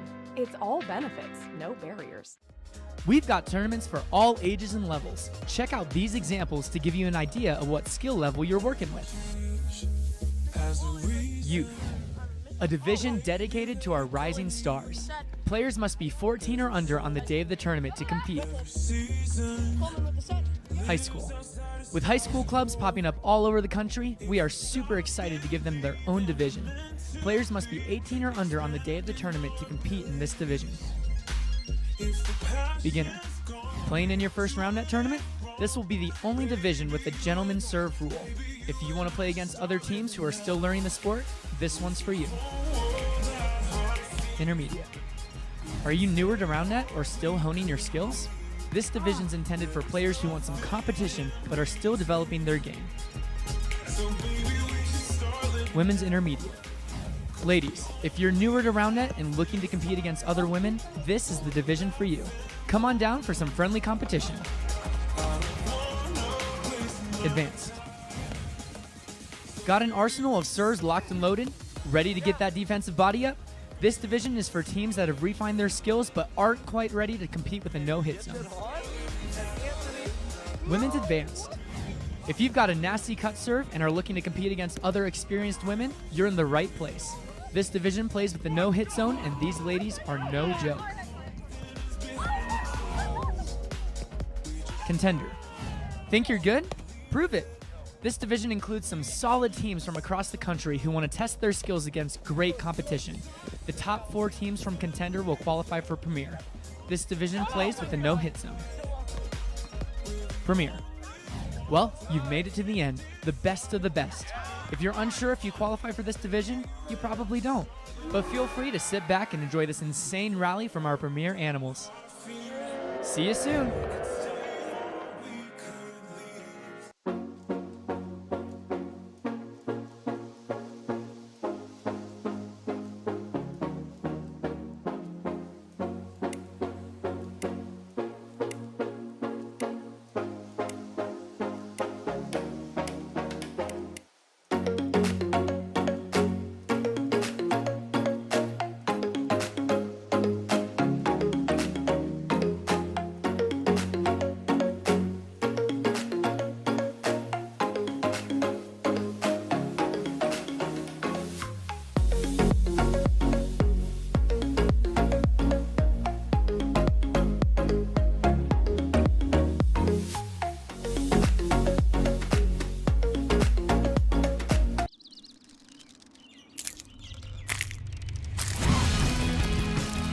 Hampton Farms peanuts, roasted with delicious flavor inside the shell.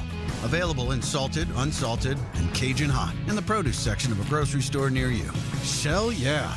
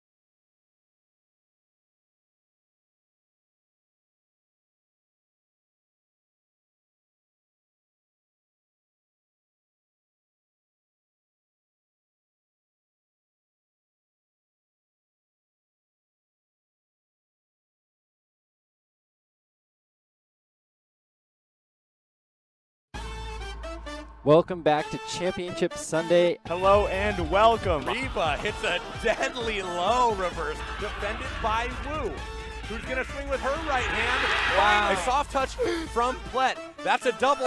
Oh my gosh, that may be the best rally we've seen. This is just sportsmanship. Can't look at him, I'm going to cry. You know, sensei to student relationship.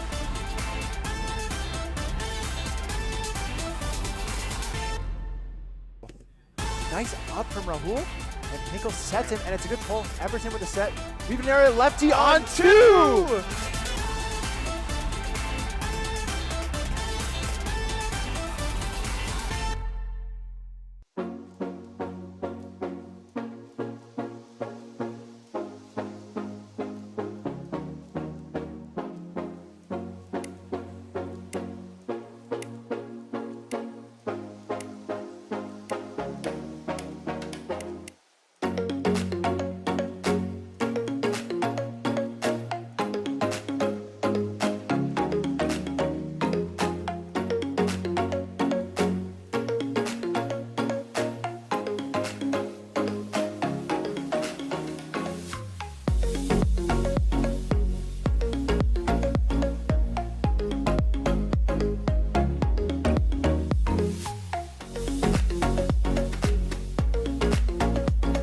Refresh your routine with Protein 2O. Looking for extra energy? We got you. Seeking a supercharge? Electrolytes included. Keeping it light? Our drinks have 0 sugar while packing in 15 grams of protein. It's all benefits, no barriers. We've got tournaments for all ages and levels. Check out these examples to give you an idea of what skill level you're working with. Youth, a division dedicated to our rising stars. Players must be 14 or under on the day of the tournament to compete. High school. With high school clubs popping up all over the country, we are super excited to give them their own division. Players must be 18 or under on the day of the tournament to compete in this division. Beginner. Playing in. Alrighty, we are back now for the Premier Finals here at our Philadelphia Challenger event. I'm Jonas Willinger. I'm here with Ben Dantowitz, and we have got what I think is the ideal matchup if we're looking for rallies. On the one side, we've got Funaki and Modell, two incredible athletes. If you were just tuning in for the semifinal, you saw a full athletic display. And on the other side, we've got our victors of our other semifinal, Dan Abrams and Grant Laughlin. How you feeling about these teams, Ben? I'm excited. Laughlin and Abrams had a really treacherous path. They had a really tight 3-game match against another strong defense team with Zynga, and you ask for it. You want rallies. Dan Abrams is another defensive specialist who, as he receives the first one from Funaki, was just about to say is just as familiar. Last time we saw Funaki Modell in a finals against Ravi Kandula, Dan Abrams, also a New Jersey native, has a lot of reps against these opponents. That'll really help when you know what the touch you're going to get is. Grant Laughlin not familiar with that ball, unfortunately. He drops it before even attempting to serve. Oh, no. Resettles. Goes for a cut, and it hit the rim and spun a ton, but obviously not good. He'll go again. Yeah, as far as archetypes go for these teams, you really have mirror images in Max Modell and Dan Abrams being really strong, defensively minded, clean players. Both of them can go off with serves that like that. That is insane! Max Modell starting off the finals with a bang, with a righty, making sure that Laughlin respects both hands. We saw Modell doing that righty serve, getting some no-touch aces in the semifinal. Laughlin did not have the benefit of being able to do that. He had to play the other semifinal and doesn't have the scouting report that Max is That's on. 2! Wow. Back-to-back aces for Modell. It was the right and then the left. And just as I try to introduce Modell as the defensive specialist, non-serving threat, he goes absolutely crazy. Can he do it again? Not quite. Those first two serves so intimidating that actually Laughlin thought about playing that for a second. Yeah, you'll play just about anything to get away from a second serve here. Looks like he will not be punished for that transgression. But on the other side of things, Laughlin and Funaki, also very athletic defensive players, but both of them really scary serve-wise. Well, here goes Abrams. There's a scary serve as it cuts nicely. Funaki hits that right at Abrams, who gets a hand on it, kind of carries it and throws it the other way. Dan Abrams in his, I believe, first finals of the Spikeball Tour Series this year. So competitive. And you're going to hear it from him. He wants to raise the level of play for himself, not unlike some other players we've heard shouting at defensive touches earlier today, like Kyle Ackerman for one, but Funaki here. There he goes, the reverse, which absolutely demolishes Abrams. He went the other way. He just tried to react and call high because he knew that was his last option. Funaki now with that confidence goes again, but that one clips front rim. Max and Gabe have 5 points, 3 of them off aces. And Laughlin and Abrams have only 2 of their 3 points off of double faults. Ooh. Looking to change that up with a nice serve, but not quite good enough to get Funaki into much trouble at all. Modell with a nice gentle set, and Funaki rips that one far away. Yeah, really comfortable pull there for Gabe Funaki. It was interesting to see Laughlin static up at the net there, not trying to slide and cover it. Modell could go either way. He goes left, and Abrams flubs the touch. That gives Max an option here to do whatever he wants, and he puts it away nicely. The open-handed push with the left hand. He wants a 4-point lead early game 1. This is looking really similar to the note that Modell and Funaki left off in game 3 of their semis. Oh, that was close.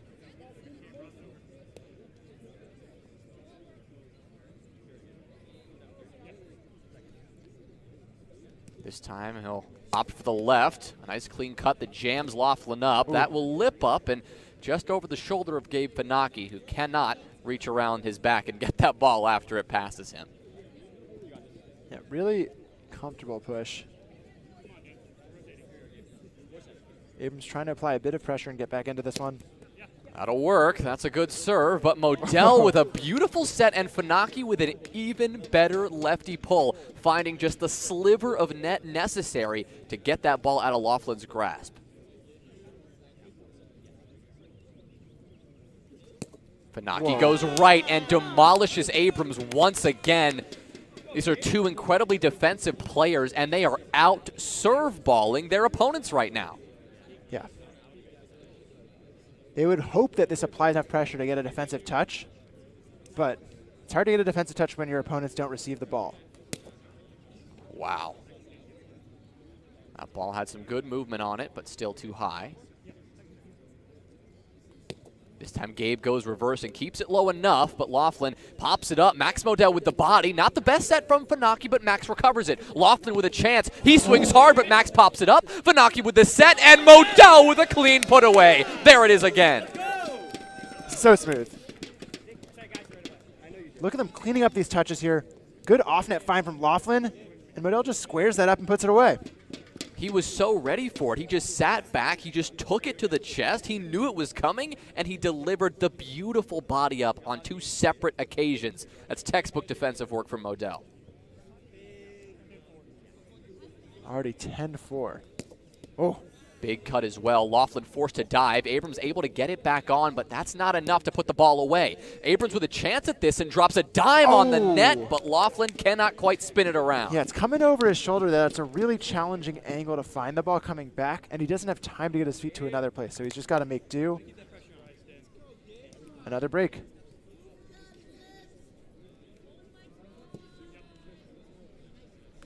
Trying to build this impressive lead. Laughlin knows he's got to play this, take every chance he can get. Funaki will run all the way for this and make the dive, but despite the effort, Modell can't quite find the gap. Here it is again.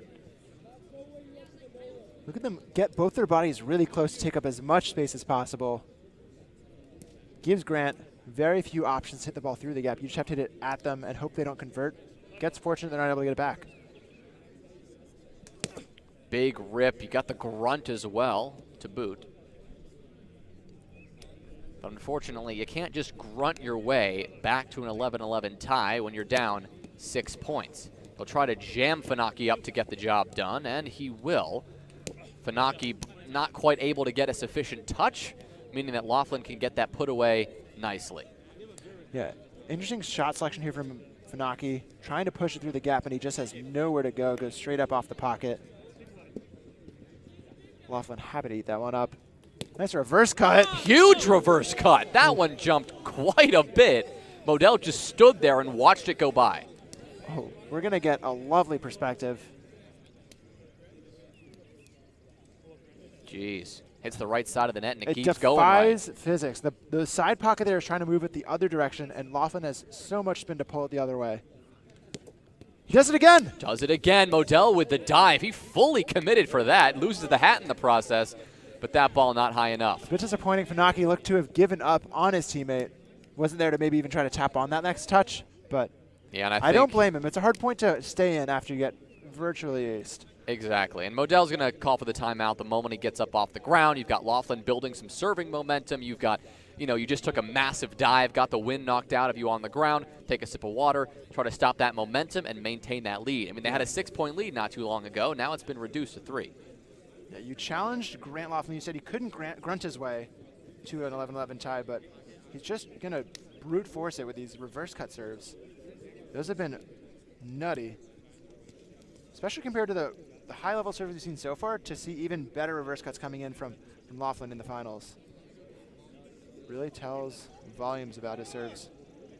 He just hit the cut twice in a row. He's going to go for a third time? No. I mean, he goes for the cut, not the reverse, and that'll work just fine. He's keeping everybody guessing. He's keeping me guessing. He's keeping, I'm sure, Max and Gabe guessing. Now it's Gabe's turn to guess. This is how dangerous every single one of these players can be. You let them get hot, and all of a sudden, they just got 5 points on you. Funaki will backhand this, but Laughlin runs it down. He hits this one straight up, though, and Funaki can play this gently. Modell with a calm set. Funaki with an easy put away. Interesting execution there for Laughlin. He has the set back from Abrams here and chooses just to go straight down. Maybe he just can't find anything better, but that's too easy for players like Funaki and Modell, who are happy to chase down balls that are going horizontal. A vertical ball is overheard there easy. From Laughlin talking to Abrams that he thought the ball was a little more off the net than it was. And with those off the net hits, sometimes you do have to go overhead and take that approach. Right. And sometimes when you're going off net overhand, you can get a weird pocket bounce. You can hit the side pocket and make it a little less predictable for your opponents. After losing the margin they had before, at least the substantial margin, Modell tried to get his second serve on but couldn't. They're still in the lead, though. Yeah, the score was 10-4, so to bring it back within 2 in such quick fashion is wild. You can see even Abrams heating up on the serve as well. Laughlin, he's got the momentum, the confidence to chase this one down. He'll put this one on, but Funaki, he's right in position. Modell has to pop this one up, and so Gabe swipes at it hard, and that is exactly what he needed to do. Players are just operating with such control. Funaki ranges 20, 30 feet off. Modell puts it high, and he's able to find it off net for that hit. Not really a great set from Modell resetting there. Tough set to recalibrate, coming back at you from far away. All you got to do really is pop it up. I mean, Funaki on that dive and grab nearly got a perfect set in the process anyway, so Max was just giving his teammate time to get back. Funaki now, he's the one with the reverse, but Laughlin is the one to receive. He does that fine, and he puts it away just as fine as well. And all of a sudden, we're right back to Grant Laughlin. Last time up, chipped away heavily into the lead. This time, trying to bring it to even. They'll play this one for sure. Oh. Unfortunately, that one is not the hit that Gabe was looking for. Looks like the lip up, though, popped off the body of Laughlin, so they'll take that point.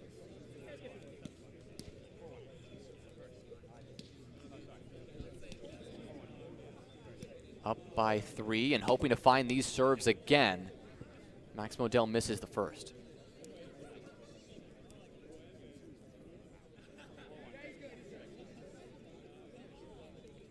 Fakes right, goes left and drops it on. Abrams has no trouble. He was ready for it. Max actually is able to get it done with a little soft touch of his own. Funaki has to dive for this one. Modell has a shot, gets it back. Can Funaki swing? He can swing, but he can't quite find the target. That would have been miraculous. Play of the year, possibly. But unfortunately, shorting it. Yeah. Outdoing themselves really only from Richmond as the leading contender for play of the year. But this soft touch tapped on. Abrams tries to reset it far, and Funaki just barely gets off frame, and Modell goes flying out of frame. You got to come live if you want all the camera angles. Yeah, you really got to. Infinite camera angles if you're live in person. Let me tell you. It's worth coming to a Spikeball Tour Series event just to get that live view. But Abrams is serving down 2 here. That one just up and away.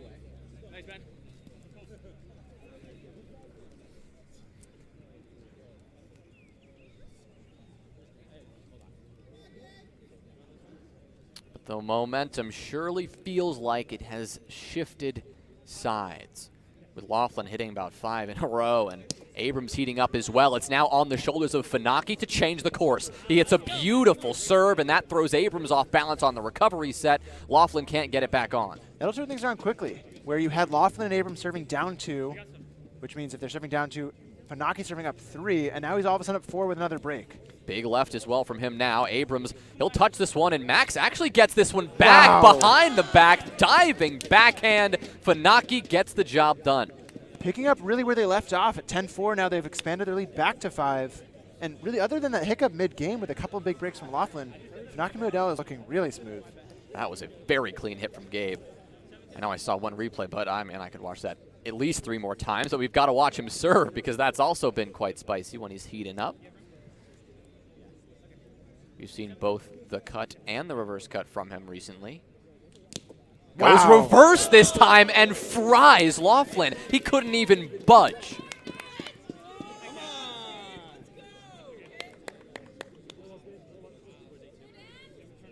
That lead that Laughlin had successfully chipped away at, well, Funaki has secured it again. He goes lefty reverse there, and Abrams has a chance to put this back on. He does, but Funaki's got a chance of his own.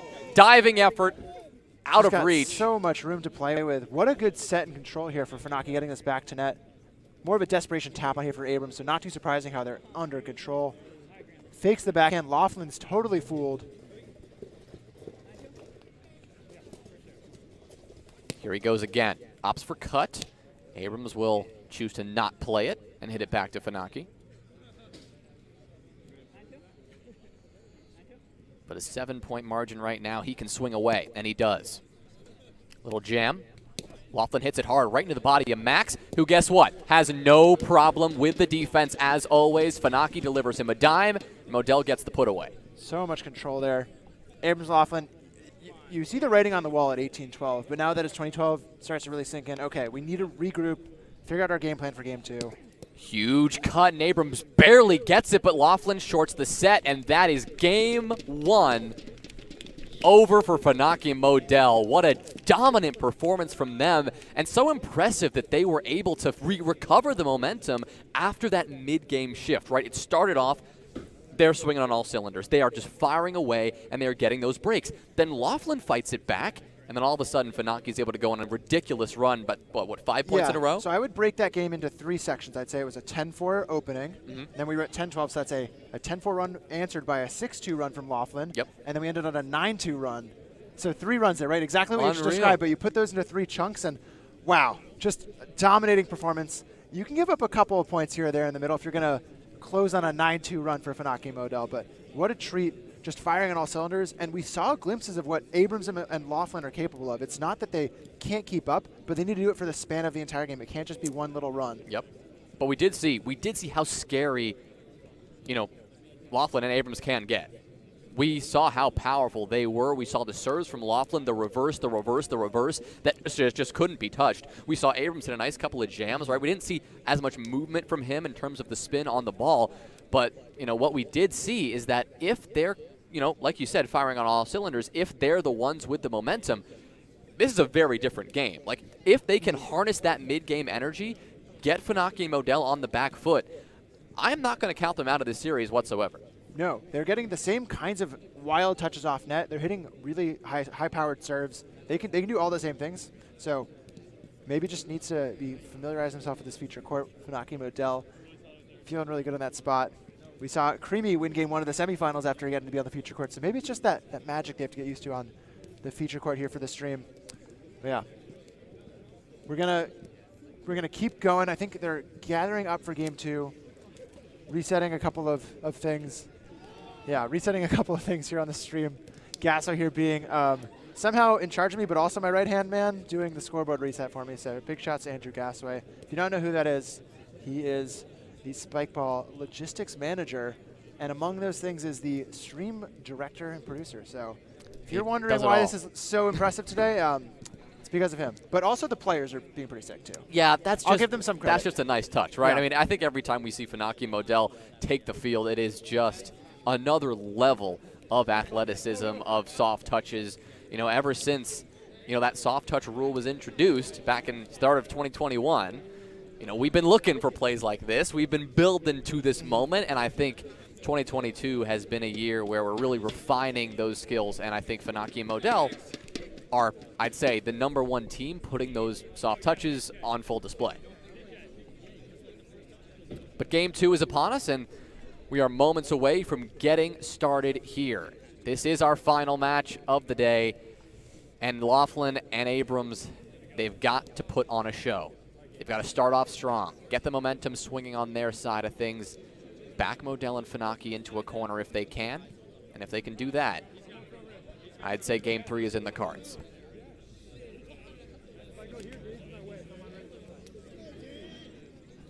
And here we go. Laughlin to start.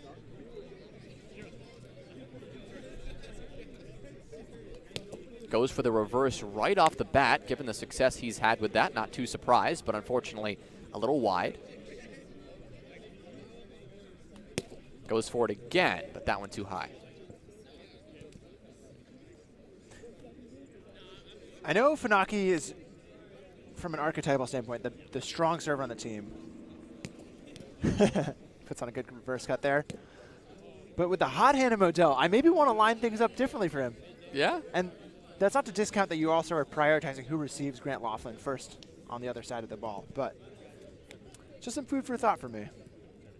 Well, Abrams will look to change things up as he targets Funaki aggressively with a poor swing. The first serve is free, as they say. Near disaster, but crisis averted, so Abrams will just opt to put this one on gently as he does not want to risk endangering the life of Funaki with his second serve. Something tells me they're going to have some laughs about that for a little while, because you rarely miss a serve by that much, but when you miss it by that much, you rarely assault your opponent. Here goes Modell. He goes righty, and that is tough for Laughlin to grab. He will do that, and unfortunately, looks like Funaki and Modell both kind of stuck in those starting positions after the serve. Didn't see the full rotation from Funaki that we're used to seeing. Understandably, it was a really good set from Abrams, and they just didn't track how well it was coming back to center and give him that option. Sometimes you just get outset by the offense. Well, here goes Laughlin again as we've on our next rotation. You saw how much he cut that ball. You saw how much he was torquing off his hand, but unfortunately just a little too much. So he pulled it off the net. Yeah, Gabe trying to show him how it's done. Oh, and he does it beautifully. The recovery dive from Laughlin on the set, just not there. And, well, Abrams has to dive as well to get that back on and just can't do it.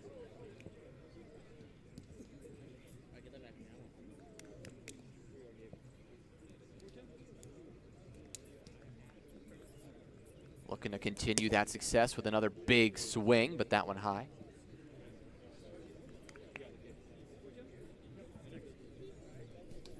There's another one, incredibly low, but Laughlin recovers, and Max Modell just, that one sneaks by him. Uncharacteristic bad touch. And a great find there for Laughlin. Really just, it's a recovery hit almost. Usually you talk about a recovery set. Just saves the point. Good reverse there from Abrams, but Modell is able to get it done, and Funaki, as always, delivers a good set. We saw Abrams there on the defense. Nearly got that touch in the right direction, but both him and Laughlin were kind of colliding in that same point.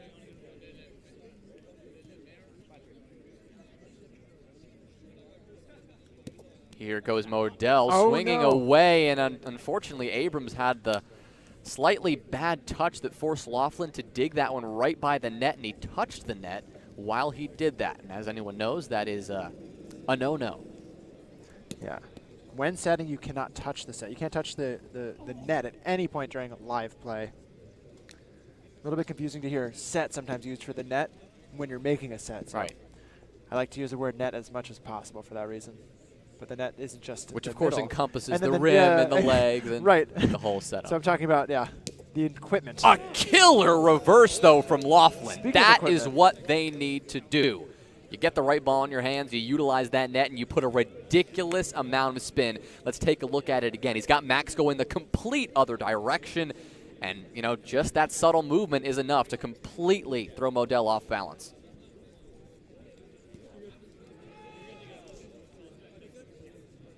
Can he do it again? Almost, as he goes for cut this time. Modell puts this one on 2. He has really no other option there. So Laughlin, when he gets it back, he just sends it up and over. And their start has been much smoother than game 1, keeping things close. And for a player like Grant who can really just go on a tear, all he needs is to stay tight in a game.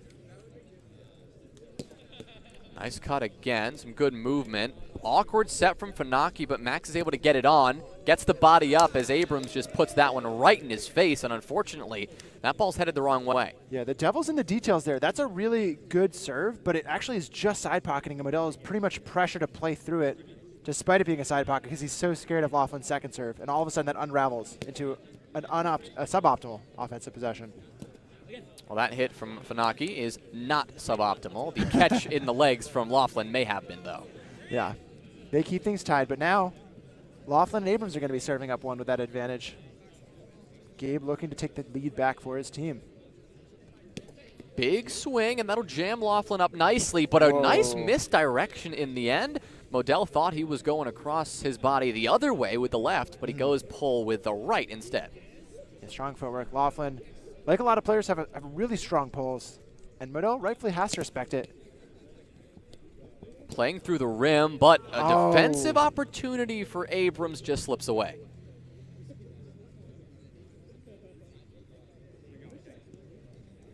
So many of these first serves are being played.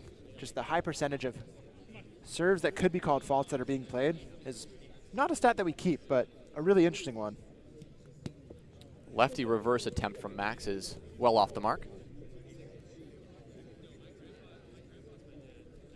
Back to the fakes, and he hits the lefty this time. Abrams with a chance at it, though, and that sneaks by Modell, just by his right shoulder.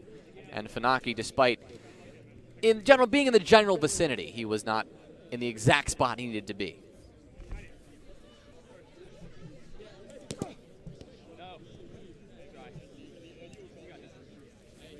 With Laughlin and Abrams up by 1, a position that they're not used to being in after that first game. Laughlin is looking to further that lead, but just can't do it. Tried for the reverse again, it looked like, back-to-back attempts. Neither hitting the sweet spot. And gave some credit to Laughlin as someone who, if he's got the ball and it's a close game, he could go crazy. But right across from him, Funaki is equally liable to do that. Here he goes. There's the reverse, but Laughlin was ready for it. Ooh. The push gentle enough that off the knee of Funaki, it didn't go the right way. It almost got high enough, though. Max Modell needs, what, 3 more inches of height on that set before he can get a ball back to net? Dan trying to get rolling serve-wise. Hit a couple good ones early game 1, but has been otherwise just get him into play. Yeah, nice little drop on from him. And against Funaki and Modell, that's not usually going to end up working out. Yeah, getting beat on that pull, though, is a tough feeling because Laughlin's got nobody to his left. He's got Abrams to his right on the push. If he can get that funnel and force Modell off the push, or pull, excuse me. A lot of fakes there from Modell again. Yeah, the fakes from Modell definitely have me dizzy.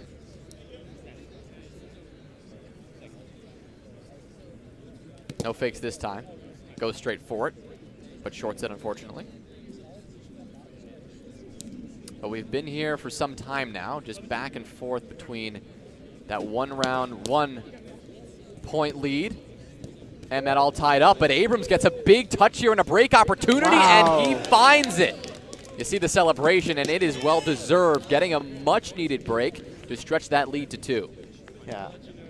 Just sneaks behind Funaki, so Funaki doesn't know exactly how far he's rotated on the backhand push, and he's able to just almost be like a spy in the outfield. Gets that touch and converts the break. And now it's Laughlin with the ball.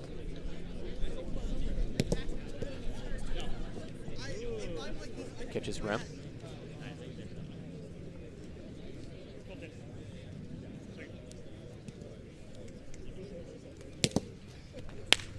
Double fault, unfortunately. The score on your screen reads 12-10 now, but it is 11-12. Diving effort from Laughlin, and the push from Abrams is there. A huge save. That's just a hold, but an important hold at that, one that nearly slipped away. Funaki checking out the first touch. It's always free. Unless you get injured diving for it. Of course. There's no such thing as a free touch. My Not- economics not- professor, not against these professor always guys. told me. Oh. Here we are. We'll rotate here.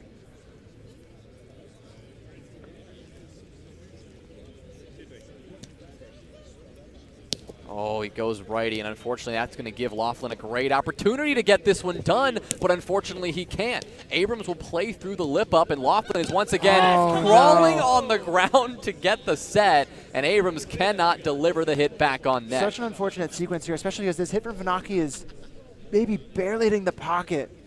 It's so close to being a rimmed hit, a miss hit, and that fear of not being able to just convert that play outright versus seeing what a call would be from an observer is sometimes a choice you don't want to go to.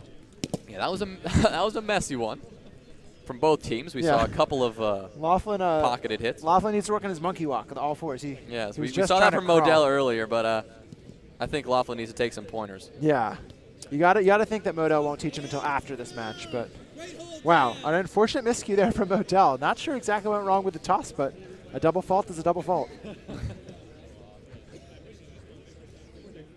Was I too loud there? Did I get in their heads? You may have. Max seemed to have laughed about that one, but Funaki, he's going to recover this with a nice dive. Abrams with a backhand, and Funaki gets a hand on it. Now soft touch. Max has to give chase, though, and Funaki gets it back on the net, but it just clipped rim. I thought that was initially a soft touch, but it's actually just his only hit, his first hit. Right, yeah, this miss hit, it rolled up, so then you hear Modell say, "You've got it," and Gabe's touch goes so far away from Modell, who was right next to him. The fact that Funaki almost got that back after the miscue of the first touch not being very good and the second touch being off net is uncanny, unfair. I would say inconsiderate to people who are just trying to make their in-system hits on that. But it's all right. Funaki's just trying to raise the level of play here. Goes for cut this time. Speaking of things that are raised, that is high on Max's shoulder. Well, despite the shenanigans in the last few points, we are still neck and neck. 15-13. Laughlin opts for the left, but just misses. This game, though, it has been Laughlin and Abrams on top. They are the ones who have held a lead if we're not tied up. And they will continue to hold that as no defensive break will land. Such a tricky spot there. Modell wasn't sure if the ball was going to get touched by Funaki, so he slowed up on chasing the ball in that gap. And it's exactly where Dan Abrams hit it.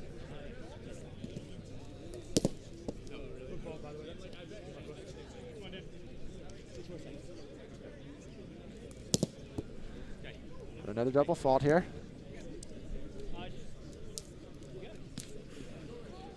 We've seen Funaki and Modell in a very similar position before. Down by one, nearing the end of this game too. Are they going to be able to get a break, get a couple of aces to swing the momentum in their favor? If not that, is it the defensive touch that they're going to turn to?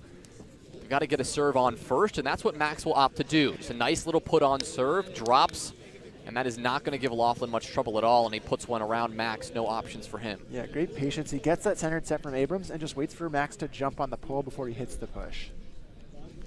Here comes the swing and a nice low reverse from Laughlin, but there's Max finding that lefty dive again. That's been missing for a few points now, delivering a beautiful strike. Just pushing to keep them in this one. Funaki serving just down one here. Couple fakes. There's a good cut, but Abrams recovers it nicely, and that is a good hit after that initial challenging receive. You get a serve like that in your hands. Sometimes it can pop off in unpredictable directions, but Laughlin recovered it nicely, and Abrams delivered a clean hit. Yeah, Modell is somehow getting all the way around, just inches through the gap. That's a good jam. That's going to force Max to challenge for this, and that was not easy to do. He tried to get that one back over his left shoulder, and unfortunately just misses the touch. now a 3-point advantage for Laughlin and Abrams. Which is very, very different from 2. Especially when Abrams can hit a wicked cut and get this one into game point range. Laughlin tells his teammate to do it. There goes Funaki. Abrams with an incredible hand on it. Gives it to Laughlin, who puts it away. That's game 2. He said to do it. They did it. We talked about how they could do the same kinds of things, get those great athletic touches and apply serving pressure that we saw in game 1 from Funaki Modell. Really, all we saw there was just a flip of the script, a little less swingy back and forth. It was more or less a tight game, and just around the low teens, Abrams, Laughlin get that advantage. That 1-point lead becomes 2, 3, 4. Ultimately, a 5-point win there, 21-16. Wow. I mean, it certainly didn't feel, I mean, a 5-point swing is a pretty substantial swing in round net, especially, when these games are so close and when every single serving break matters. But, I mean, when you think about it, Max and Gabe, they're winning points when they are allowed to get athletic. We saw those opportunities in game 1. Yeah. Where were those opportunities in game 2? They just weren't happening. Whether that is a product of not as many good serves on the net from Gabe and Max, whether that is a product of just better offensive play from Abrams and Laughlin, it's hard to know that for sure. But what you definitely know is that the scoreline reflects just the lack of ability of them to make defensive touches. Yeah, we're seeing a couple of those plays where one of the last plays, Funaki got a great serve on the net, and Abrams had that clean put away low. Right. Laughlin had a nice backhand flick push, and those are all really representative of just the sets from Laughlin and Abrams have been really clean. And for Funaki Modell, they got a lot of really good body touches in game 1. They were playing a little more often in game 2. More or less, they're playing body defense when they feel like they can get directionally set and get off center. But if the sets are really centered like this, they don't have a lot to work with, and they're really just guessing, reaching for things. So, well, they can guess the right spots in game 3. It's game 3, though. They'll get some touches. Yeah, it's game 3, and I mean, only anything expect can more. happen. You right? can only expect more from them in game 3. Exactly. We have no real idea what to expect here. And the fact is that, Funaki and Modell have been in this exact position before. In Richmond, in our, second challenger event of the year, but in our first stream of the year, we saw Max and Gabe in the finals against Ryan Gross and Ravi Kandula, and they duked it out. It went to game 3, and then, despite holding a lead late in game 3, Ryan and Ravi were able to close it out. I know second place is nice, but they would hate to be the runner-up again. Yeah. They definitely want their day in the center of the podium picture. But it's also a place that Laughlin and Abrams have yet to be.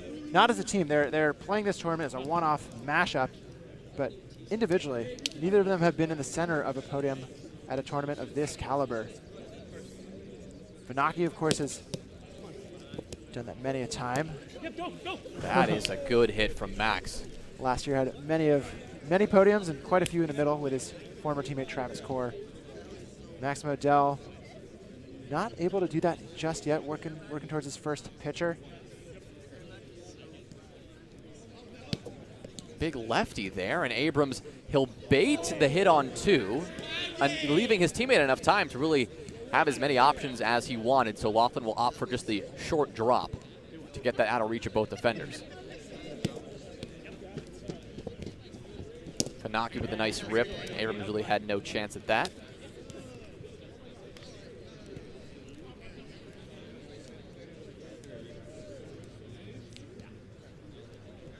Okay, Funaki now to serve. Abrams thought about that one. Maybe playing that one over his head, but he'll let that one go past. A rundown play is better than a no-touch ace, is all I have to say for Dan Abrams. There it is. He got a hand on it, but it didn't matter. The lowest reverse you're ever going to see.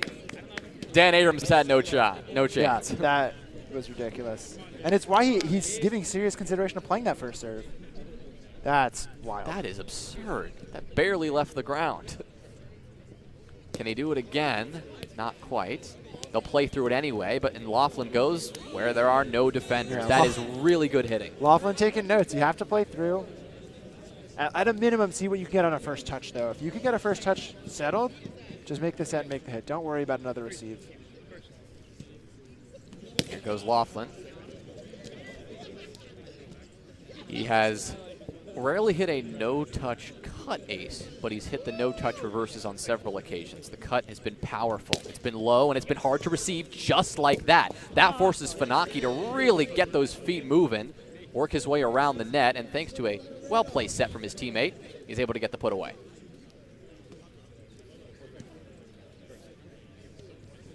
Funaki looks on. Doesn't look like he's ready to jump into defense. He's got his hands on his hips. He's always ready.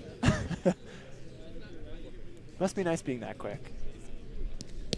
There goes Max, keeping it low, forcing Abrams to work for it, and Max with a diving hand on it will at least give his partner a look, but Funaki thinks twice before sending it all the way to the other side of the field for that ball.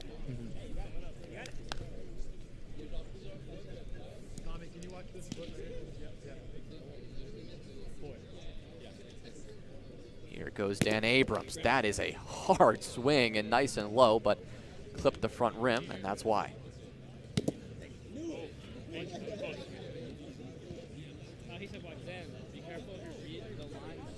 Yeah, that one I thought it was good, but A little bit of chatter. The observers just giving their inputs there to make sure the players are not making any infractions that they could avoid, like stepping on the service line. Feels like a silly one to be doing. Gabe with the reverse, and that really allows Laughlin to get his hand on it nicely, and both Funaki and Modell opted to crowd the net there, and Laughlin, seeing through that, just puts it up and over. Even if you're taking off, that ball's going so far away.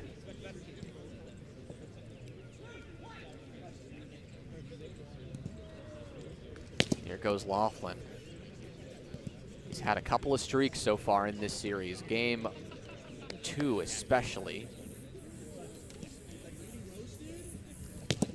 But it looks like in game 3, we have yet to see that momentum swing.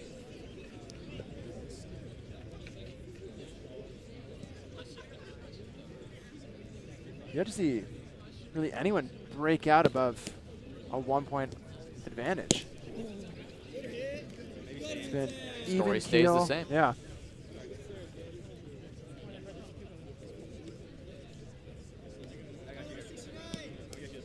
It was a good serve from Modell, don't get me wrong. It just wasn't good enough to give Abrams any trouble.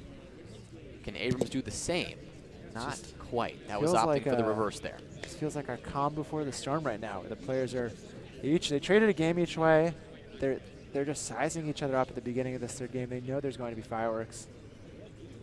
Opts for the drop, and Modell adapts nicely. He rips hard, and it pops off Laughlin's body. Abrams cannot get there. The touch is not far away from going straight up to his teammate, though.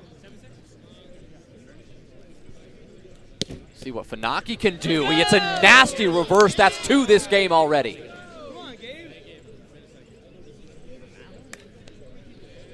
The replay shows it. The last one barely left the ground. This one has a bit more height to it, but is just as deadly.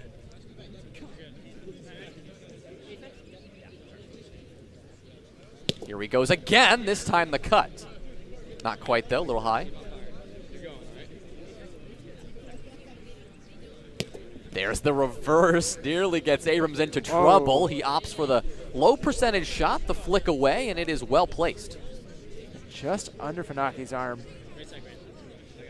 Usually that low percentage shot results in a touch that is ungettable for the defense. It's interesting to see him going for that low percentage shot right next to the opponent. Risky, but got the job done. High risk, mild reward. Oh, and speaking of reward, Laughlin ties this game right up. There's a 2-point deficit for just a moment. Now we're tied again. There is still a lot of value into just swinging hard. I mean, that ball, it was right at Max's shoulder, but it was hard enough, and it did move enough that Max had a little trouble getting that into play. Laughlin opts for the reverse this time and chooses the spin route instead of the speed route, but it misses the net entirely. Definitely 2 popular choices. Oh my there gosh. goes Max Modell with a beautiful right hand, something he has to have been training recently because that thing is ridiculous. Yeah, he's getting so much respect for his left hand that it means if he can execute, it's an open hole. Just exploiting that for aces right now. Goes righty again, but Laughlin respects it more this time. That one called no good.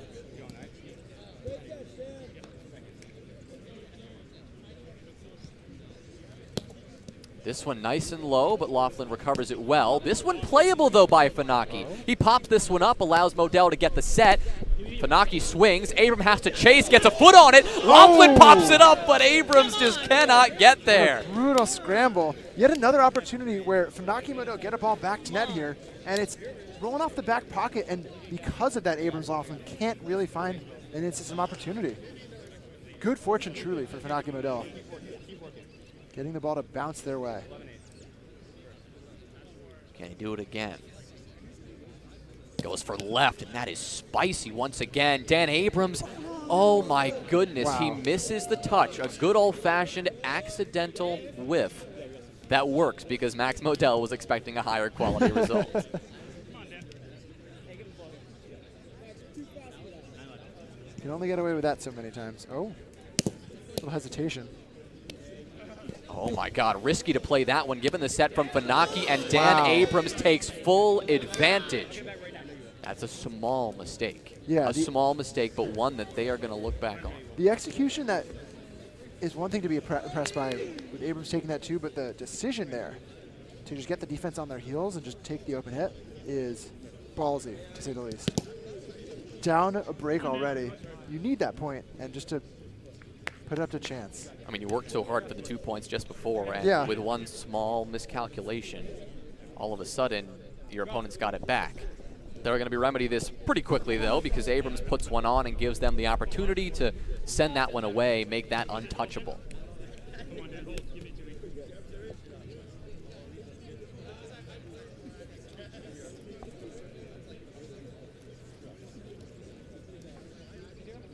Funaki's trying to extend this lead. Goes for the right.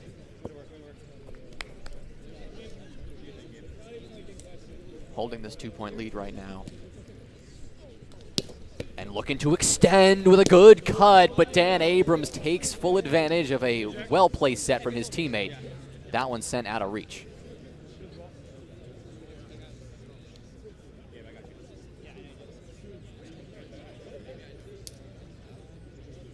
We're getting to the point in this game where both teams can see the finish line.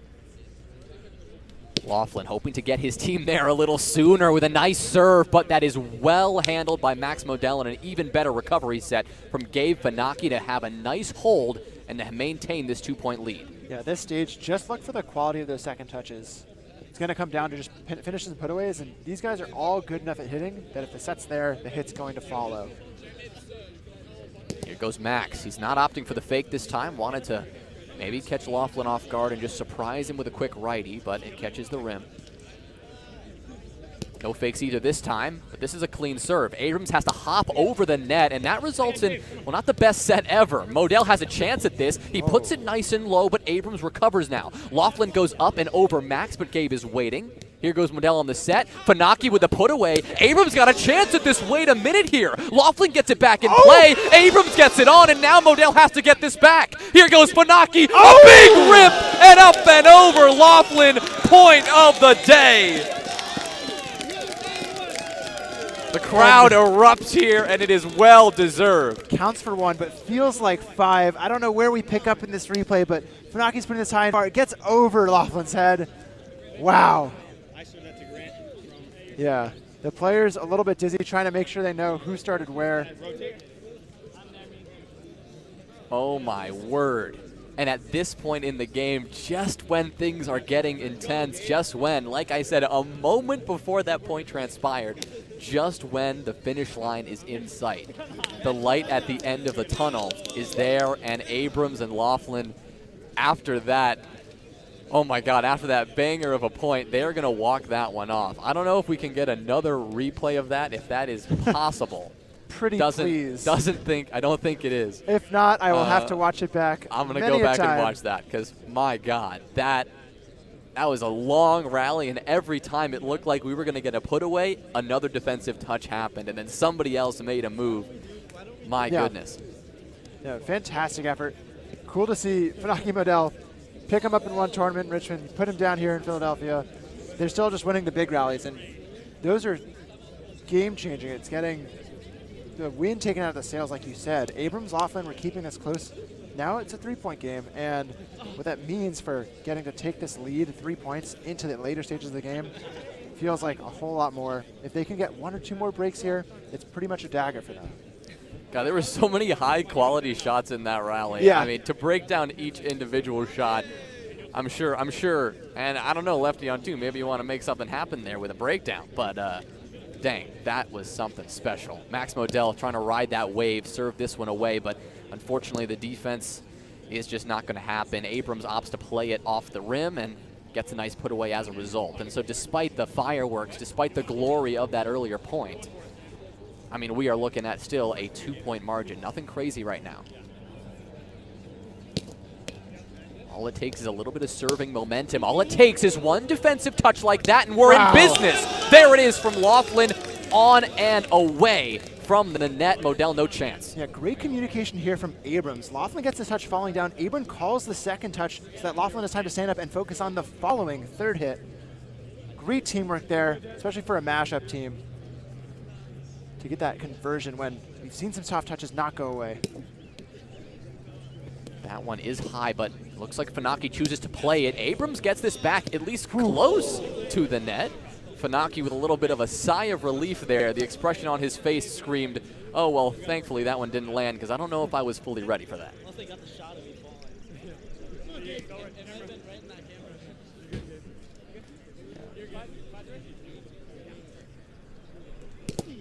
Interesting footwork there. Observing Funaki there. Really close body sense and then just unreal as it opens his hips.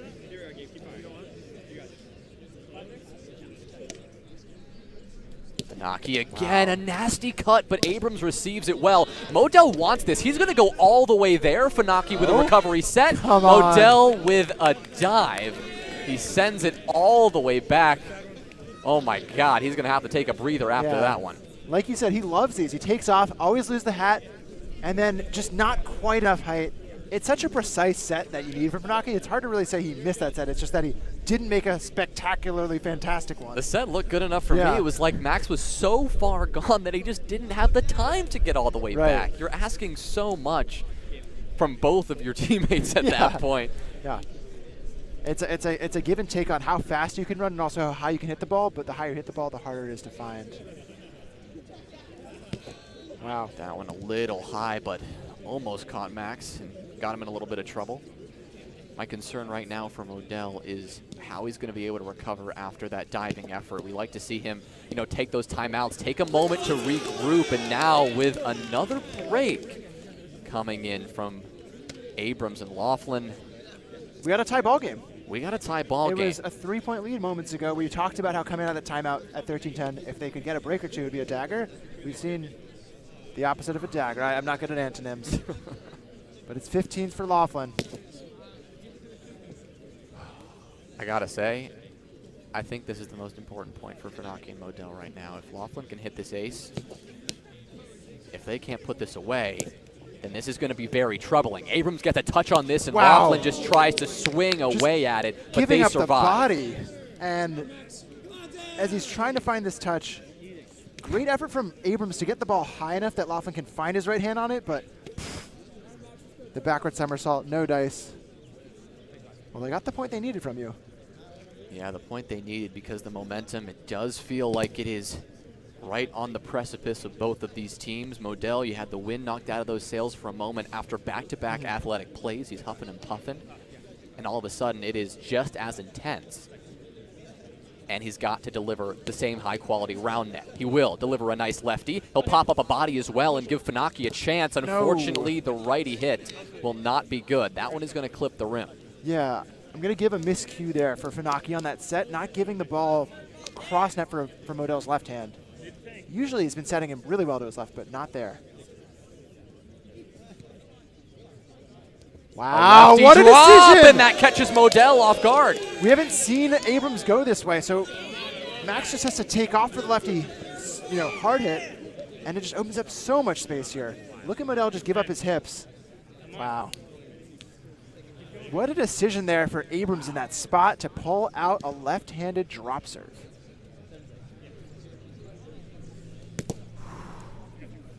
If Abrams hits a serve here, I mean, I don't know. This is going to be tough for Modell and Funaki to recover from. It's 17-16. Match point right around the corner. Are you kidding? Not quite. Just Not rim. quite. The answer is yes. My heart nearly. Yeah. We all gasped here in the booth. Funaki, he wants to go right back into it. Doesn't want to waste any time. Modell just gets his body in front of it, but it's not good enough. And Laughlin's getting the ball in hand with a lead for the first time in many points. A scary prospect for Modell on the receive.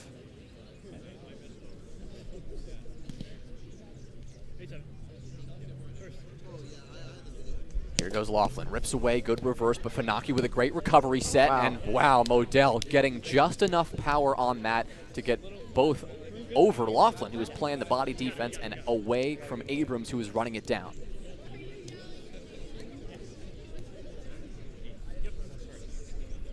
Here goes Modell.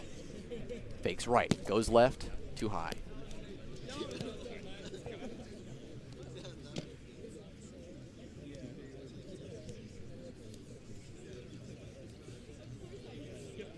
Second serve.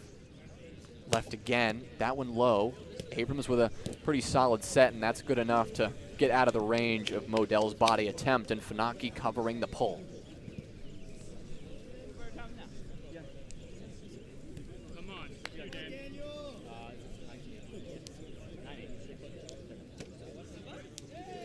Abrams now rips away. High, and Modell's going to choose not to play it.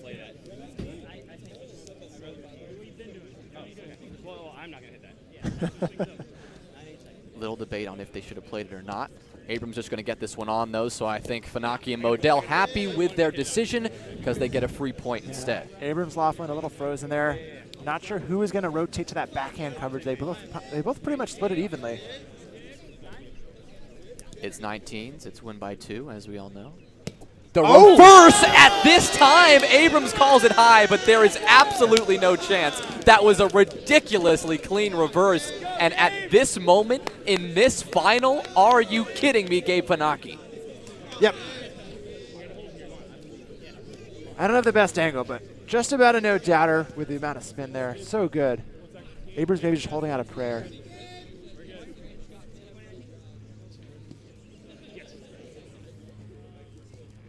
Goes again, and he goes righty and nearly gets him to bite. The entire crowd just let out a gasp because they saw how Laughlin was going the other way. If that serve landed on the net and didn't lip up, we're in business. His second serve will be no good, so we are all tied up going into extras here in the final. The exact situation where Modell and Funaki were last time they were in a final. Laughlin to serve. Big reverse. Funaki receives well with his left and now goes lefty on the net as well, and it is just good enough to give Laughlin some trouble. Not quite. Just good enough. It's going to have caught the rim. Great descriptor. That caught the rim, though. Yeah. Oh, no. Yeah, I was going to say, I thought it just caught rim or something on the side pocket. That makes some sense why it bounced there. With a chance to put this game away then, Max gets a touch on it, and now he has to go back to the net, and just in the nick of time, saving their lives here in this final. The crowd, you can see them, they want this game to go longer. They want more, and they're going to get more. We're tied at 21.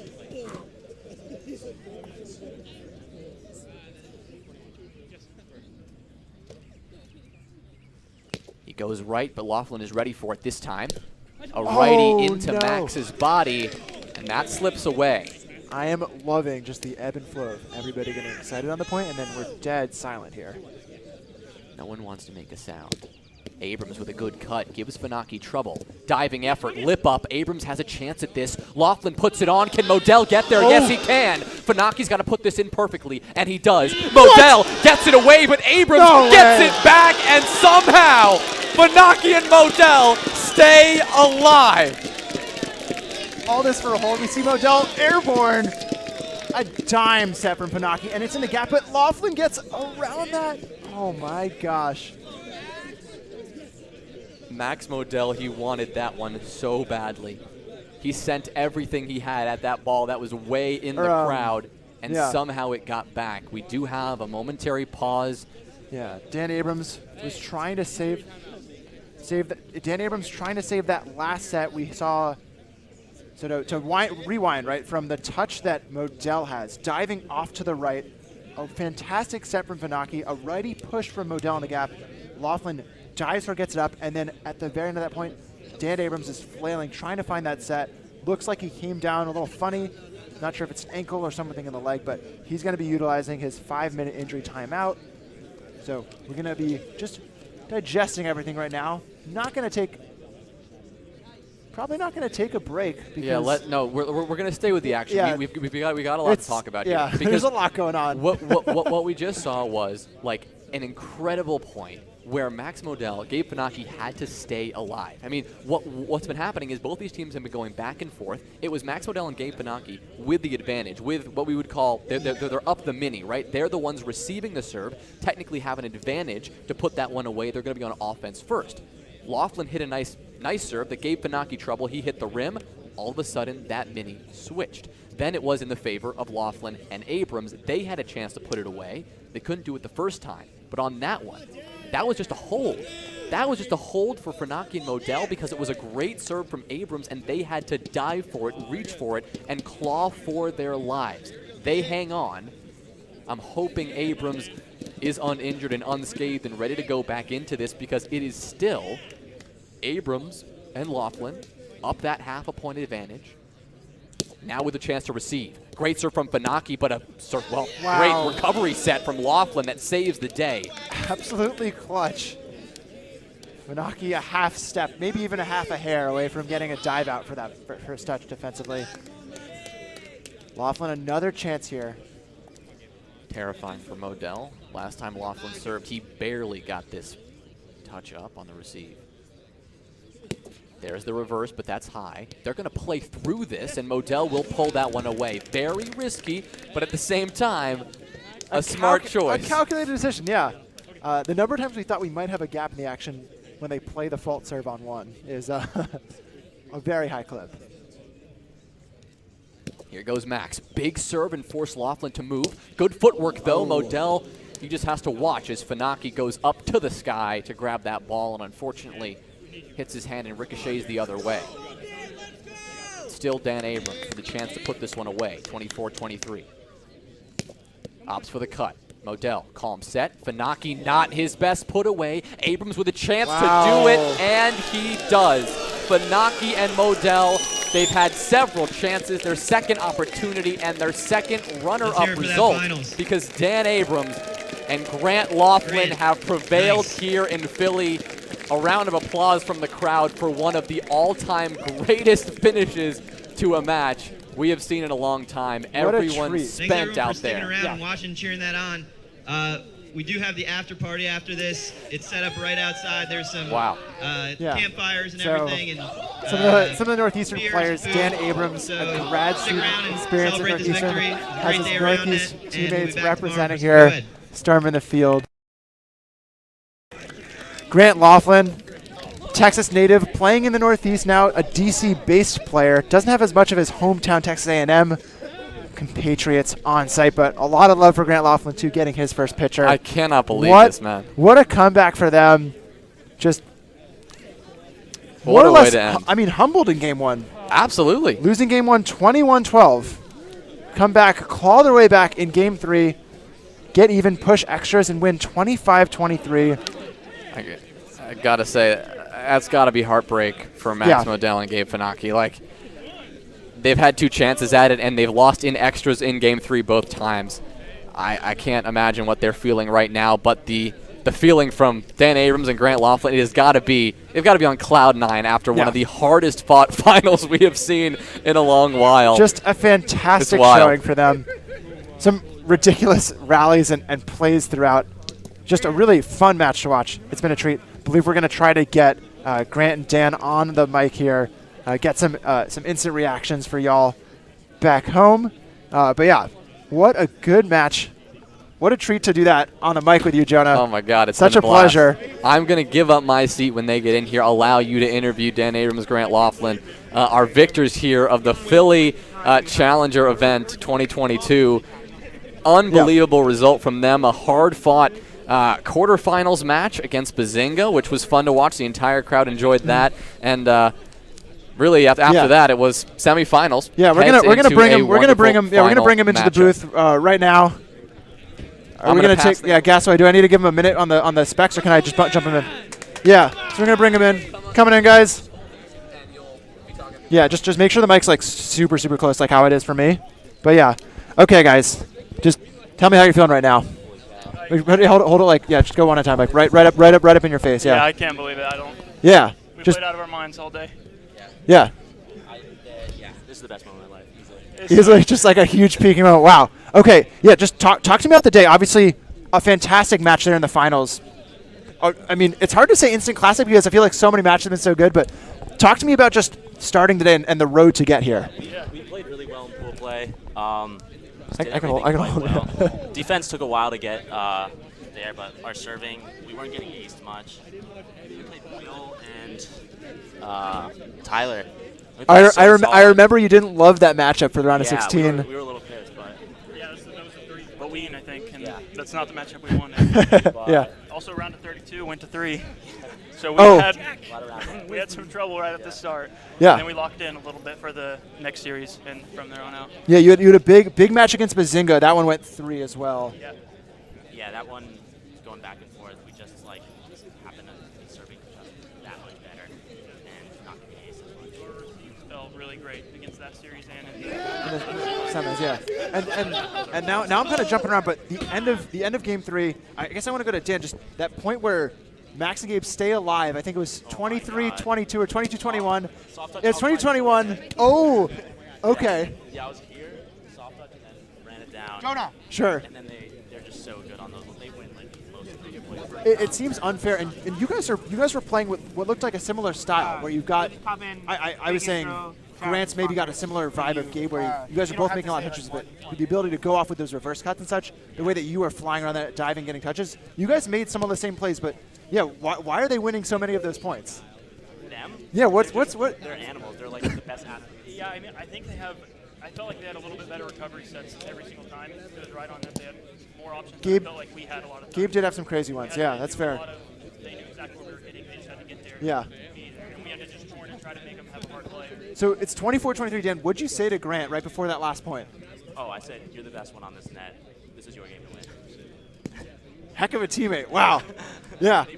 Yeah. Yeah. What's up? What's up next for you guys in the Spec Ball Tour Series in Round? What are you guys up to? Me, I have college nats.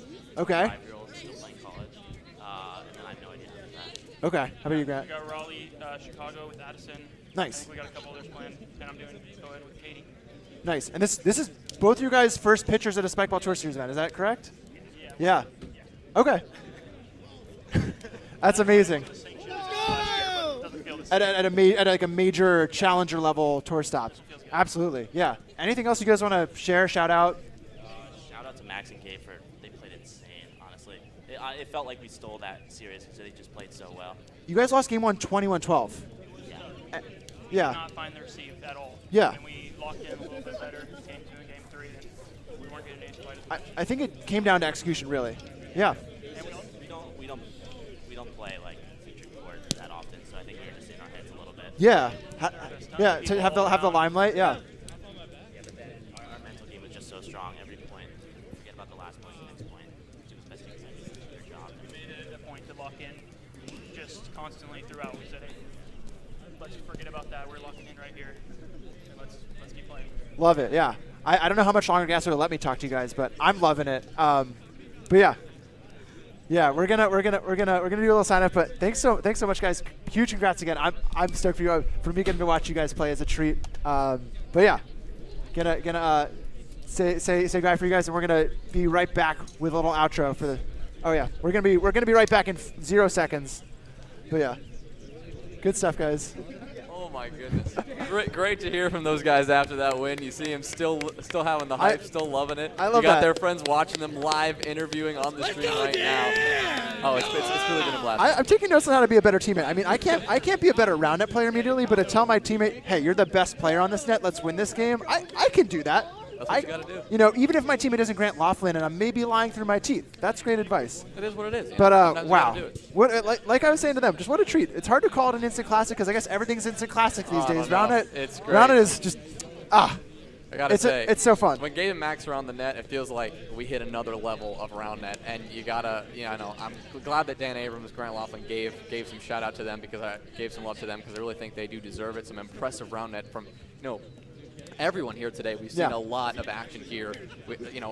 100+ teams. We had a lot of teams. Do you know how many teams we've had? It's like 160 today, I think, 160 right? plus teams, something ridiculous. We had a great turnout. The fans here were amazing. I want to thank you all for coming out here, and all of you who tuned into the stream as well. A big shout out to all of our amazing sponsors, of course. You got VII Apparel, Protein 2.0, Stewart Spiked, and Hampton Farms. Gotta be a huge shout out to all of those sponsors who made this event possible, and of course, we love coming back to these events, love putting on these events, and clearly this community continues to amaze, and the Roundnet quality continues to increase. I have been Jonas Rollinger, joined by Ben Dantwitz. We've had a blast commentating for you today, and we'll see you next time. So long. In your first Roundnet tournament, this will be the only division with the gentleman serve rule.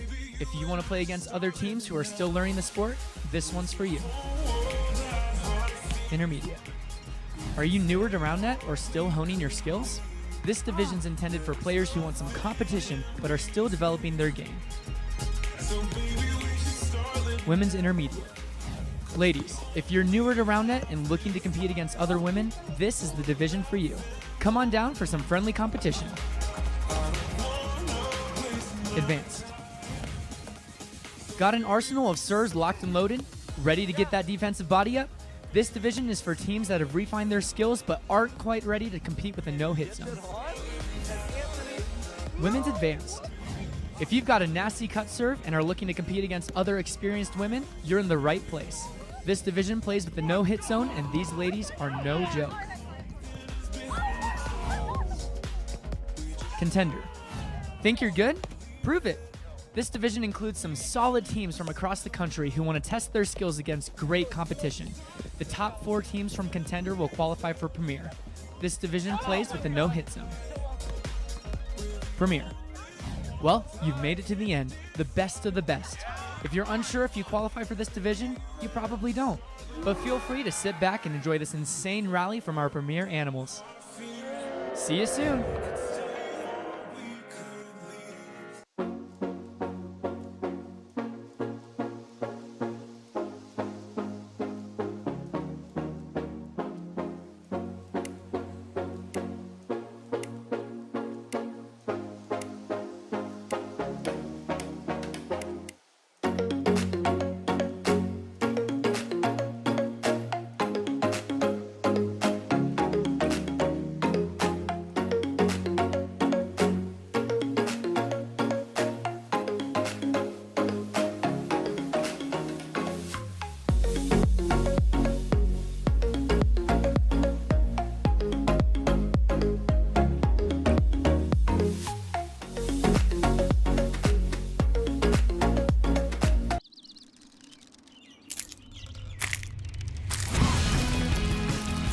Hampton Farms peanuts, roasted with delicious flavor inside the shell. Available in salted, unsalted, and Cajun hot in the produce section of a grocery store near you. Shell, yeah.